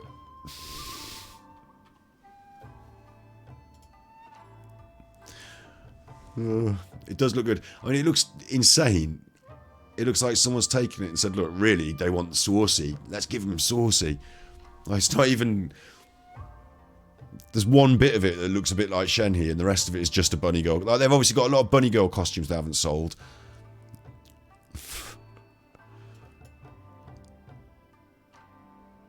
Genshin Impact body pillows, they exist. Jesus. They're naked. Don't worry, they're pixeled out, so it's in terms of service and all that, but like, fucking hell. I didn't realise they were that. I thought they'd just be like that.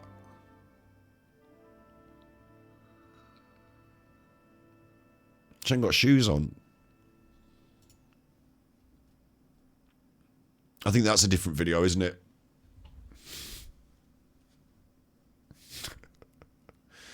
I think that's a different video. What the fuck, dude? And it's a pillow as well, so like, it might have a saucy picture on it, but it's still a pillow, isn't it? Anyway. Just put the normal cosplay, that's better. You imagine they also come pixelated?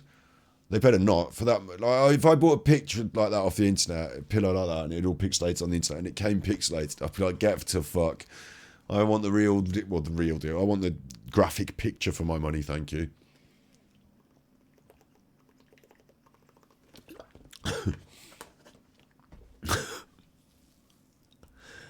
Yeah. It's hard to, they do spoil it for us, don't they? With their, like, in a way, but then in a way that was what Genshin was for in the first place, maybe, so maybe we have to accept that part of it. I would never understand that myself, though. Having a pillow, like, it's a pillow. Like, it's not like like, I shouldn't say these things, but it's not like a sex doll, is it? That's like actually like, woman shaped or anything. Like, it's like a pillow. Like, you've got pillows on your bed already. They're not sexually that engaging. Even if you do put a funny picture on it, it's still a pillow. What have we got up to today? Where are we up to? Nearly 4 hours. That's a decent stream. What we've achieved today, the progress we've made, is I can bin this off now. That whole thing there can go, and that can go. Is on Genshin Impact, back in the real world, is we've kicked some ass. We've discovered a whole new place. Oh, fine. I can now go down there. We'll do it again probably tomorrow, I guess. We'll come down here tomorrow and carry on. on tomorrow's Genshin Impact stream. There's a lot more content in Genshin Impact than I thought I had. Discovered a whole new world. So it's been cool. It's been fun. We're nearly up to date on the Genshin Impact channel. I suppose the final bit of self-promotion. I've been banging on about this calendar, but I didn't manage to keep up with it this week, which is a shame because I've had COVID. But next week, maybe, you know, I want to be doing this regular chat, this regular hours, getting that going. And the other thing is on the old channel, your channel. In the new year, we will upgrade to a podcast software, but the channel's Genshin Impact, we're nearly at the point now. We're at the card game. We're about, I think I've got about 10 videos and then it's up to date. Still just sort of dropping them on. I did a big binge over Christmas. I wanted to try and get this done, but I had COVID, so fuck it. I just got put back. But they're not all getting the proper thumbnails. They're getting dumped out there a bit. But eventually we will get up to speed, and once we get up to speed, I'll start saying this will be on YouTube tomorrow, and it'll be cut up and thumbnailed and all that business, you know. Yeah. But Genshin Impact, our Genshin Impact channel, for all the Genshin Impact, but for everything that I do like this, going to end up on there. Makes sense. Quite happy about it. It's getting there now. I'm a bit surprised that it's taken, like, I had on the main channel there in the new year on Super Chuffer, when I uploaded a Genshin Impact video, look, Watatsumi Stories 100 views, Sub-Zero Festival 40 views. Granted, I didn't do the video that says I'm moving Genshin Impact to its own channel. I need to do that video still, but I'm a bit surprised that over there I can nearly get 100 views on some. It's 30 or 40s on others, but a good one might get 100. 30 or 40 to 100 is the range there. When I put it on its own channel, so that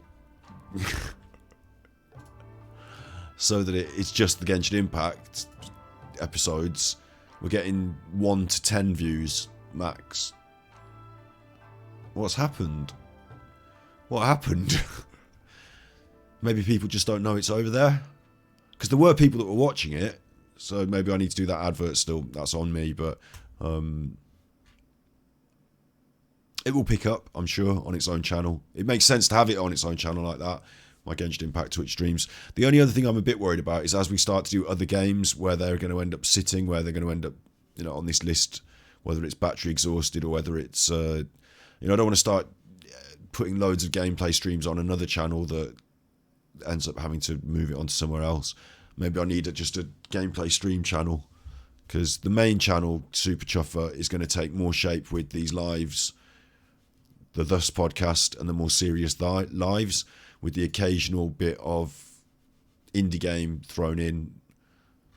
But all that gaming stuff has now been moved, hasn't it? It's Genshin Impact in a big chunk. And of course, this other channel, Battery Exhausted, the lives there now are taking shape. They're a bit more Dark Side Feel based. We do some of that Dark Side Feel content up there, and some videos up there as well of clips and bits and pieces. Me playing House Flipper. So maybe there's some gaming over there, you know, it'll all find its way. But that's 3 channels, 3 slightly different styles, backed up with the Ganji cuts, the Ganji clips, the Ganji arts, the Mental Health Monday. You can also find things like Weird Tube, Informal Films, my art channel, True Binaural and ASMR. It's all out there.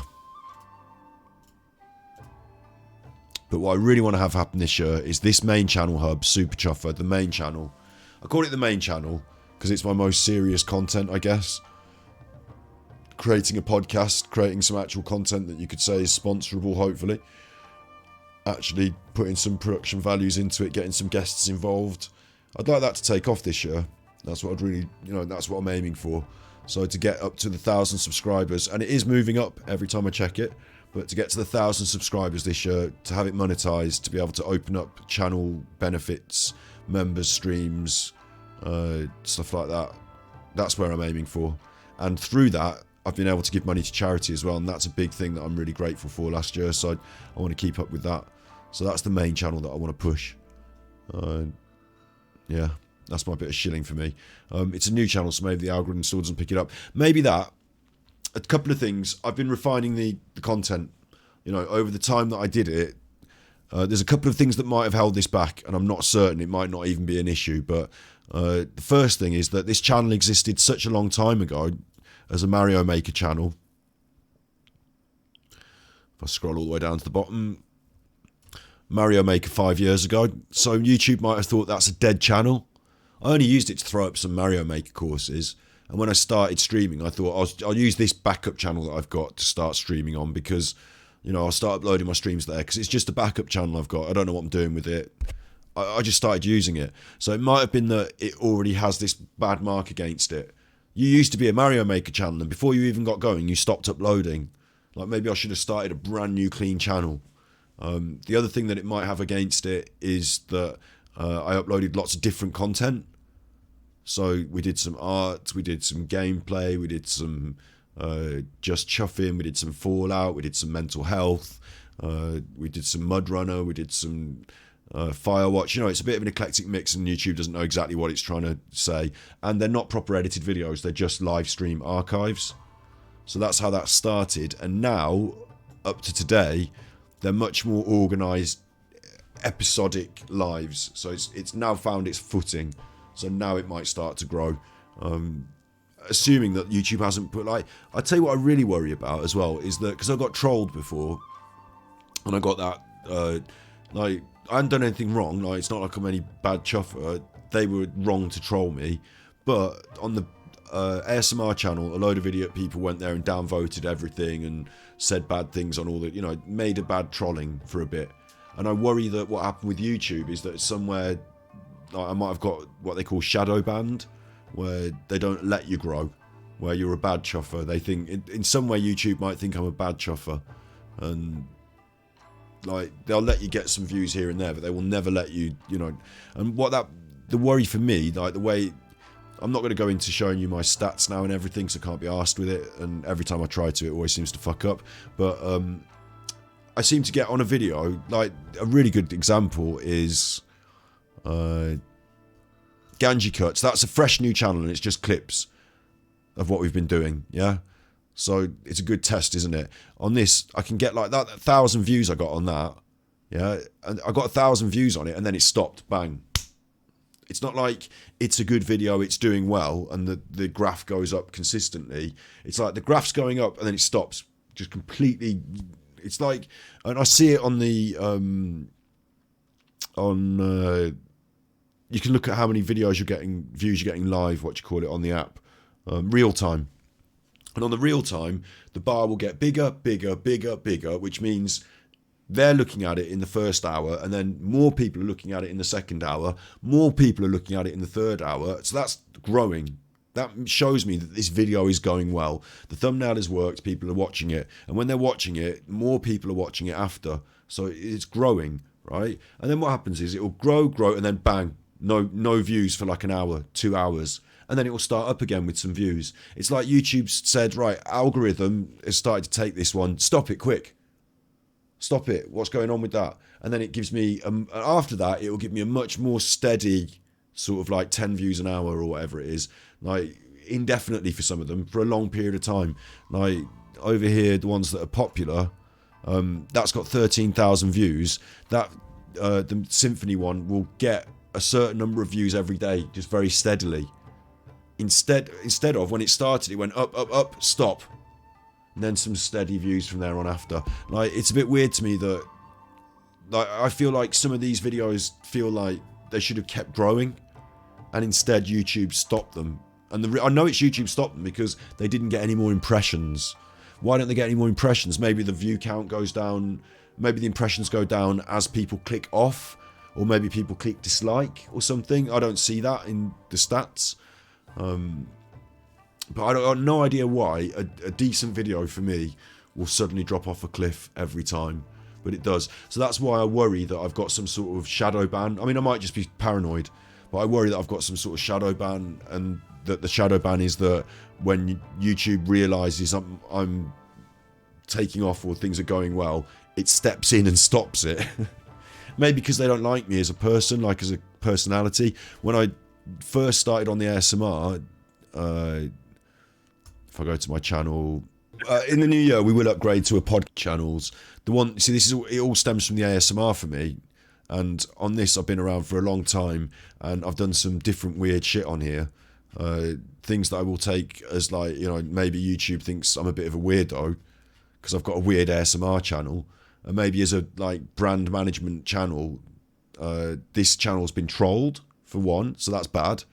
Like whatever people wanted to say or do trolling wise has happened. And also, like, there are a couple of videos here that are fucking weird. Like, not bad necessarily, but weird. Do you know what I mean? Like ASMR. There's a lot of whispering. And then the other thing that I think is a negative, there's the diss track that I did for the Raffy Tap. The people that trolled me, I did a diss track against them. So I done a diss track saying, like, you know, fuck you. So that might go against me. And what I used to do is I used to be against the idea that you would market to the a lot of the people who watch these videos for the ASMR, they've got mental problems, they've got anxiety and other things like that. And so the idea that you would use them as a marketing, because a lot of YouTube is marketing, and they say, oh, you should do your videos like this and you should make your videos like that and call to action and all this business. And I'm like, yo, you're sending me this advice. I'm making videos for anxious people who have got anxiety problems. I don't think I should do that to them. I don't think I should market to them in the same way. I think that's a bit dangerous. And I even I've made a couple of videos where I said YouTube equals bad. Like the things YouTube, like adverts equals bad. Please stop putting adverts on my videos, YouTube. I think one of my videos was. Like, you know, having and it was only mainly through, I don't mind it in general, I think, although I don't like advertising in general, but I accept it. I accept it, but for this, I was a bit against it. Advertising alcohol as well, I was against that. You know, I'd like quite happily write YouTube an email saying, oh, I've seen an alcohol advert on my ASMR videos, what's going on? You know, and I think at YouTube offices, they probably just say, this guy's annoying, so let's stop him from growing, and then he's not going to annoy us anymore. Like, could you imagine if he had 100,000 subscribers, then it would be even more annoying because he'd be telling them, like, to use an ad blocker or something. Do you know what I mean? And then, like, you say something like that, and it's, I'm not good for business. Maybe it's that. Bear Grylls drinks his own pee. 8 hours, relax, sleep, unwind, study, joke video. You know, maybe things like that. YouTube says, I don't know about this. Maybe we don't want to help this guy. The ambient sound of hell, 20,000 views. It gets through anyway. You can't keep me down. It will get through anyway. But I don't know if the ambient sound of hell is actually 2 hours binaural beats, sleep, unwind, relax, study. I don't know if it's actually playing the YouTube game the way they want me to. You know what I'm saying? So I think the problem I might have is that with all that in a pot, mix it all together, and it might be that YouTube has just decided, fuck this guy. So when I try and make a clean start, a new start, I'm still attached to that. That's still part of my big brand. YouTube knows me as, you know, I can't pretend to be someone else.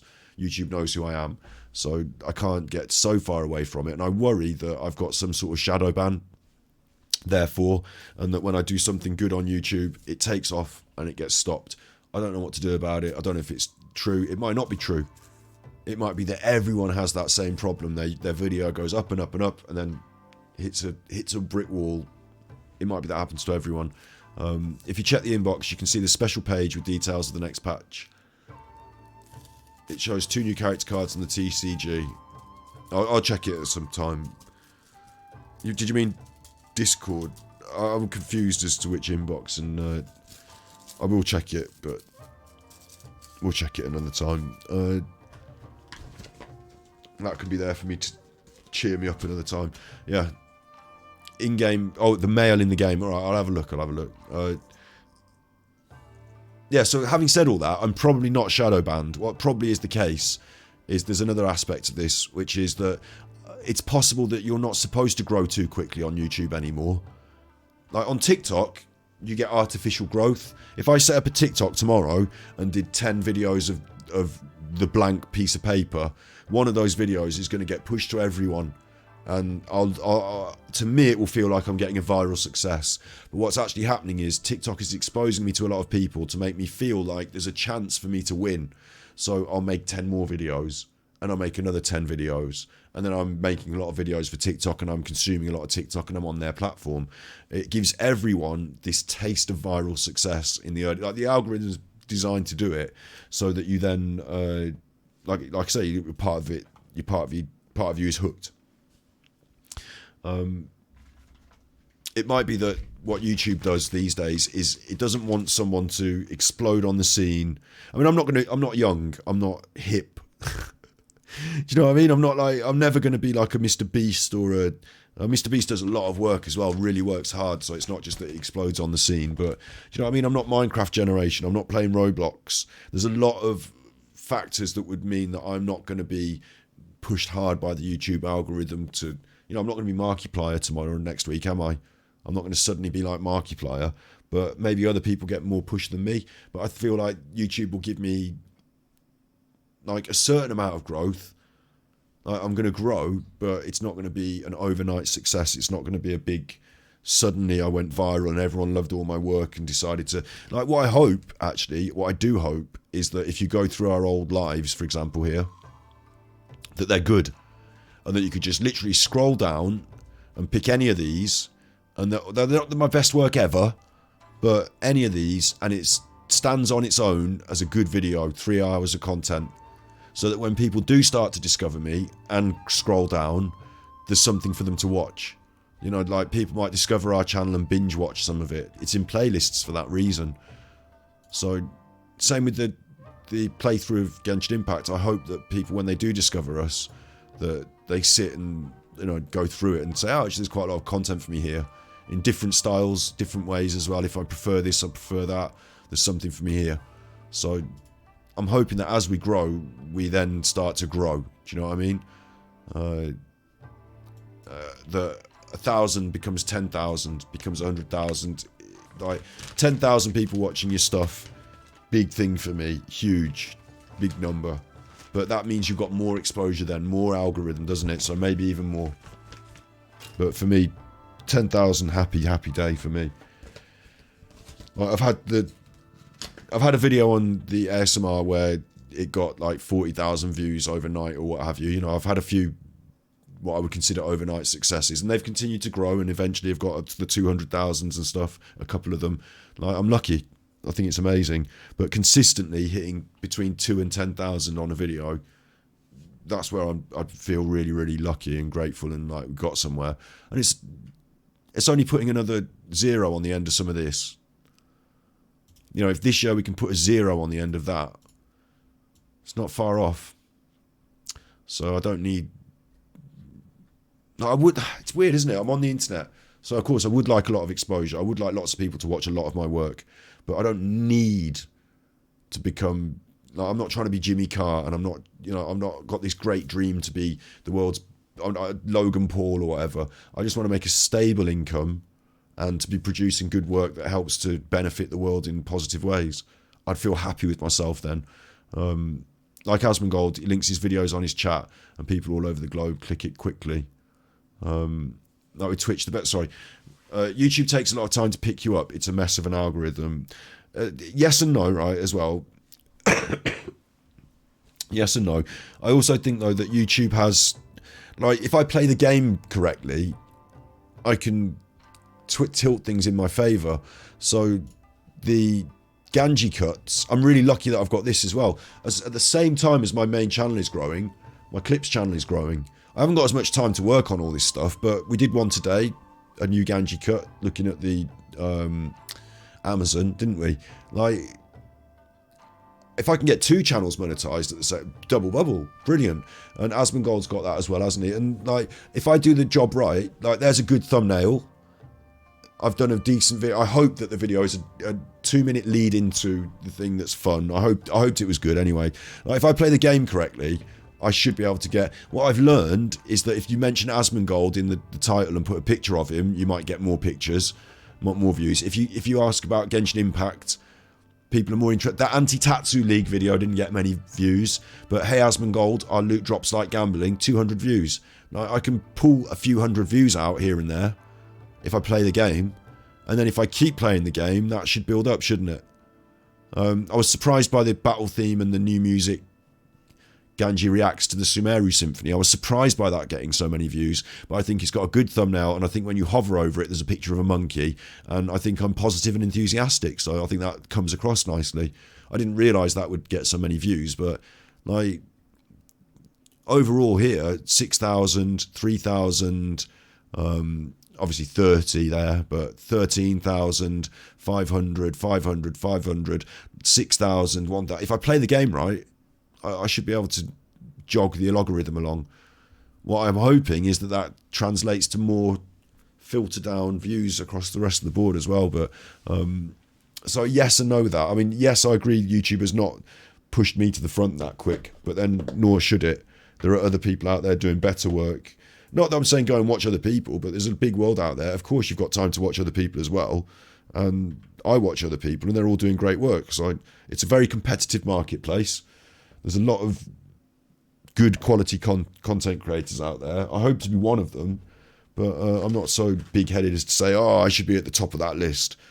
With the marketplace as it is as well, I'm a bit more niche, aren't I now? I'm a grown-up. I'm not a children's entertainer. Like Darkside Phil says, I'm not a children's entertainer. But I'm not, and like young kids between the ages of 8 to 15 or whatever, they drive a lot of this content, and they probably identify with me a little bit less, so no problem. Like, got a slightly different market to what drives the majority of YouTube, so I shouldn't necessarily be at the top of the list, should I? And I'm only doing my own little bit, but no, I'm quite happy. I just think that I would hope for more, if I'm honest. I hope for more. I know how hard it is, don't get me wrong. I do know how hard it is. But my problem, I guess, is that by the end of this year, I want to start taking the pressure off. I've never asked you to give me any money, yeah? But Snippy's gives me quite a lot of money compared to everyone else. Capital K has given me quite a bit of money, like what I consider to be quite a bit of money as a little small streamer. Nigel's consistently there, like chipping in. There are some people who I count on. I don't want to make it their problem, my finances. That's not what this game's about. So I have to take that generosity and use it to drive this to a point where I can be financially stable from like a sponsor, from the views, from the adverts, from the subscribers as well. Member benefits, we're going to have that. I really need to get my head on to... I'm not... It's not like... what am I trying to say? It's not guaranteed, and it's not overnight, but by the end of this year, if it's not in sight, if I'm not doing it, then I just can't afford to do it. There is a limit, isn't there? Like, you don't just do things for free all your life and hope it and fun and that, because I've got to pay the bills eventually. Like, out of this, at the moment, I've still got a skill in my hands in hairdressing. I've still got a living on a very... Not doing a lot with... I haven't been on a big holiday or anything like that. I'm not thinking about those things. But, like, sustainable is a good word, yeah. But, like, sustainable where I've got a life out of it as well. Where it's growing and I can bring in another creator and I can say that we've got an editor now. And then, sustainable with growth as well. Like, not just I'm stagnating doing the same thing over and over again for £40 an hour. I would consider £40 an hour to be a really good wage, yeah.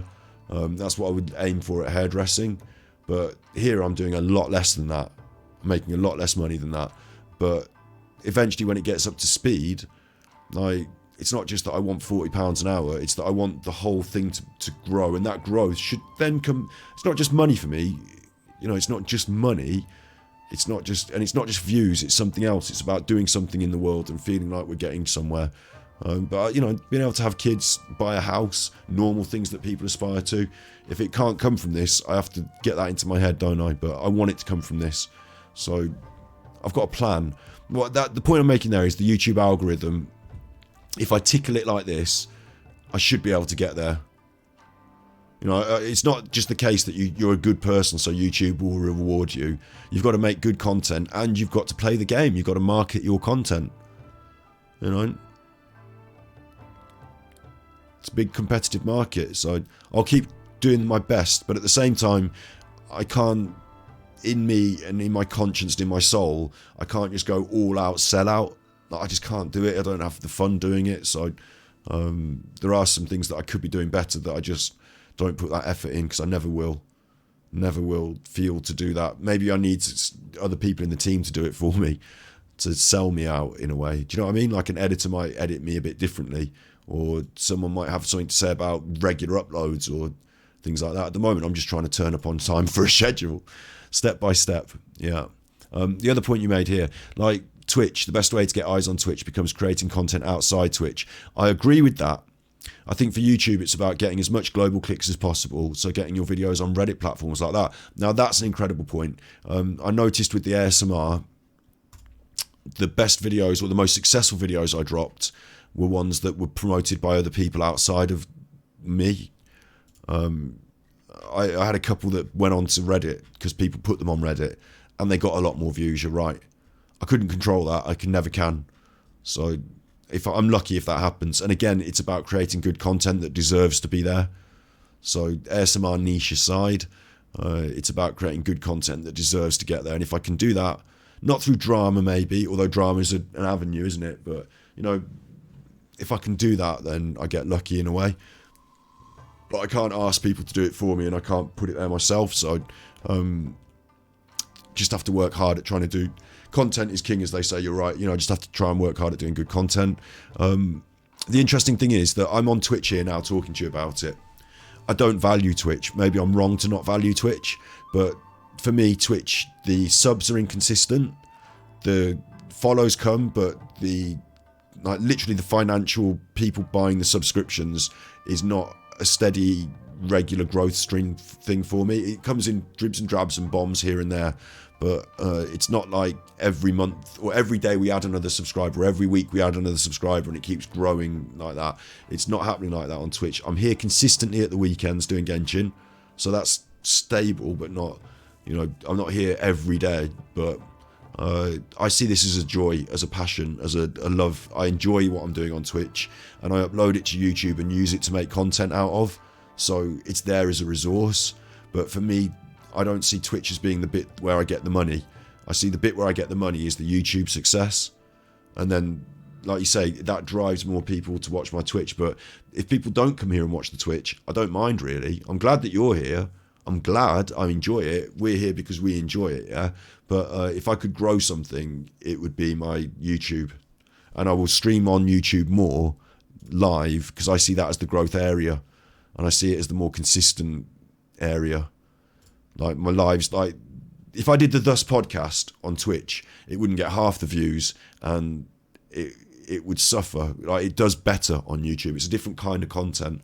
So I see that as the more valuable space to be. You know, why? This is another question, right? Why would you get people on YouTube to then have to get them to go away from YouTube and look at you on Twitch? Why don't, if they're on YouTube, why don't you just be on YouTube? Like, if I'm on YouTube saying, and by the way, click on this and go to my live stream, why isn't it not just on YouTube? That makes sense, doesn't it? It's easier to get them to watch you on YouTube. They're already there. So I think that Twitch will suffer for that in the long run. I certainly plan to do more. Like, I even sometimes stream games on YouTube as well, even though Twitch is the gaming platform. But I think the idea that you would go on Twitch and become a professional gamer and just have that narrow niche, maybe for some it can still happen, but for the majority, I think, again, I'm not playing Roblox. Like, for the majority, that ship has sailed. The stars have been made. And you're right, if you wanted, like, if right now you wanted to start playing Hearthstone out of nowhere and start a Hearthstone channel and a Twitch stream, and you really work at it, you absolutely can do that.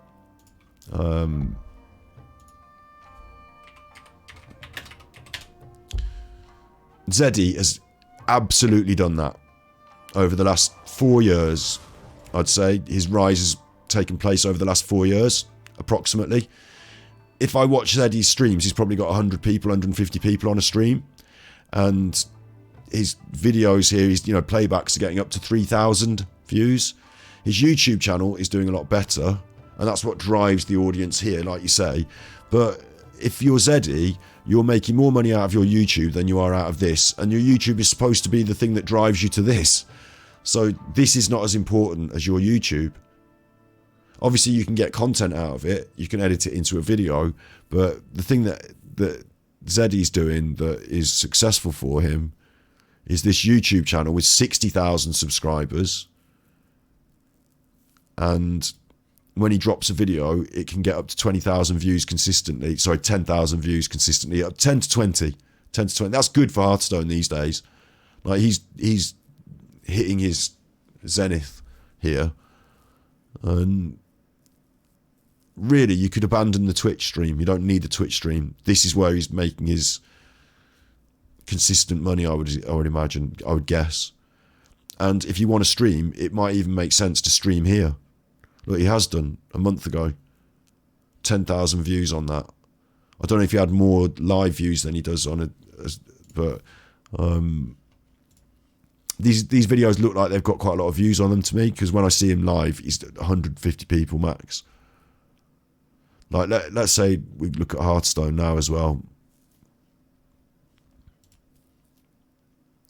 There's 14,000 viewers, so this is about the right sort of range. You want something that's not too populated, but for that number of viewers, not that many creators as well. Like, there's a certain size of game that you can grow within, depending on this balance. But a lot of people with not so many views, I guess, up here in the hundreds, and at the top, we're getting the thousands. That's it. Like Hearthstone maxing out here at about 2,000 viewers for a live stream. So you can actually start and become a professional gamer, live streamer, Hearthstoner. But at the very top of it is like 2,000 viewers, 10,000 on your here.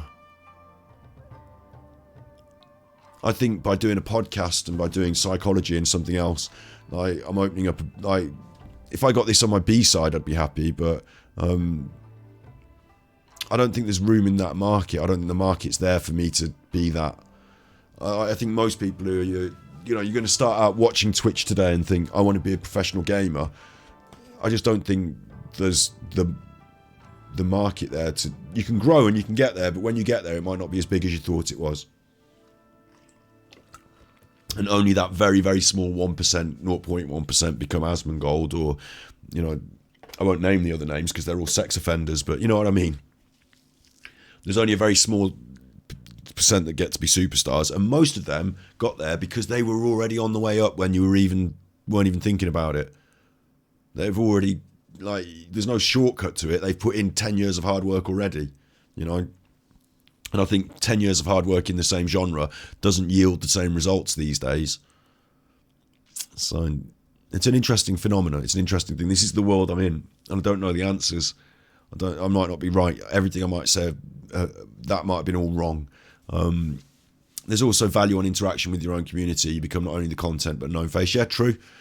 Being part of what I noticed from the That Being Said podcast and Dark Side Phil and getting Steve onto my channel is that wider community is important. With ASMR, I was an antagonist to the community.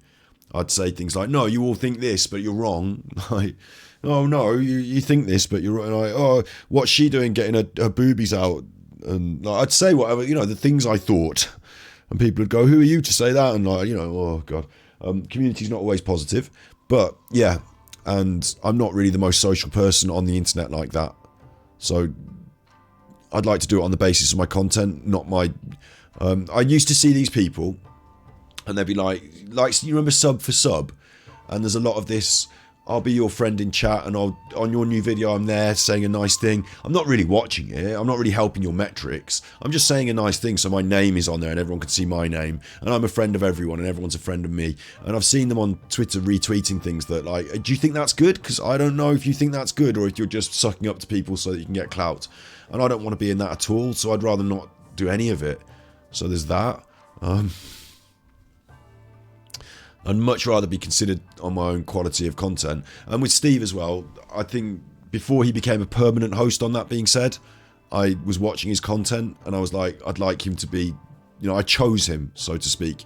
I found someone on the internet who I thought had the same sort of vibe as me and a good flow, and like we work well together. I didn't audition him or anything, but I didn't go for a random person, and that's what I'd like to do. I'd like to add 2 more voices to this mix. Guest hosts, you know, co-collaborators, conspirators.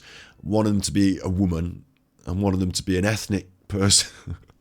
No, honestly, I'd like to widen that net of diversity and not be ignorant to that.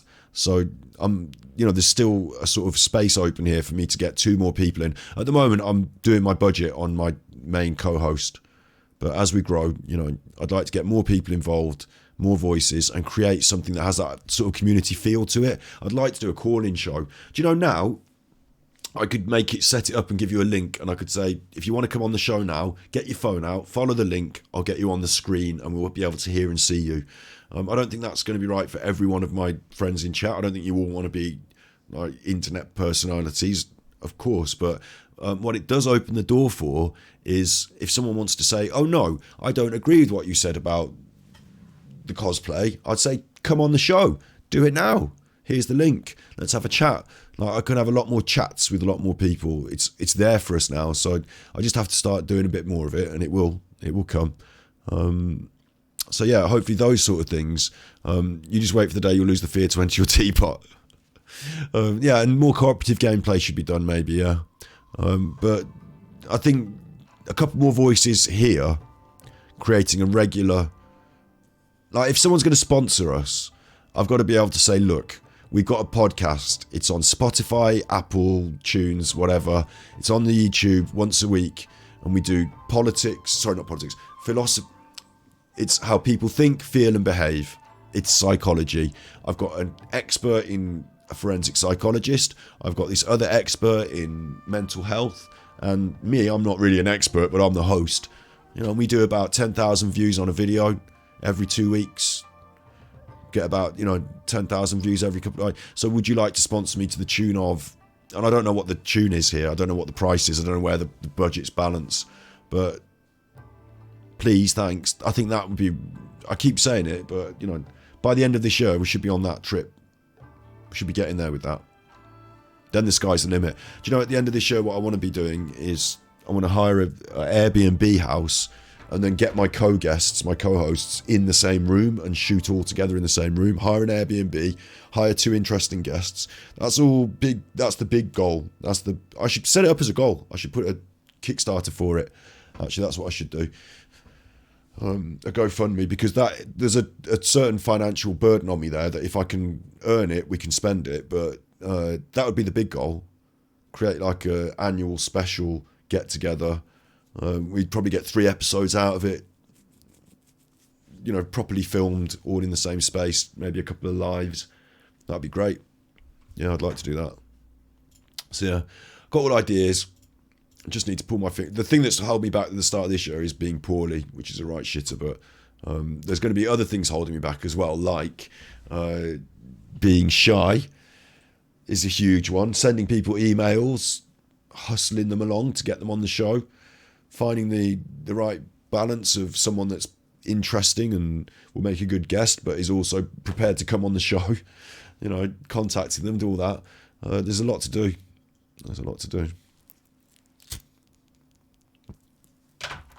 I don't know if smoking is a terrible thing as well, because I'd smoke. Maybe that's really going to hold us back. Maybe they'll all say, oh, I don't want to sponsor you because you smoked. Maybe I have to give up smoking. I don't know. That's just a bit of a ramble anyway, though. A bit of a ramble. Let's see this thing that you said. I mean, it's not content talking about my worries, but it is also shilling for myself and trying to drive it forward. And it's a gentle. I don't like. I find it a bit tacky to be like, right, subscribe, like, share, do this, do that. Pushing it on you. But I also want to expose you to that side of things so that we're all in it together, and it's the truth. With ASMR, I said actively, I don't want to monetize this. I don't want to turn my viewers into like a market like that. With this, I don't want to turn you into a market like that, but it is different. I do want to start making money off it. You know, I'll be honest about it. You said in here, was it in notices or mail? The exquisite night chimes. Is it that?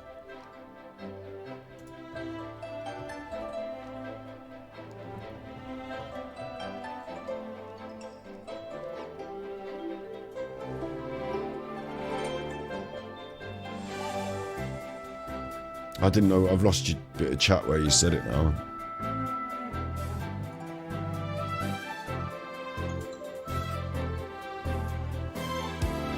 You can't see this shit.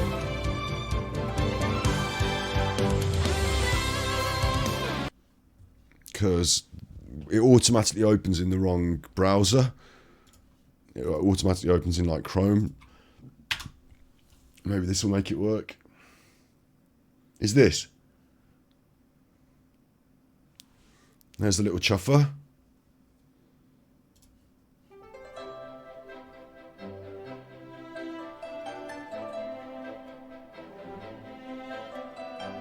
Where's shut up? There's shut up. Share and get some. You get some. You just do that. Get some primos or something. That's shared now, I think. And then.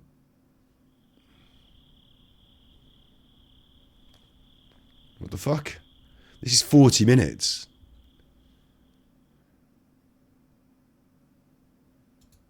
他喜欢对着动物和草表现呢？哎，在在热闹的海豚关卡真是大力，多个轮次中登场。 Codes, no. Codes. I've missed the codes. I'm opening that on YouTube, so it's only one day ago, so maybe I'll still get them. You said scroll down, it'll take... Oh, look. Al Haytham. The current scribe of the Sumeru Academia, a man endowed with extraordinary intelligence and talent. He lives free from searching eyes of people. There's a bit of a video of him knocking someone's head off. He's not even my favourite. I'm not even that bothered about him. Here's Spring Broom Kamisato Arca. I don't have Kamisato Arca, and it's rubbing my nose in it that they've given her a nice costume. The sword. The desert. That's the Coco goat. Again, she had to go past recently, didn't she? And I felt bad that I missed her. But that's a lovely picture of the Coco goat. Looks cool. The lantern thing. What's that? Event rewards. And the little yow yow. Getting her in an event. Warrior Spirit. Beetle Brawl. I'm not a fan of that. And this is Lisa apparently. But I don't... It's like Lisa crossed with Venti. I don't feel comfortable with it. Limited time gameplay. Heated battle mode. New cards. Oh look. Oh! Klee. And Bedu. I just didn't think. I hadn't thought in my brain that we're missing all the people from the card game. Wow, that will be cool. That is that. Do you know what?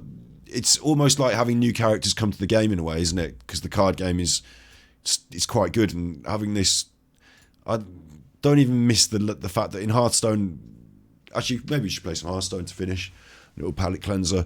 In Hearthstone, I care about the ladder. I don't care about anything else, just the ladder. In this game, I care less about the ladder and more about the fun of the game and collecting all the stuff, and just generally it's a little bit extra to do. So maybe I should play that game instead, not Hearthstone. But now it's made me think of Hearthstone. They keep adding new characters and new cards and every update. These two are the first. That's going to be great. And they'll never run out, will they? Because they can just keep making things. The beauty of the card game, unlike the rest of the main game, is that even the Fatui are playable. Everyone can be playable. Just make a card out of them. Season modes, limited time gameplay, new rules, new ways to play. That'll be fun, like Tavern Brawl. Yeah, that's all good in the hood. I'm happy with that. Claim the Mora. I am actually just going to open up Hearthstone for a little bit. I'm still on stream, I'm still here, I don't care. I'm just going to do it.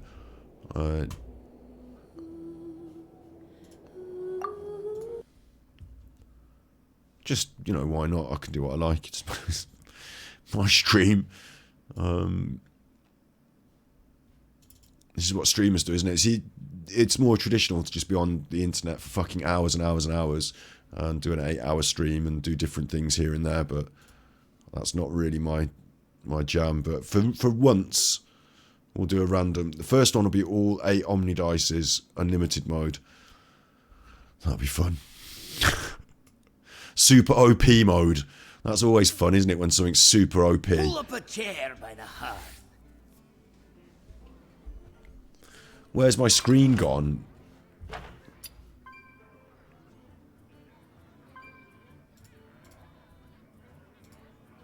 There you go. Heart. What? Something looks right and something looks wrong there. Why have we got 2 instances of the fucker? There you go, Hearthstone. I just want to show you how to win at Hearthstone. In fact, I wanted to do I've thought about this recently. I just showed you, didn't I? There's no point in trying to grow in the Hearthstone world. It's just not a big enough market for what I'm aiming for.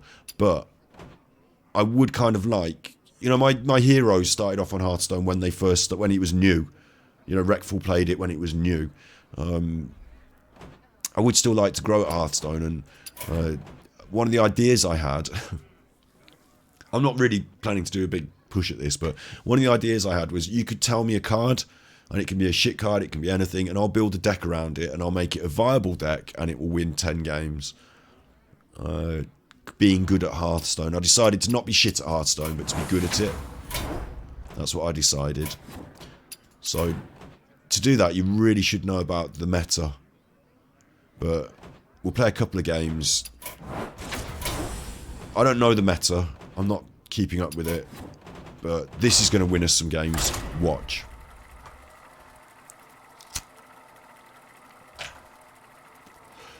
Being good at Hearthstone. Now, what I should have done is I should have done the run up the ladder on stream, because that was easy. 10 games in a row, all wins. Versus the Lich King. Now it might be that I don't get 10 wins, but let's see. I think I get 10 wins. Your time has come. I think this is a win. Oh, fuck off, Gengrey, man. That's the only card you don't want to draw. We have turned our curse into our strength. Nothing will ever. I see you guess. One of the things I actually love about Hearthstone, I didn't realise until I really thought about it, was the way the cards have their own vocal lines and the way, you know, you get used to saying things. Armour, lightly used armour. I'll never. It's really. I like it that it does that. Enough. I don't know if I'm in line for a win here or not. Really, I don't. I can't feel it in my bones yet. I think I'm in line for a win, but Death Knight could do a couple of things that could totally fuck me. But I think we're alright.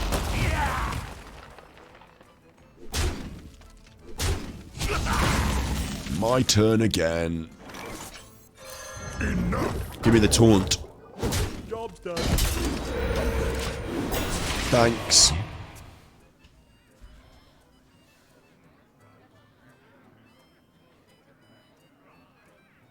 I used the coin early, but I should maybe have held it for that watch post.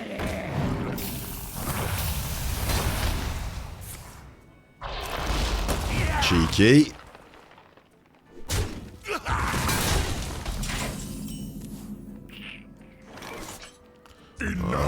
We're definitely doing... I didn't need to attack that, actually. I don't know why I attacked that. That was a bit of a misplay. Set it to 2 anyway. We're definitely going to press this. I don't want to drop that because I overload, and next turn I definitely want to drop the watch post, so I'm just going to drop this and float a mana. But because it costs 1, it's going to get a buff from that as well, so now starting to pull away, starting to pull ahead. My opponent is in trouble. What I need to be is ahead. Look, there's a spell. Another spell. A bit annoying because I need to be ahead on board when I drop this. Because hopefully, aside from a big rush, now my opponent can't get near me. They need to play spells. And when they do, my things are going to get bigger. I'm hoping that this is just a win now. I think that's a win. Like, they're looking at it now. Look, they're mousing over it and they're saying, oh no, what do I do here? You miss Hearthstone, but after jumping ship, because of the greed, I feel all the resources. Yeah, the only thing that got me back was they gave me 150 free packs, so I came back for that. And it was a cheeky move of theirs, you know, it's like a drug dealer giving you free drugs. And I hate Hearthstone as much as I love it, don't get me wrong. But here we are again. I've got options here. The splitting axe, of course, summons copies. That'd be nice, won't it? Lots of totems. That's the plan. And I get to hit with the axe. But having it in the can, having it in my hand, means that I've always got burst damage they don't know about. I could still fill the board just as easily with stuff that's from my hand. But maybe it's better to keep the stuff in your hand in case they can clear the board, and then you can dump your hand. So maybe it's better to use the splitting axe. I don't know. You can get quite a good totem off the Amalgam of the Deep. You can get some really good totems off that. That's always awesome if you get the good totem. If you don't, it's a bit of a shame. I'm going to play that though, because if I get the good totem... Ah, you shitter. It didn't give me the good totem. Should we do more damage or more card draw? We'll go for card draw. What the hell. Now I've got a really solid board. Oh look, we've got a really solid board. If you play a spell, it gets bigger. You need to clear this. You're going to need to clear the card draw. That's going to help you out a little bit. A little bit. Now the Totem Cruncher is in the deck for destroying totems and getting big, but I don't want to do that at this stage. I'm going to drop that to make sure I've got it on board before I run out of board space. And then summon copies of my totems, I guess, because I want the attack from the axe. So I do that. I mean, I don't know what my opponent intends to do here. They've got that one card, haven't they, that kills everything. It's like, there's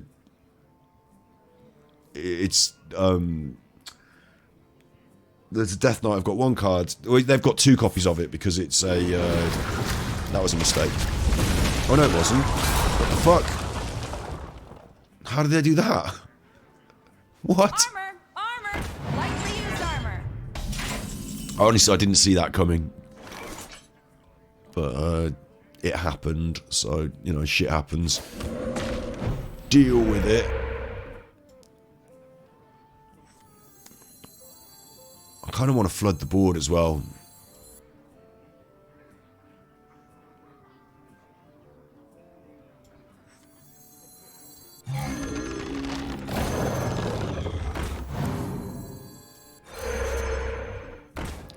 I'll take that off the board. Not as far ahead as I wanted to be, and we've lost that. You know, now they can play spells. So that's a bit frustrating, but we're still there. We've still got another... That's the fucker. Destroy everything. That cheating. That card's just a load of shit. It's like cheating. I really think it's a shit card. You know, poorly designed.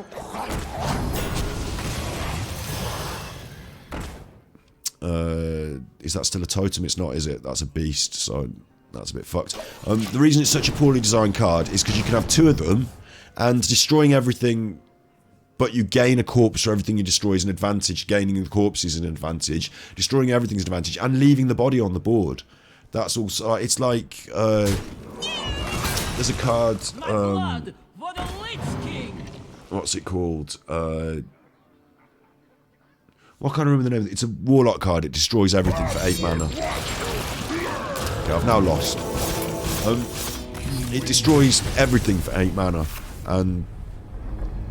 like, that destroys everything. Like, it's that card, but you get the body, and you get the advantage of the shut up quests. And you get the advantage of the... what are they called? Corpses. So, it's like 2 advantages. Power creep, yeah? Power creep. In fact, I don't always lose that game. I think they get lucky. They had 2 answers in their hand that worked. If they didn't have those 2 exact answers, they would have been in the shit. Shield my people. You stand before King Rastakhan. So I think because I'm streaming, I'm now going to lose a lot. But you know, I didn't get to this level Diamond 5 by mistake. What is it? Platinum 5.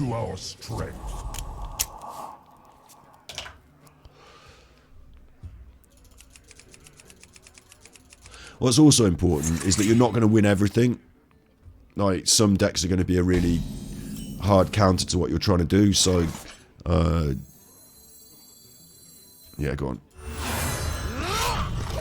So, it's better, in my opinion, if you're going for a ladder climb, to use a deck that you realise quicker if you've won or lost. So, more aggro, I guess. But there is a limit to it, isn't there? Because, depending on the meta, but... I find that I climb when I use aggro, and then I get to sort of... what's it called? Platinum or diamond or whatever, the next one up. And then... I think switching to something like Druid quite often helps me out, like a combo deck. Still didn't get the good totem, you motherfuckers. Usually get the good totem off that. I don't know why it cheated me there.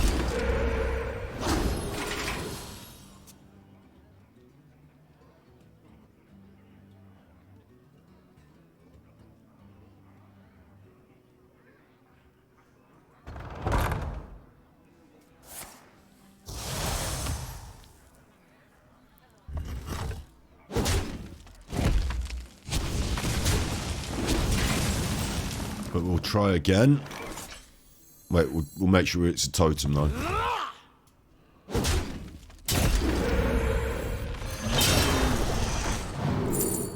No? There's eyesore totem, and you can't have it in the deck because it's the wrong even odd, but if you hit it, it's a major boon. But he didn't give me the eyesore totem, so... 3 times we've done that now and we haven't seen it. Bear that in mind. Usually I see it every time because we're streaming. Aggro's always the way. Quick matches are more effective to just climb, yeah. There comes a point though in the higher ranks that people farm aggro. Like, there's like a tipping point, and if you don't switch your deck at the right time, then that last bit of climb becomes a right chore. There we go. Look, I got that just too late, didn't I? That came into... oh, no, I couldn't have played it till this turn, could I? Actually, we're alright. Look, we'll just do this. And I'm playing aggro, but I will just trim down my opponent. There, like that. I'd like there to be something on the board on my next turn so that I can drop the Crossroads Watch Post. That fucks most decks. You'd be surprised. It's like just a simple tech card that fucks most decks.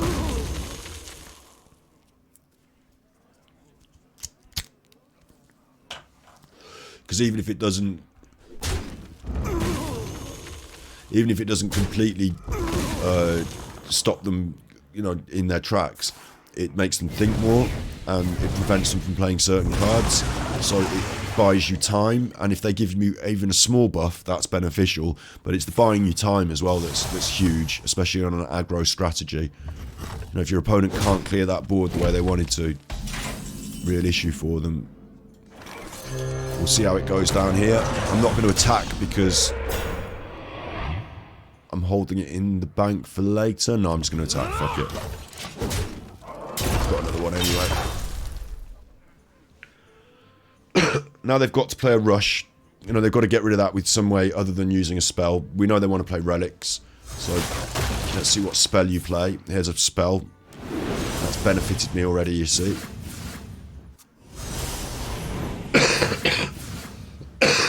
Be interested to see what their plans are.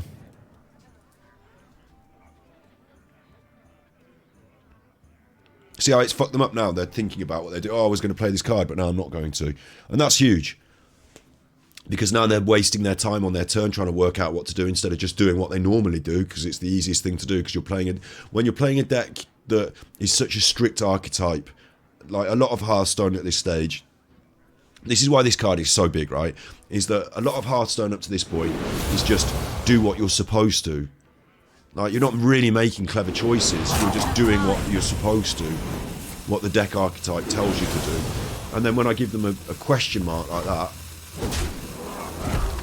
now they're forced to make some decisions. What do? Do you do what you're supposed to, or what the deck... like, now I can make another copy of that if I want, which I do.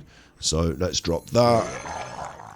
The trick totem will fuck me up, bear that in mind, so I'm not going to play it. It will just fuck me up. But I will play... I will play that, and I'll play that. Sweet. So, do I want to leave those on board, or do I just go face?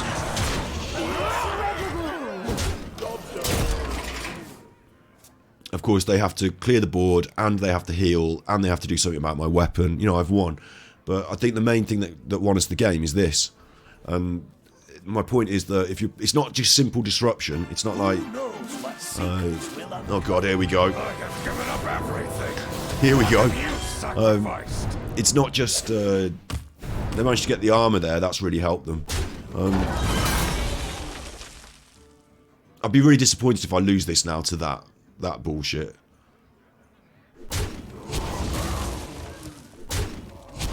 You got enough to take everything out here? You need to take both of those out. The 6/7s. If you leave one of them on board, you're dead. But if you kill them both, maybe I'm dead. Anyway, the point is that it's not the sort of disruption that they can do anything about. Unless, like, their decks aren't that versatile. Their decks are strict to the archetype. Like, if you're playing Druid, you're playing your spells. Like, what do you think? What are you going to do? So that one card can completely fuck you. And it's interesting that by playing a more versatile deck, by me playing a, it's not that versatile. It's quite aggro, but it maybe nears the mid range with a couple of little tinkering alterations that I've done. Oh, bye bye.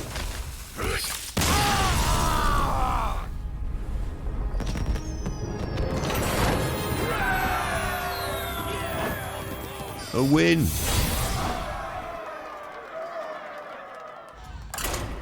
So, in the same way as one tech card can completely ruin someone's day, the other card that I consider running, I don't know if you can run it in this deck actually, I'd have to check, is make my minions not targetable by spells or what have you. That would be good. Always keeping the watch post in my hand. Binning that off.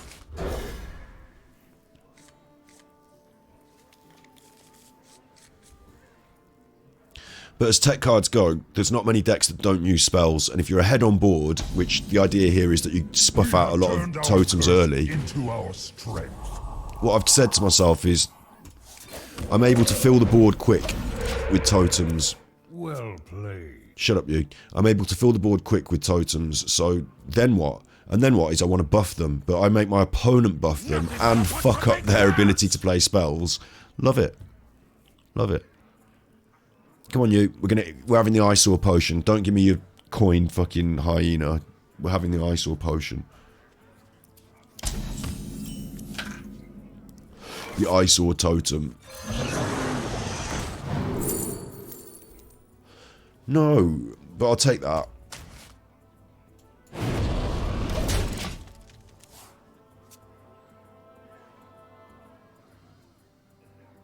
Something else that's nice about this deck is they're all cheap, but quite threatening. Like, you drop that and they're like, I want to remove that. And you drop the one that gives you the lackeys and they're like, I want to remove that. Like, they're like pseudo taunts in a way, some of them. Like, it's only a 0/3, but it's going to buff everything, so you need to get rid of it. Pseudo taunt. Don't know what that is. That's snake trap, isn't it? You just have to roll the punches, don't you? Right. I hope it's going to attack that then. Oh, fuck you. Thanks. Give me the taunt. Yeah. Probably losing that now, but it's already done its work. That buff is already, you know, useful. 2 bodies on, but like for 2 mana. So for 3 mana, I've got a 0/3 and a 2/3, and that's got an effect on it, and so is this. Like, it's quite a lot of pump for your money there, early doors. See how my opponent is already kind of behind. They're getting the tempo from the secrets and everything, but leave them on board for me next turn, and I'll double them. I'll give you problems. They're spending all their coins now. No.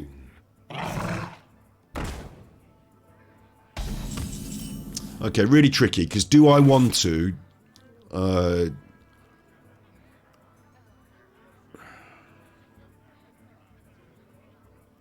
If I attack and that's deal 2 damage when I attack, everything's gone. I'm not having that. But do I want to leave all this shit on the board and just drop this? And what about if this is... You know, what I'm thinking is don't attack. Because then...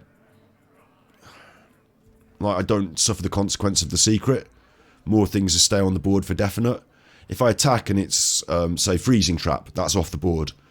You know, if it's I attack into one of these and I get more snakes, like it can be. Usually, the secret is if you. I mean, I haven't even got a deck tracker on, but the secret is if you attack, something bad happens. So I'm not going to attack. That's going to heal it. We're in a strong position. You kill what you want here. You have a go at killing what you want. Don't play spells though. Okay, they had a minion. But I've got an axe.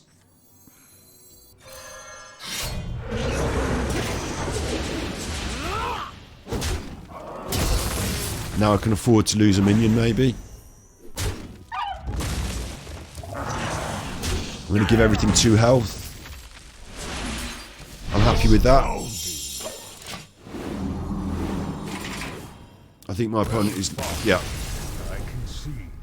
pretty fucked. Fuck off. You can't be angry at me. You're playing Spell Hunter. You know, you disgusting face hunter. But this should climb. This deck should climb. I'm hoping. I don't want to have to switch to Druid until we get to the next rank up, level 5 or, you know, closer. The final push. And then Druid is just, you don't lose. You got all the armor, or, you know. Vash versus the Thunder King. Play my combo, you will die. Kings and gods. Only death is colder than the depths. The Gigantotem seems like a silly thing to hold in your opening hand, but you'll be surprised how quickly we can get that out. I've got 2 of them. Doesn't matter, because everything else in my deck is a 2-drop, so... other than drawing Gen... turned our curse into our strength. Can't really... Oh, that's nice. The Crossroads is nice. Thanks. I will have some questions here, because I think these will come up on the same turn, maybe. If I'm lucky. Depending on what we pull out the deck. The weapon that delivers us a totem every time is really good. Because once you've got it active, you can do 2 totems on a turn where you used to do 1. We'll see if we can get an eyesore. Still no eyesore. How many fucking turns do you want to give me with no eyesore now? It's actually taking the piss. Forgot to attack. So angry at not seeing eyesore. And it's only, there's like a 1 in 3 that I should see it. And I feel like I'm getting actually cheated. There it is. Thank you. Just want to keep some stuff on the board. Shit. And it looks like my opponent is very much minion based, so maybe this is not so important at this juncture. Crossroads. This is going to look kind of weak this turn. But Eyesore is going to make everything +1/+1. I think I'm going to give that... this seems illogical, because it's not much of a buff. You know, you want to save that to the end when you want to go over the top and give the big... You know, you got a whole deck of them. But I want Eyesore to survive, or at least do some damage to this fucker when he attacks it. It's that buff that goes throughout my entire deck. You know, everything's a totem in my deck, so that's good. That's cheating on my front, because I shouldn't have that, because I'm an even totem. So that's been good. It's just whether we can then start to bring these out in good time, quick enough. They're worried about Eyesore, you know, they're dealing with this now. And fair play, they've dealt with it really well.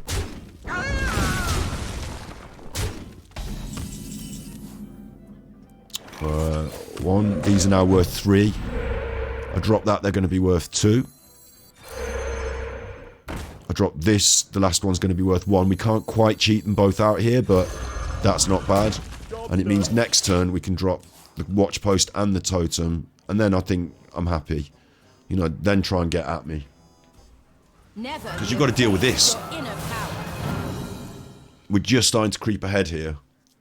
And my opponent's got to come off with a blinding start.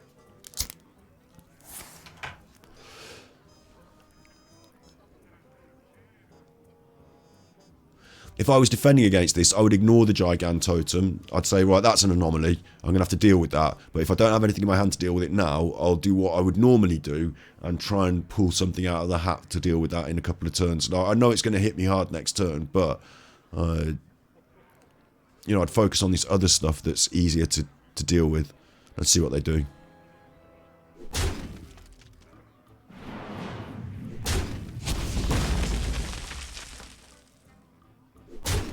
Quite a sensible thing to do. Right, I can press this button. I can have that for free. And then, sadly, I'm going to float some mana, just one, but I want this out. And I want it to be as defended as possible, so I'm actually going to defend like that. I mean, for my opponent to knock out 2 9s and the watch post with just this on board, you'd think they'd need a very strong Battlecry minion or something strong on the rush side of things. They can't play a spell because it's only going to make things bigger. And you can't Wind Fury that in because it's going to die on the first hit. So, let's see it then. Let's see what you've got. What I'm doing in my deck here is I'm actually asking my opponent quite a specific question. Is, can you deal with the watch post? And if the answer is no, then I'm basically going to win, aren't I? So, unlike other decks, my win condition is not predicated on me doing a combo or knocking all your health off or all that. You see how my opponent's slowed down now? And they've stopped. And it's a double whammy because I've managed to cheat these things out. So, my board is... If you just get the watch post down and no board support, it's not as important. You have to have both. But here, I've got both, and it's a problem for my opponent. Swiftly. That didn't work.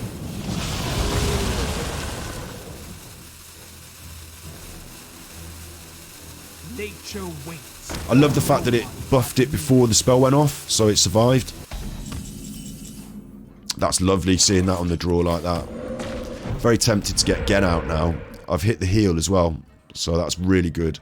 So I'm going to get Gen out, drop the taunt. We're away at the races.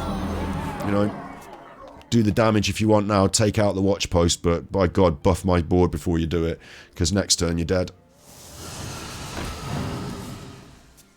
You're dead. Victory is yours this time. Winning at Hearthstone's not that hard. That was a very powerful buff. It was, wasn't it? And they did it for me. The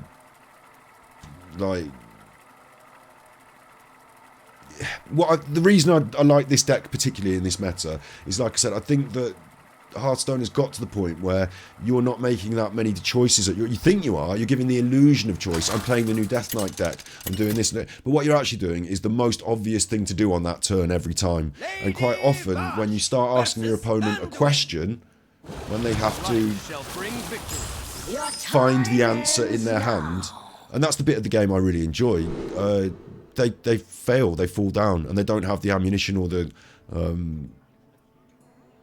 you know, they can't answer those questions. This is a bit of a duff hand. But I'm tempted to take that. It's very difficult against Priest if they're doing Res Priest. You have to get in early and then you have to get in hard. That's good to see that. And it's big against Priest. So I'm going to save my coin. So I'm going to get that on turn 3. Shadow spells. Nice. The reason I was tempted to hold on to this is, even with a couple of totems, I'd rather they stick on board. So they're probably not going to want to kill this one totem. They're probably not going to care to kill that one totem, yeah? Oh no, they did. They did, okay. Oh no, they didn't. They didn't. Right, so now I've got the opportunity here to keep that totem, even though they thought they were going to kill it. So I'm going to drop my best buddy here. It's going to give me an eyesore. No eyesore. We've only seen eyesore once, and remember, you're seeing these a lot. You're seeing these options a lot, so I'd prefer to see eyesore, but no eyesore. And then I'm going to give them the health. Because if they're still on board next turn, it's all over, isn't it? So I'm hoping that will just keep them alive. Fuck! That's bad. It's game over. Don't think I can win at this juncture now. That's what I was saying about being in early. If I was early enough, I might have had an opportunity, but now I think I've lost. Again, it's not like this is different from what I've been doing to people. I've been asking them specific questions and causing them problems. Here, it's like there aren't many things you can do. Like it's not that some decks would have the right answer to this and some don't. There's not that many things I can do. Like not many things anyone can do. I play things, they kill them. Unless I have particular spells that can clear the board, I am done for here. The question I was making is, can you clear the board without spells? But it's already cleared here. This is the end. I might as well just bin it off. You are victorious this time. Pulling a Neptulon on turn 3. So now we're going to switch to standard, and I'm going to show you something different. Which is I've got 2 different interesting decks. I've got 3 different interesting decks for you here. This is Silence Priest, same principle. Is that a triple card? Yes. What they've done now in Hearthstone is the power creep has got to the point where that one card summons the 2 others, its hands, and when they attack, they can Wind Fury and they're immune. So that's it. If you pimp that out on turn 3, that's it. If I killed it, it'd only res it again. It comes back with all 3 every time. Will serve me in death.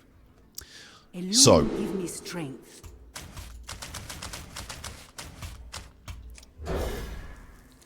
this deck is a very simple concept. And I've got the good cards in hand to show you. That's a 5/6, 3 mana. That's a 5/5, 2 mana.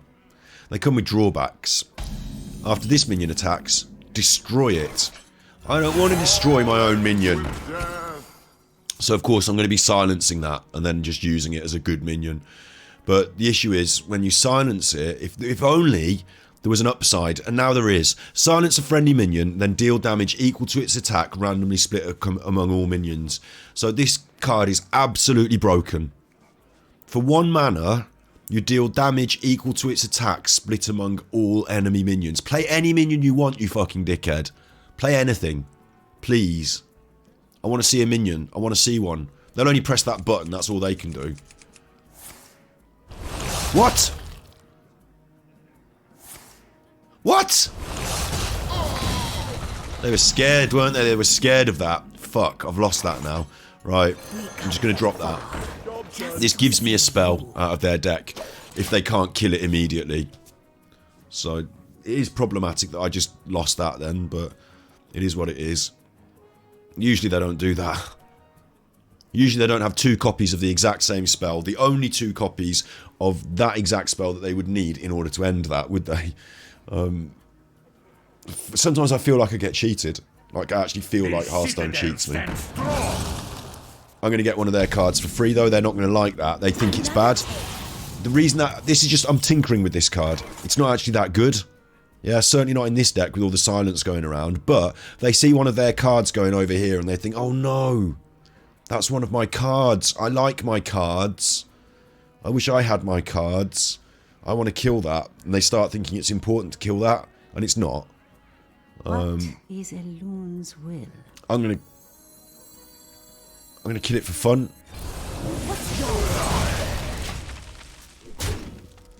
I want this to be on deck, guaranteed. They were scared of the last one, they'll be scared of that one, so I don't want them to bin that off. I want it to be there. But I could have got it down early and then silenced it and summon a copy of it. That's good, isn't it? Silencing it and summoning a copy of it. This one, I want to show you dealing the damage, so I'm hoping they drop a minion and I'll kill it. But it's very overpowered. The only problem with this deck is I need to swap that for draw, really. I don't need this bullshit. I need card draw. A bit of card draw in this deck and it'd be a real slammer. See how they hate that? They didn't like that, did they? They played that card then, they didn't like it.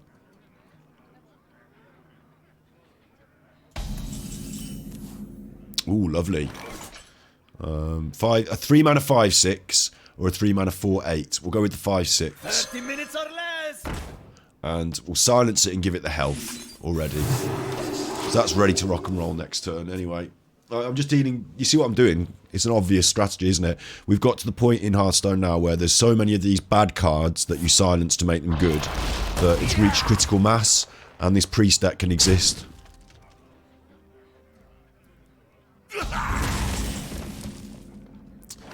This again, you can silence that and then it can attack, so it's beneficial. I'm going to play both of these. No, I've got a nice full board. If you can't clear it, then next turn I'm going to silence them and attack you with them. And if you can put something on the board, I can destroy it with this card. So I want to see that in action. I love it. It's fun. I'll tell you something else Hearthstone's done really badly. That's terrible card art. The card art is awful. The eye, you can see the eye. It's a Yogg-Saron thing, but the man is all little. Like, it's too busy and small, and like the card art these days has gone really downhill. It's too detailed, it's too little, and you can't really see what the things are. Right, let's show you this in action. Look, they've got 4 health, taunt, lifesteal. Watch this. Silence this and make it go bow bow bow bow bow, and it kills that for me. Double bubble. Delivery. It's good, isn't it? I've still got 2 of these. Give it health or summon a copy of it. Look, summon a copy of it. Look. There you go. Things are looking difficult for my opponent. But I'm running out of cards, so it's one of these decks where you either win or you don't. Like I said before about, you know, a quick answer. Can you deal with my big silent chuffers? If not, you're dead. If so, I'm dead. That's all it is.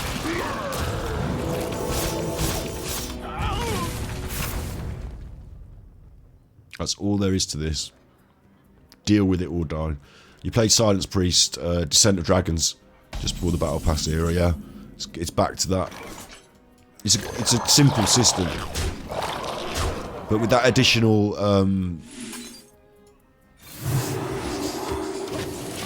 with the... I've run out of cards now, so I have to win, but then I've got lethal on board, you know. It used to be that Silence Priest wasn't as aggressive as this, though, because that card that deals the damage, when I silence it, I deal its attack damage. I don't have to attack with it. I can go face with it, and I can kill your board. And it's that sort of swing that really fucks it.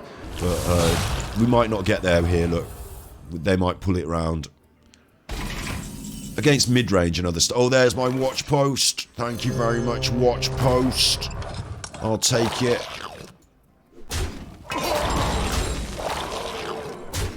Now you're in trouble. And again, the watch post can be silenced and can attack. So it can't attack normally, but if you silence it, it can. So they don't see that coming. Quite often they miss that. And they think, oh, I'll clear the board and leave the watch post or whatever. And if you get that out early, again, it can make these bigger, can't it? So lots of reasons why my opponent might be dead. Armies of bone. Waste. They just got away with it. If it wasn't for those meddling kids. But at least I can silence that. I suppose we'll be attacking these, won't we?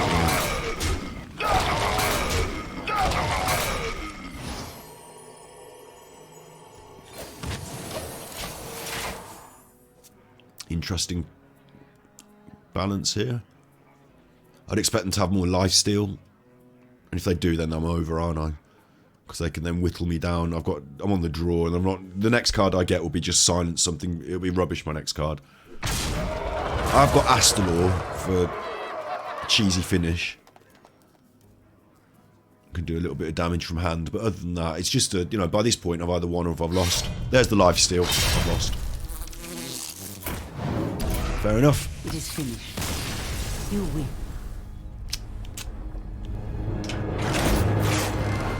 I think we tinker with that deck. We take out the card that stole their cards and we put in something that's more specific for drawing cards, and we're nearly there. This one I call Are You High Mage. This is my deck called Are You High Mage.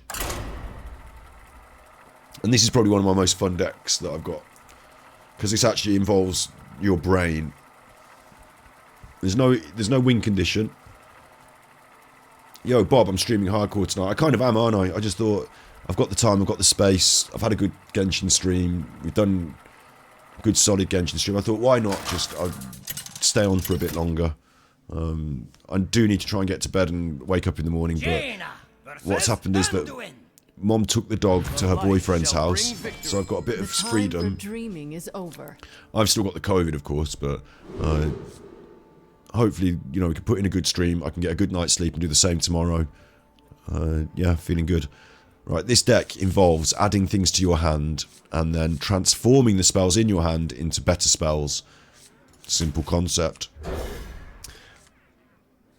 Oh, I've pulled both energy shapers. So what's good about this is cheap spells. Random. I've also got a card that will replay any spell that I added to my hand that I played. If that makes sense, yeah? What did you do that for? They buffed my card. Why did they do that? Are you okay, my opponent? I think you made a mistake. Or am I tripping? Am I playing a bot? Am I playing against a bot? Tell me, Minnow, have you done as I asked? Very confusing. I don't know what my opponent's doing. It's really thrown me off, I'll tell you that. It feels like I'm playing against a bot. I'm just going to try and fill my hand with other spells, though. So. You never knew you wanted. Probably just cheap spells. And I'll show you how it works next turn. Add a copy of the next card your opponent plays to your hand, but you're going to have nothing in your hand, so... Why did you bless my card? What's going on? Like, do you know I'm a streamer and you're being nice to me? Is that what's happening? I've never seen anything like it. So now I'm going to transform all my spells into better spells that... Watch. There you go. So now I've got other spells from other classes, and when I play them, they're cheaper, but they're better. Does that make sense? They're like, still got the price they used to be, but now they're a better spell. And I can do that another time and make them even better. It's random. So what you've got to do is, with discovery, and with a few different mechanics, you've got to get the most out of your hand. Yeah. But, do I want to even play that? When your opponent casts a spell, return it to their hand. No, I'll keep hold of it, actually. Shaping up nicely. There they go, they played theirs. And then, what's good about this for me is you've got to come up with the answers while you're playing. You know, you can't just rely on your deck. You use your brain and you come up with answers. So I'm going to kill that.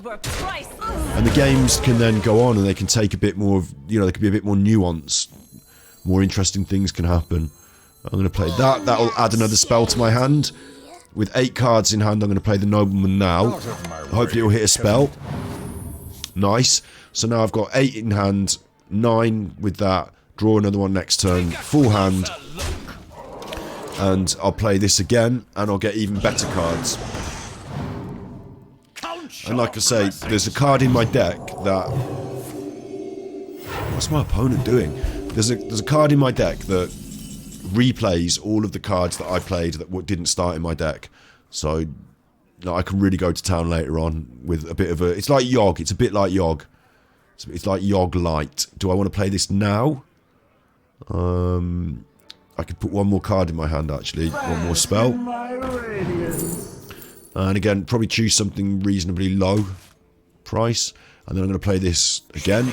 I mean, that's gone really well for me now. I've got destroy your weapon and draw cards equal to its attack. That's rubbish. I can never use it. Don't know why it's given me that. Lifesteal deals 6 damage for 2 mana. Summon a 4/2 demon with rush. If it dies, summon another. Deal 2 damage to all enemies, draw a card. Give a minion... Look, that makes sense. Blessing of Kings for 2 mana. You know, that's what I've managed to put in my hand. So that's all good. I forgot to put this in my hand. That was a mistake. Whoops. Forgot to do that. Could have had a better card there. And I'm never going to play that. But the idea is that I've got interesting spells. The game's more interesting. I mean, I've won anyway because my opponent's an idiot, but you're never going to get to see it, are you? It's a shame, but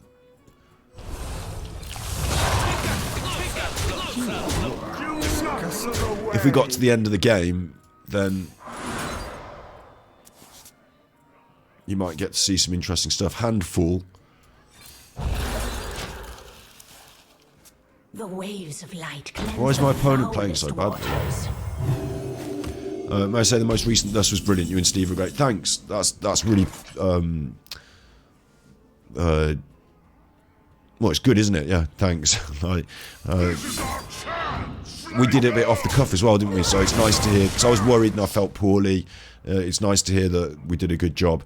And moving into the future, I hope to actually achieve the dizzying heights of making good content on the consistent level. So hopefully we'll get there. Look at this. Winning at Hearthstone's too easy. Why have I got such an easy opponent? I want to show my friends my fun deck, but instead my opponent... I think this is a bot that I'm playing against. We're not going to get to the end of the game. Hands up, my dice.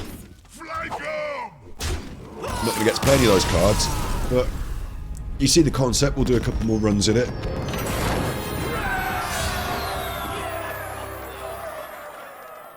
It's a kind of mid-range deck, and hopefully, what should happen is you should be able to push the deck in the direction that you need. If it's aggro, lots more cheap arcane bolts going out there, keeping things trimmed down. If it's control, I'd play, you know, if it's aggro, I can play as control. If it's a combo deck, I can maybe do something creative with the secrets or disruption in some way. And then I've got this big finish at the end. If I can play enough damage spells, we can really pump out some big damage at the end. We'll see how it goes. There he is, look. Recast each spell you've cast this game that didn't start in your deck. So anything that didn't start in my deck gets recast. That's pretty good, isn't it? That's like Yogg, but you can choose what you're casting. So let's see what we get, and let's choose some good stuff as well.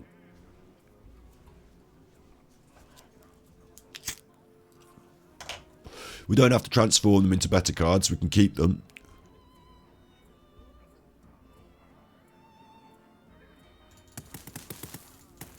Time grows short.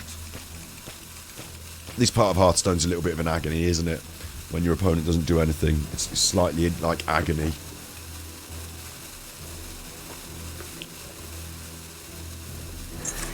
There you go. Drawing a card, are we? Drawing a card, are we?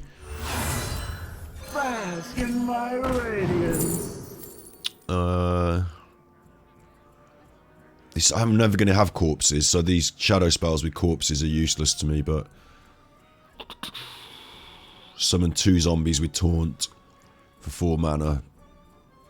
Deal 2 damage to a minion. If you control a pirate, deal 5 instead of... That's useless. Probably take the more appropriate Cone of Cold, because it, you know, I'm a mage and that's the sort of thing I have, but can't really see that being that useful. They might fill the board at one point with these relics, so they might be able to fill the board and I might be able to freeze it, and then if that's the case I could probably freeze every time I cast that, you know, like more will come back to me in kind. So I'm also looking towards maybe getting another copy of this in my hand through some shenanigans, but it's really there as a big finisher.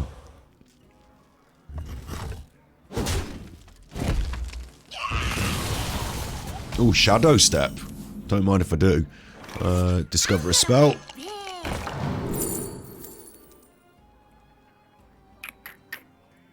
This is really interesting, the Vast Wisdom, because it gives me 2 spells. So that's more spells, isn't it?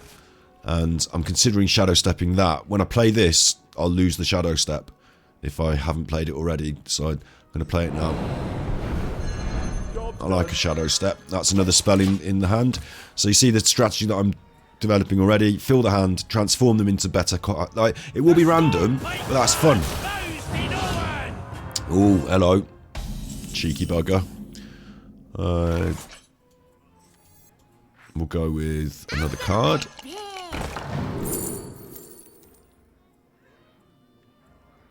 I'm just going to take the cheap cards.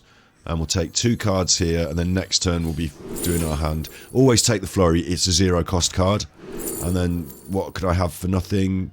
Nothing good, but there we go. They'll swap the costs. And then I can play that if I want actually to deal 2 damage. I don't. 9 cards in hand. Next turn I'm going to draw 1. Then I'm going to play this. I'll have the same number. Yeah, this is fine as it is. My opponent might move forward here slightly, but after next turn I should be able to reclaim that ground. It's a little bit random. That's kind of fun though. Like I say, I could make decisions here. I could not turn cards. Okay. That's a bit fucking mental. Didn't expect that. I've got choices, look. Flurry, rank 2, freeze 2 minions. And 10 cards, my hand is full. So I'm going to freeze 2 minions. This card means I get it back in my hand after I've done another 2 spells. So I've consistently got that flurry if I want it. I'm going to transform everything now. Shaping up nicely. Let's see what we get. At the start of your turn, deal 3 damage to all minions for nothing. Could do. Give my minions plus attack with corpses. I hate the corpse cards. Destroy all minions with 5 or more attack. Will do next turn. That'll destroy that. That's good. So that's handy. Okay. I'm not going to put the sigil up yet. I might even transform that one more time if I'm lucky. But destroying all the big minions, because I know my opponent's playing a bit of a big deck. This is going to be ideal. What? Cheeky. Doesn't bother me though, look. What? That was frozen, you fucker. Right, everything's going. Bye. All the big things have gone. And that's been tanked in the bank there for Commander Sivara. I've got that in the bank in Commander Sivara there. I can resurrect Death Rattle minions. I don't want to do that. I'm going to add the Arcane Bolt to my hand. And I'm actually going to play the Arcane Bolt, deal 2 damage. Doesn't really matter where I play it, I guess. Might just do it here. That's ready. If you've cast 3 spells, add them back to your hand. Ready. So that's I'm ready to play that next turn. Take a closer look.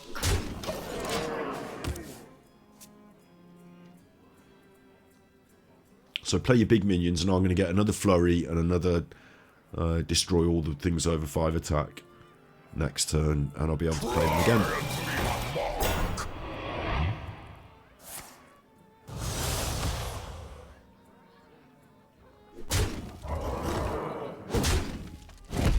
Running a dangerous game here.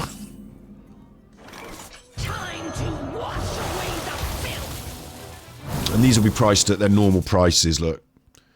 So I'm going to play the flurry again. Next turn I'm destroying all minions with 5 or more attack. That's my last run at that, but if I play this, it will recast those spells as well.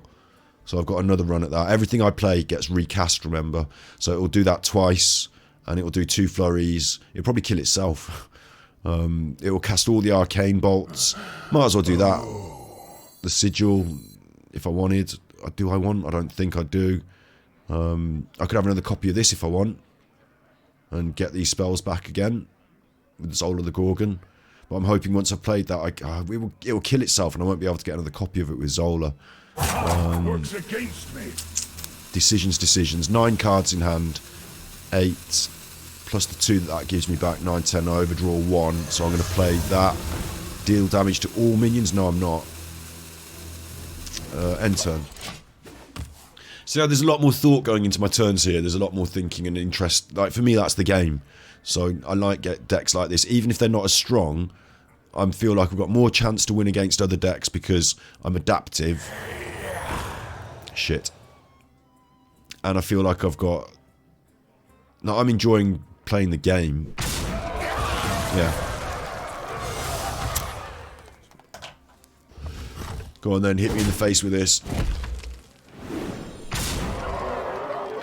Dangerous territory here. I really need to heal or gain some armor because there are cards that can kill me outright.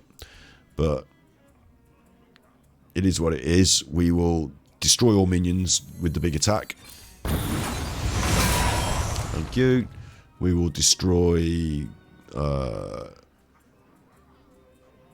It'd be a shame if I never got to finish the deck out, wouldn't it? Like, to play my big card.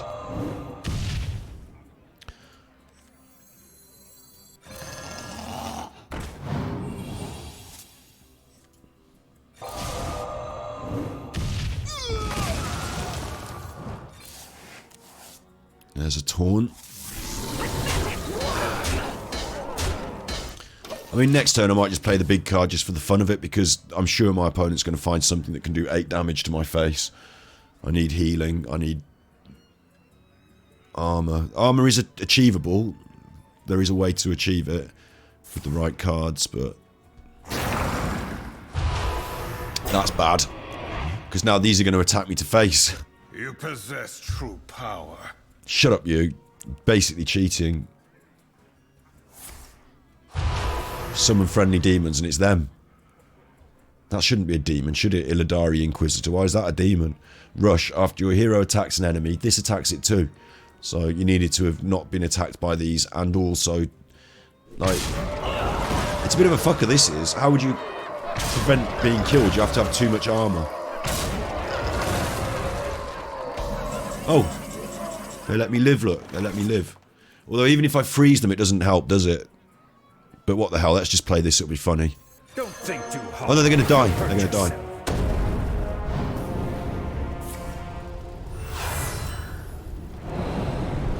Oh man, I could have shadow stepped my own thing. I didn't realise.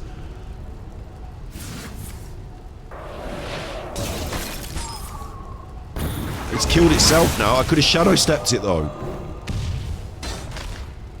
I have to remember that for next time. I'm never going to get another shadow step, but it's funny, isn't it? Look, it's hit me. It hit me. Fucking idiot. Flipping idiot. Resurrect 2 Death Rattle minions. I don't think I've had 2 Death Rattle minions die, have I? I bet you're wishing you hit me in the face now, aren't you, you chuffer?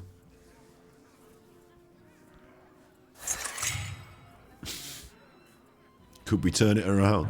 I have given up everything. What have you sacrificed? All I need is a secret and I can get my taunts out.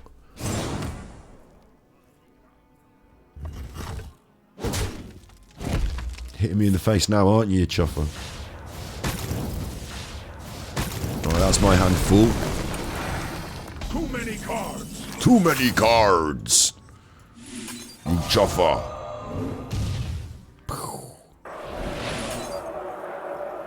What was that? Infuse 1. Infuse 1?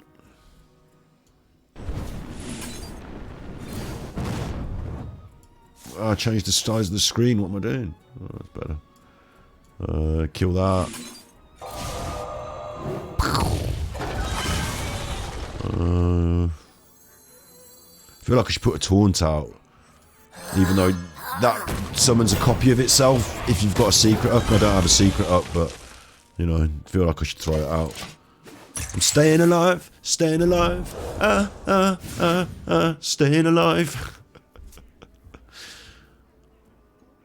Nothing particularly good in my hand, but I can pull something out of the bag, maybe. Depending on what we get out the deck. There's a couple of interesting cards in there that might still yield some results. I've got a lot of discovery. I've got the big dragon that can discover me a spell and play it. This is nothing. The Stormplate clan bows to no one. Okay.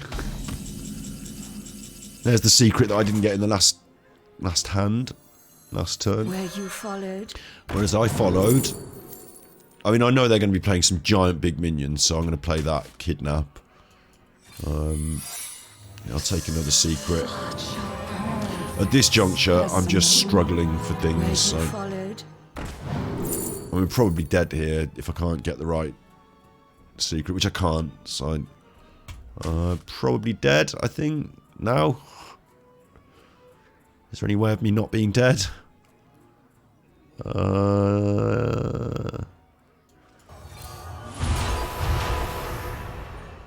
No. I'm dead. I'll let my opponent have the joy of killing me.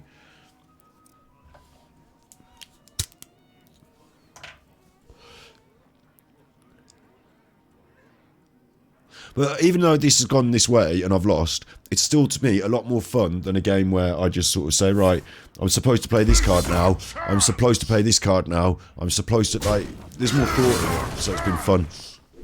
Oh, I'm dead, though. Is my opponent going to hit me in the face? Yeah, I'm dead. Okay. But we nearly outlasted them. Shut up, you. They only had, you know, they only had 2 cards in hand there. If we'd got, we're 1-1 there, we've won 1, lost 1, and the first one was a no-brainer. It didn't count. It was like my opponent was a joke opponent, but like what was good about that was that we came up against those big chuffers, and we managed to kill them twice, 3 times even. Your curiosity will be the end of you. With cards that didn't start in our deck. I'm going to put that in the deck and draw it out later. Trust me, we're going to draw it out later. You got to bounce. Sleep is winning, didn't say the time. Oh, true, yeah, it's nearly midnight. It's in fact 1 minute to. It's always midnight. This will be the last game for me as well. Thanks for being here today. We'll be back again. Greetings, traveller. Greetings from the cold dark. Greetings from the cold dark. And yeah, I'll be back on tomorrow to do some more of that Watatsumi Island, which is such a joy. Hello, Nigel. It's always midnight. Exactly. On midnight. It's taken a while, but like eventually we're on stream at midnight. I've said always midnight as Nigel has dropped the meme. It's all happened. It's always midnight. That's an achievement in itself. That summons a bat. I don't care about a bat. I'd rather there not be a bat.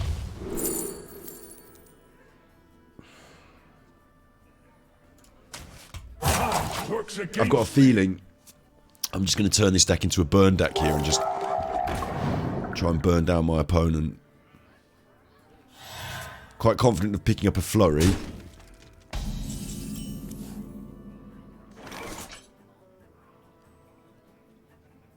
I don't really know what's about to happen here.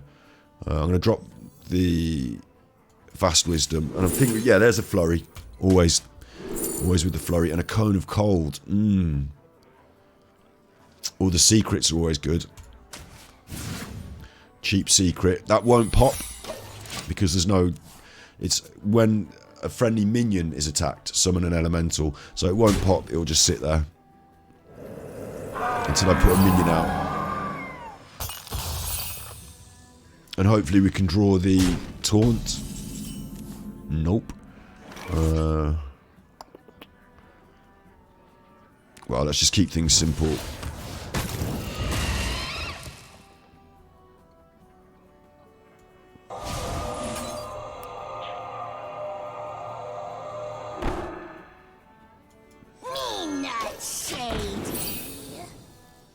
They're going to be tempted to trade with that.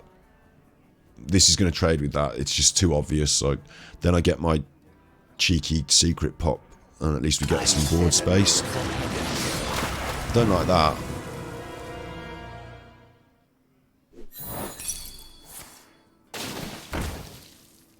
Is that a spell or a minion? It's always the one you don't pick.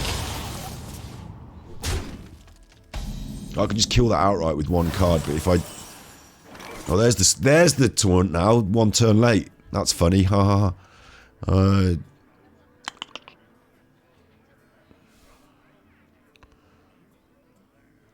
Is he going to pick spell or minion? I'm a mage. He's going to pick spell, isn't he? I hear you. It could be a they. Plague. All in due time. They. What have they picked? They've picked spell. So I'm going to play minion, and it'll prove that it's spell. Me not shady. Yep. And therefore I have to play another minion until this thing's dead. Out of my way, peasant. Got 2 copies of that.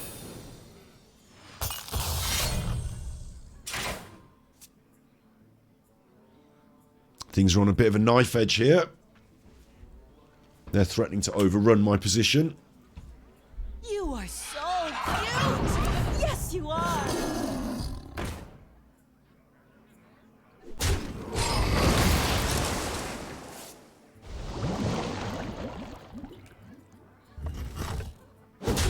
Unless I can get established on board, this thing's really fucked me.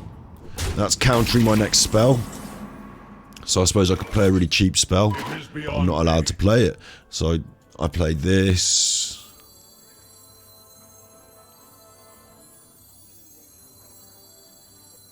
I could just play a spell, lose it, then play something. 2 and a 4. I think I play this. I assume this lives and causes me problems, so I'm just going to ping it. Play this. Oh, I could play that anyway and just count. Yeah, that was stupid of me. Yeah, of course. I've wasted a spell, but it's counted as cancelling that out, so that's okay. I'm really behind now, though. This is a problem. Unless I get something good off the top of the deck or discover something interesting, I could be in trouble. Dealing 3 damage to a random enemy is good because they're all 3 health and stuff, but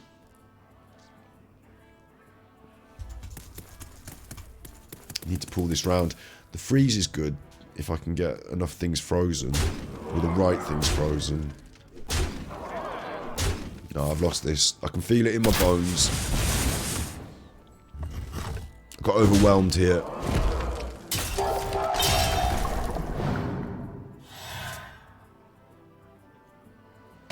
Never give up though. There's a secret. Where you followed?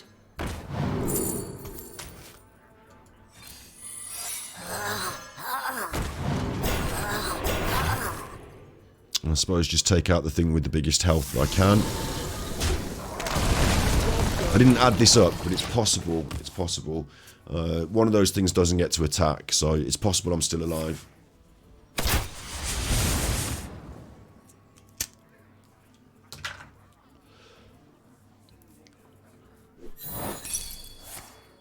Get down!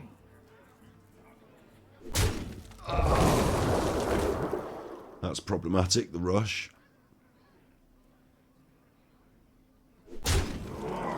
I'm still alive.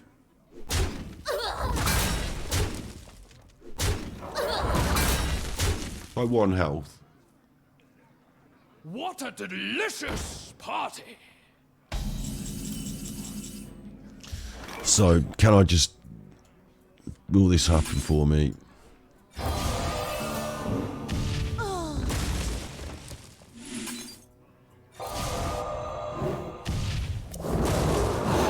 Ah, that's worse.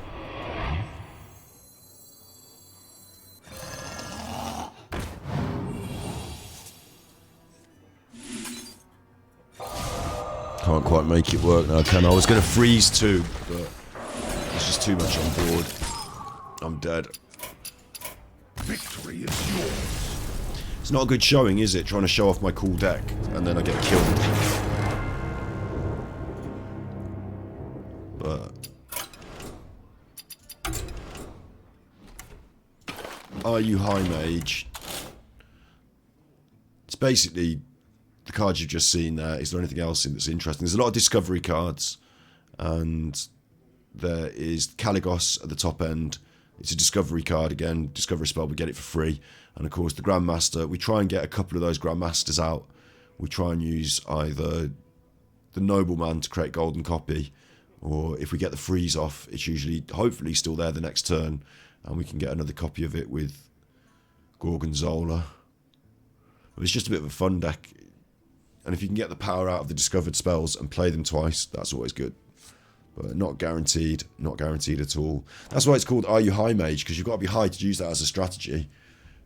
That's never going to be a consistent strategy. It's just fun. But there's that. We looked at this, the Silence. I've got some other decks, but I'm going to finish up now. So we looked at the Silence Priest. Is there anything interesting in that? No. It's just silence cards and cards that require silencing. With Astalor Bloodsworn as a extra bit of damage that can go over the top at the end.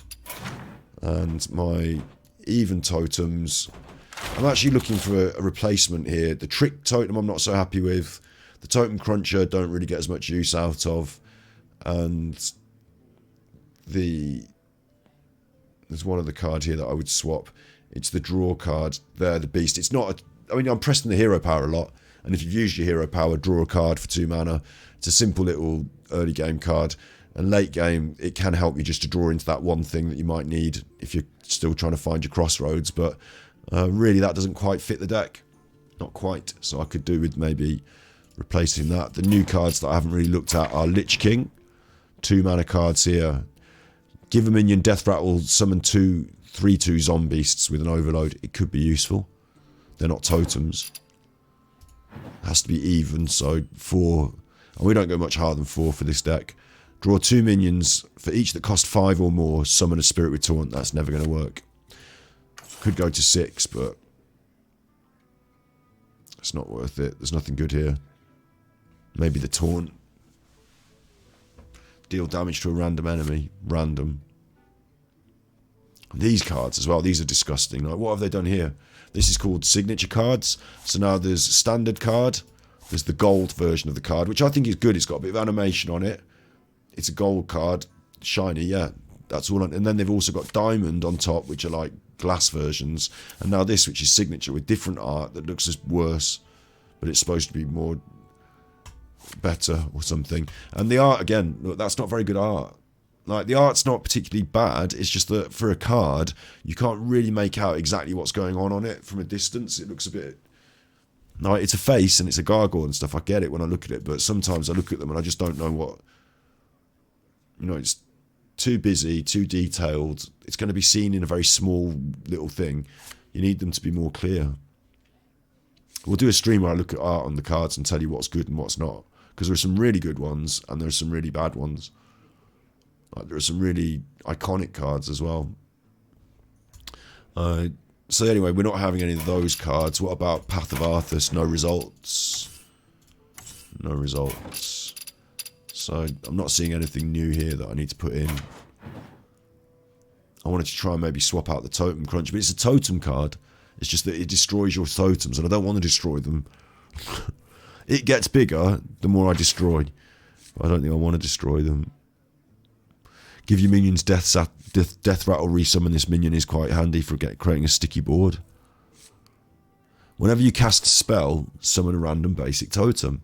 Could be useful. Don't have many spells in the deck. Really don't have many spells in the deck. And the Bloodlust is a 5, not a 4, so I can't use it because it's an even deck. See, there's just a couple of changes I'd like to make, but I don't really see the cards that I'd like to switch in. Anyway, that's my even totem deck. It's got the Gigant Totems, the things from below. Again, Greymane, of course. Totem Cruncher is just there. Splitting Axe, the Crossroads Watch Post makes it all come together. And then everything with Totem written on it. The Chisel is a really important part of that deck as well. That's a fairly new card. That's quite a good card. And you love how the rare versions of have animations. Yeah, they're subtle. What they've done is the artist that makes the card, right? Yeah, this is a process. This is the process, right? Is the artist might make art and not know what the cards are going to be. They're just making art. And they might submit it and they might say, that's a good piece of art, we'll make a card out of it. Or it might go the other way where they say, we're doing a weapon, it's going to 1/3 and it summons totems, please make me some art. It might go the other way. Both are happening in the world of Hearthstone. You've got loads of different artists now. It used to be a smaller group, but now quite a lot of people are doing the art for them. Different freelancers, wonderful. So the problem with that though is that you get less cohesion, less... You know, they're not always all going to look the same artist hand, are they? Because there's loads of different artists doing it. and styles and stuff. But then this, the gold version, they take that art that an artist gave them and give it to a separate animator, someone different. And they say to the animator, make it dance, make it sing. And so the animator puts some simple movement on or colour gradients and stuff, and it becomes the gold card. But it's not that the artist who created it animates it, which is weird to me. And then the other thing that they're now doing, let's find a diamond card. I mean, I must have some diamond cards somewhere. Even more rare than that now are these diamond cards. And to me, I don't want any more. I'm happy. This is signature, which is another rare version on top. I don't want that at all. Get rid of it. I just want normal and gold. I don't want signature. Cat, can you shut up meowing, cat? You want to go out? It's midnight. Come on. It's midnight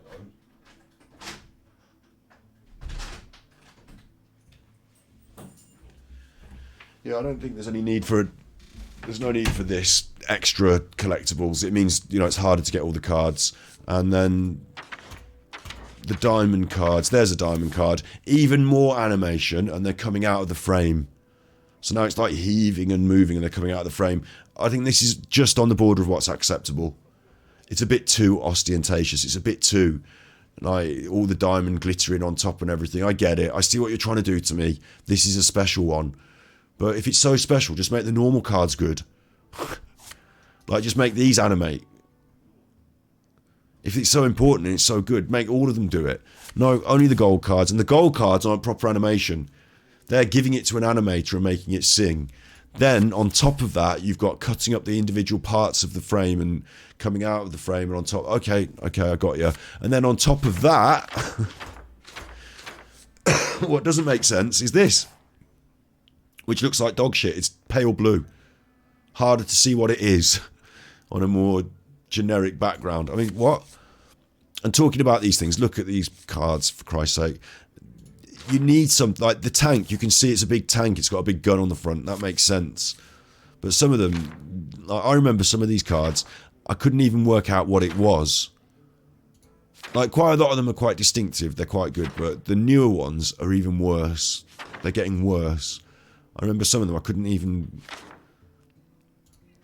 you know, I like the art on the cards, it's a big thing to me. I remember Bone Mare, that was one. I couldn't decipher in my mind where the horse is, that it's a bone mare, it's a horse of some description.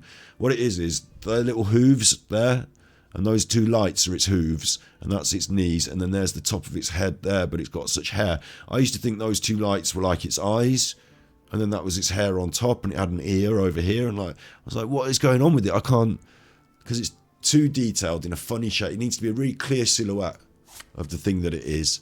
Corridor creeper, big worm, you can tell that because it's not overdone. It's just a big worm. Simple. The more confusing the art, the worse the card. Baron Geddon is, you can see just there's a face there. There's a face there, but otherwise it just looks like a big bit of fire. Like, you can't tell what it is. That's even more distinctively what it is because it hasn't got all the effect on it. Show me something that is good. I think Gromosh is good. You can tell that's an orc's face. Big mouth. I think that's alright. Show me some more good. Twisting Nether, I now know that it's a black hole, but I used to think that was some sort of ball or something. I don't know what it is like. But even like that Demon Bolt, I say it's good. It's not that good, but you can tell it's just a big fireball, can't you? So some of them work, I suppose. Criminal Lineup, I think, is a terrible piece of card art because they're all on the background lined up. I know what you're trying to tell me. It's like a, you know, Criminal Lineup, yeah. But as card art goes, they're all little and they're all in the background.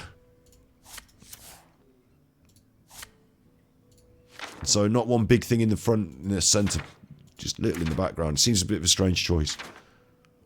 And they're beautiful pieces of art, some of these, like really beautiful.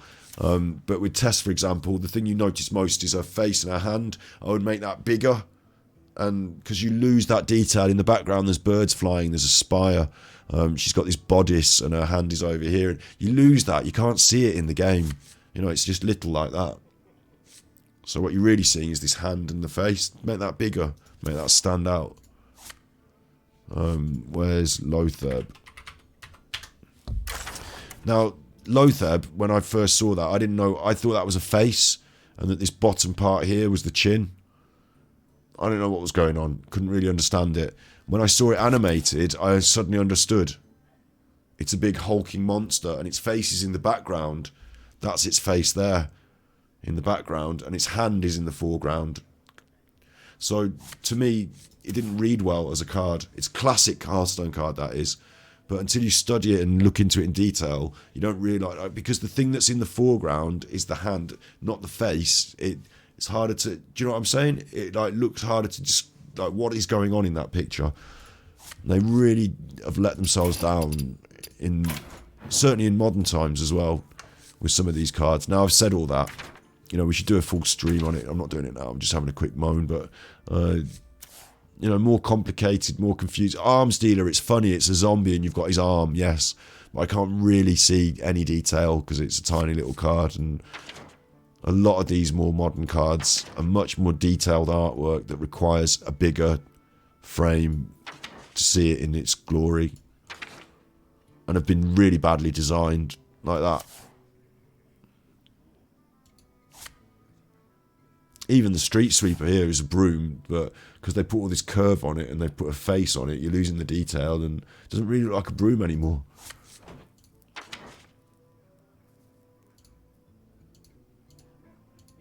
Funny that, actually. I'm quite surprised about how the art, in theory, is higher quality, but in actual fact, playable-wise, it's worse. Like, look at that. Can you make anything out on what's going on there?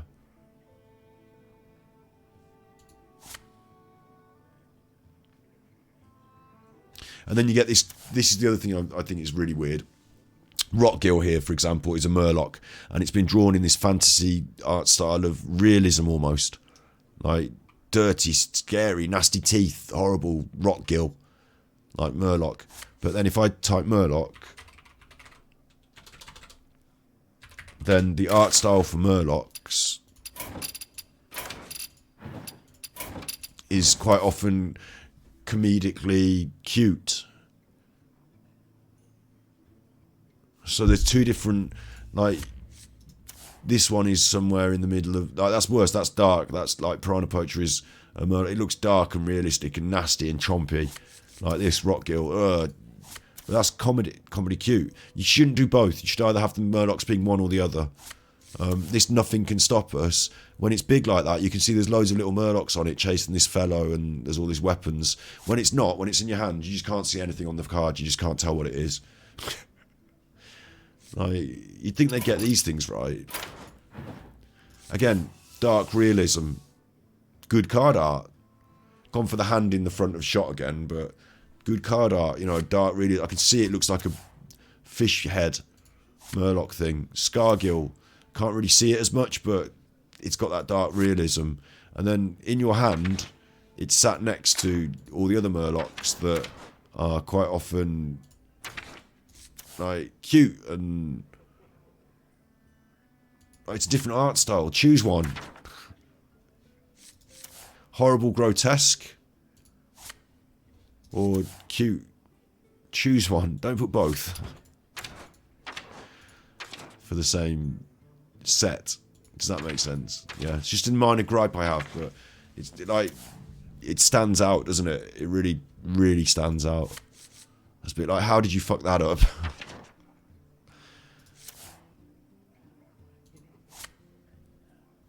And I like some of these, but I think that doesn't fit with the rest of them. And since it is a set of cards, it kind of should feel cohesive like that. But anyway, that's Hearthstone. We've had a little bash at that.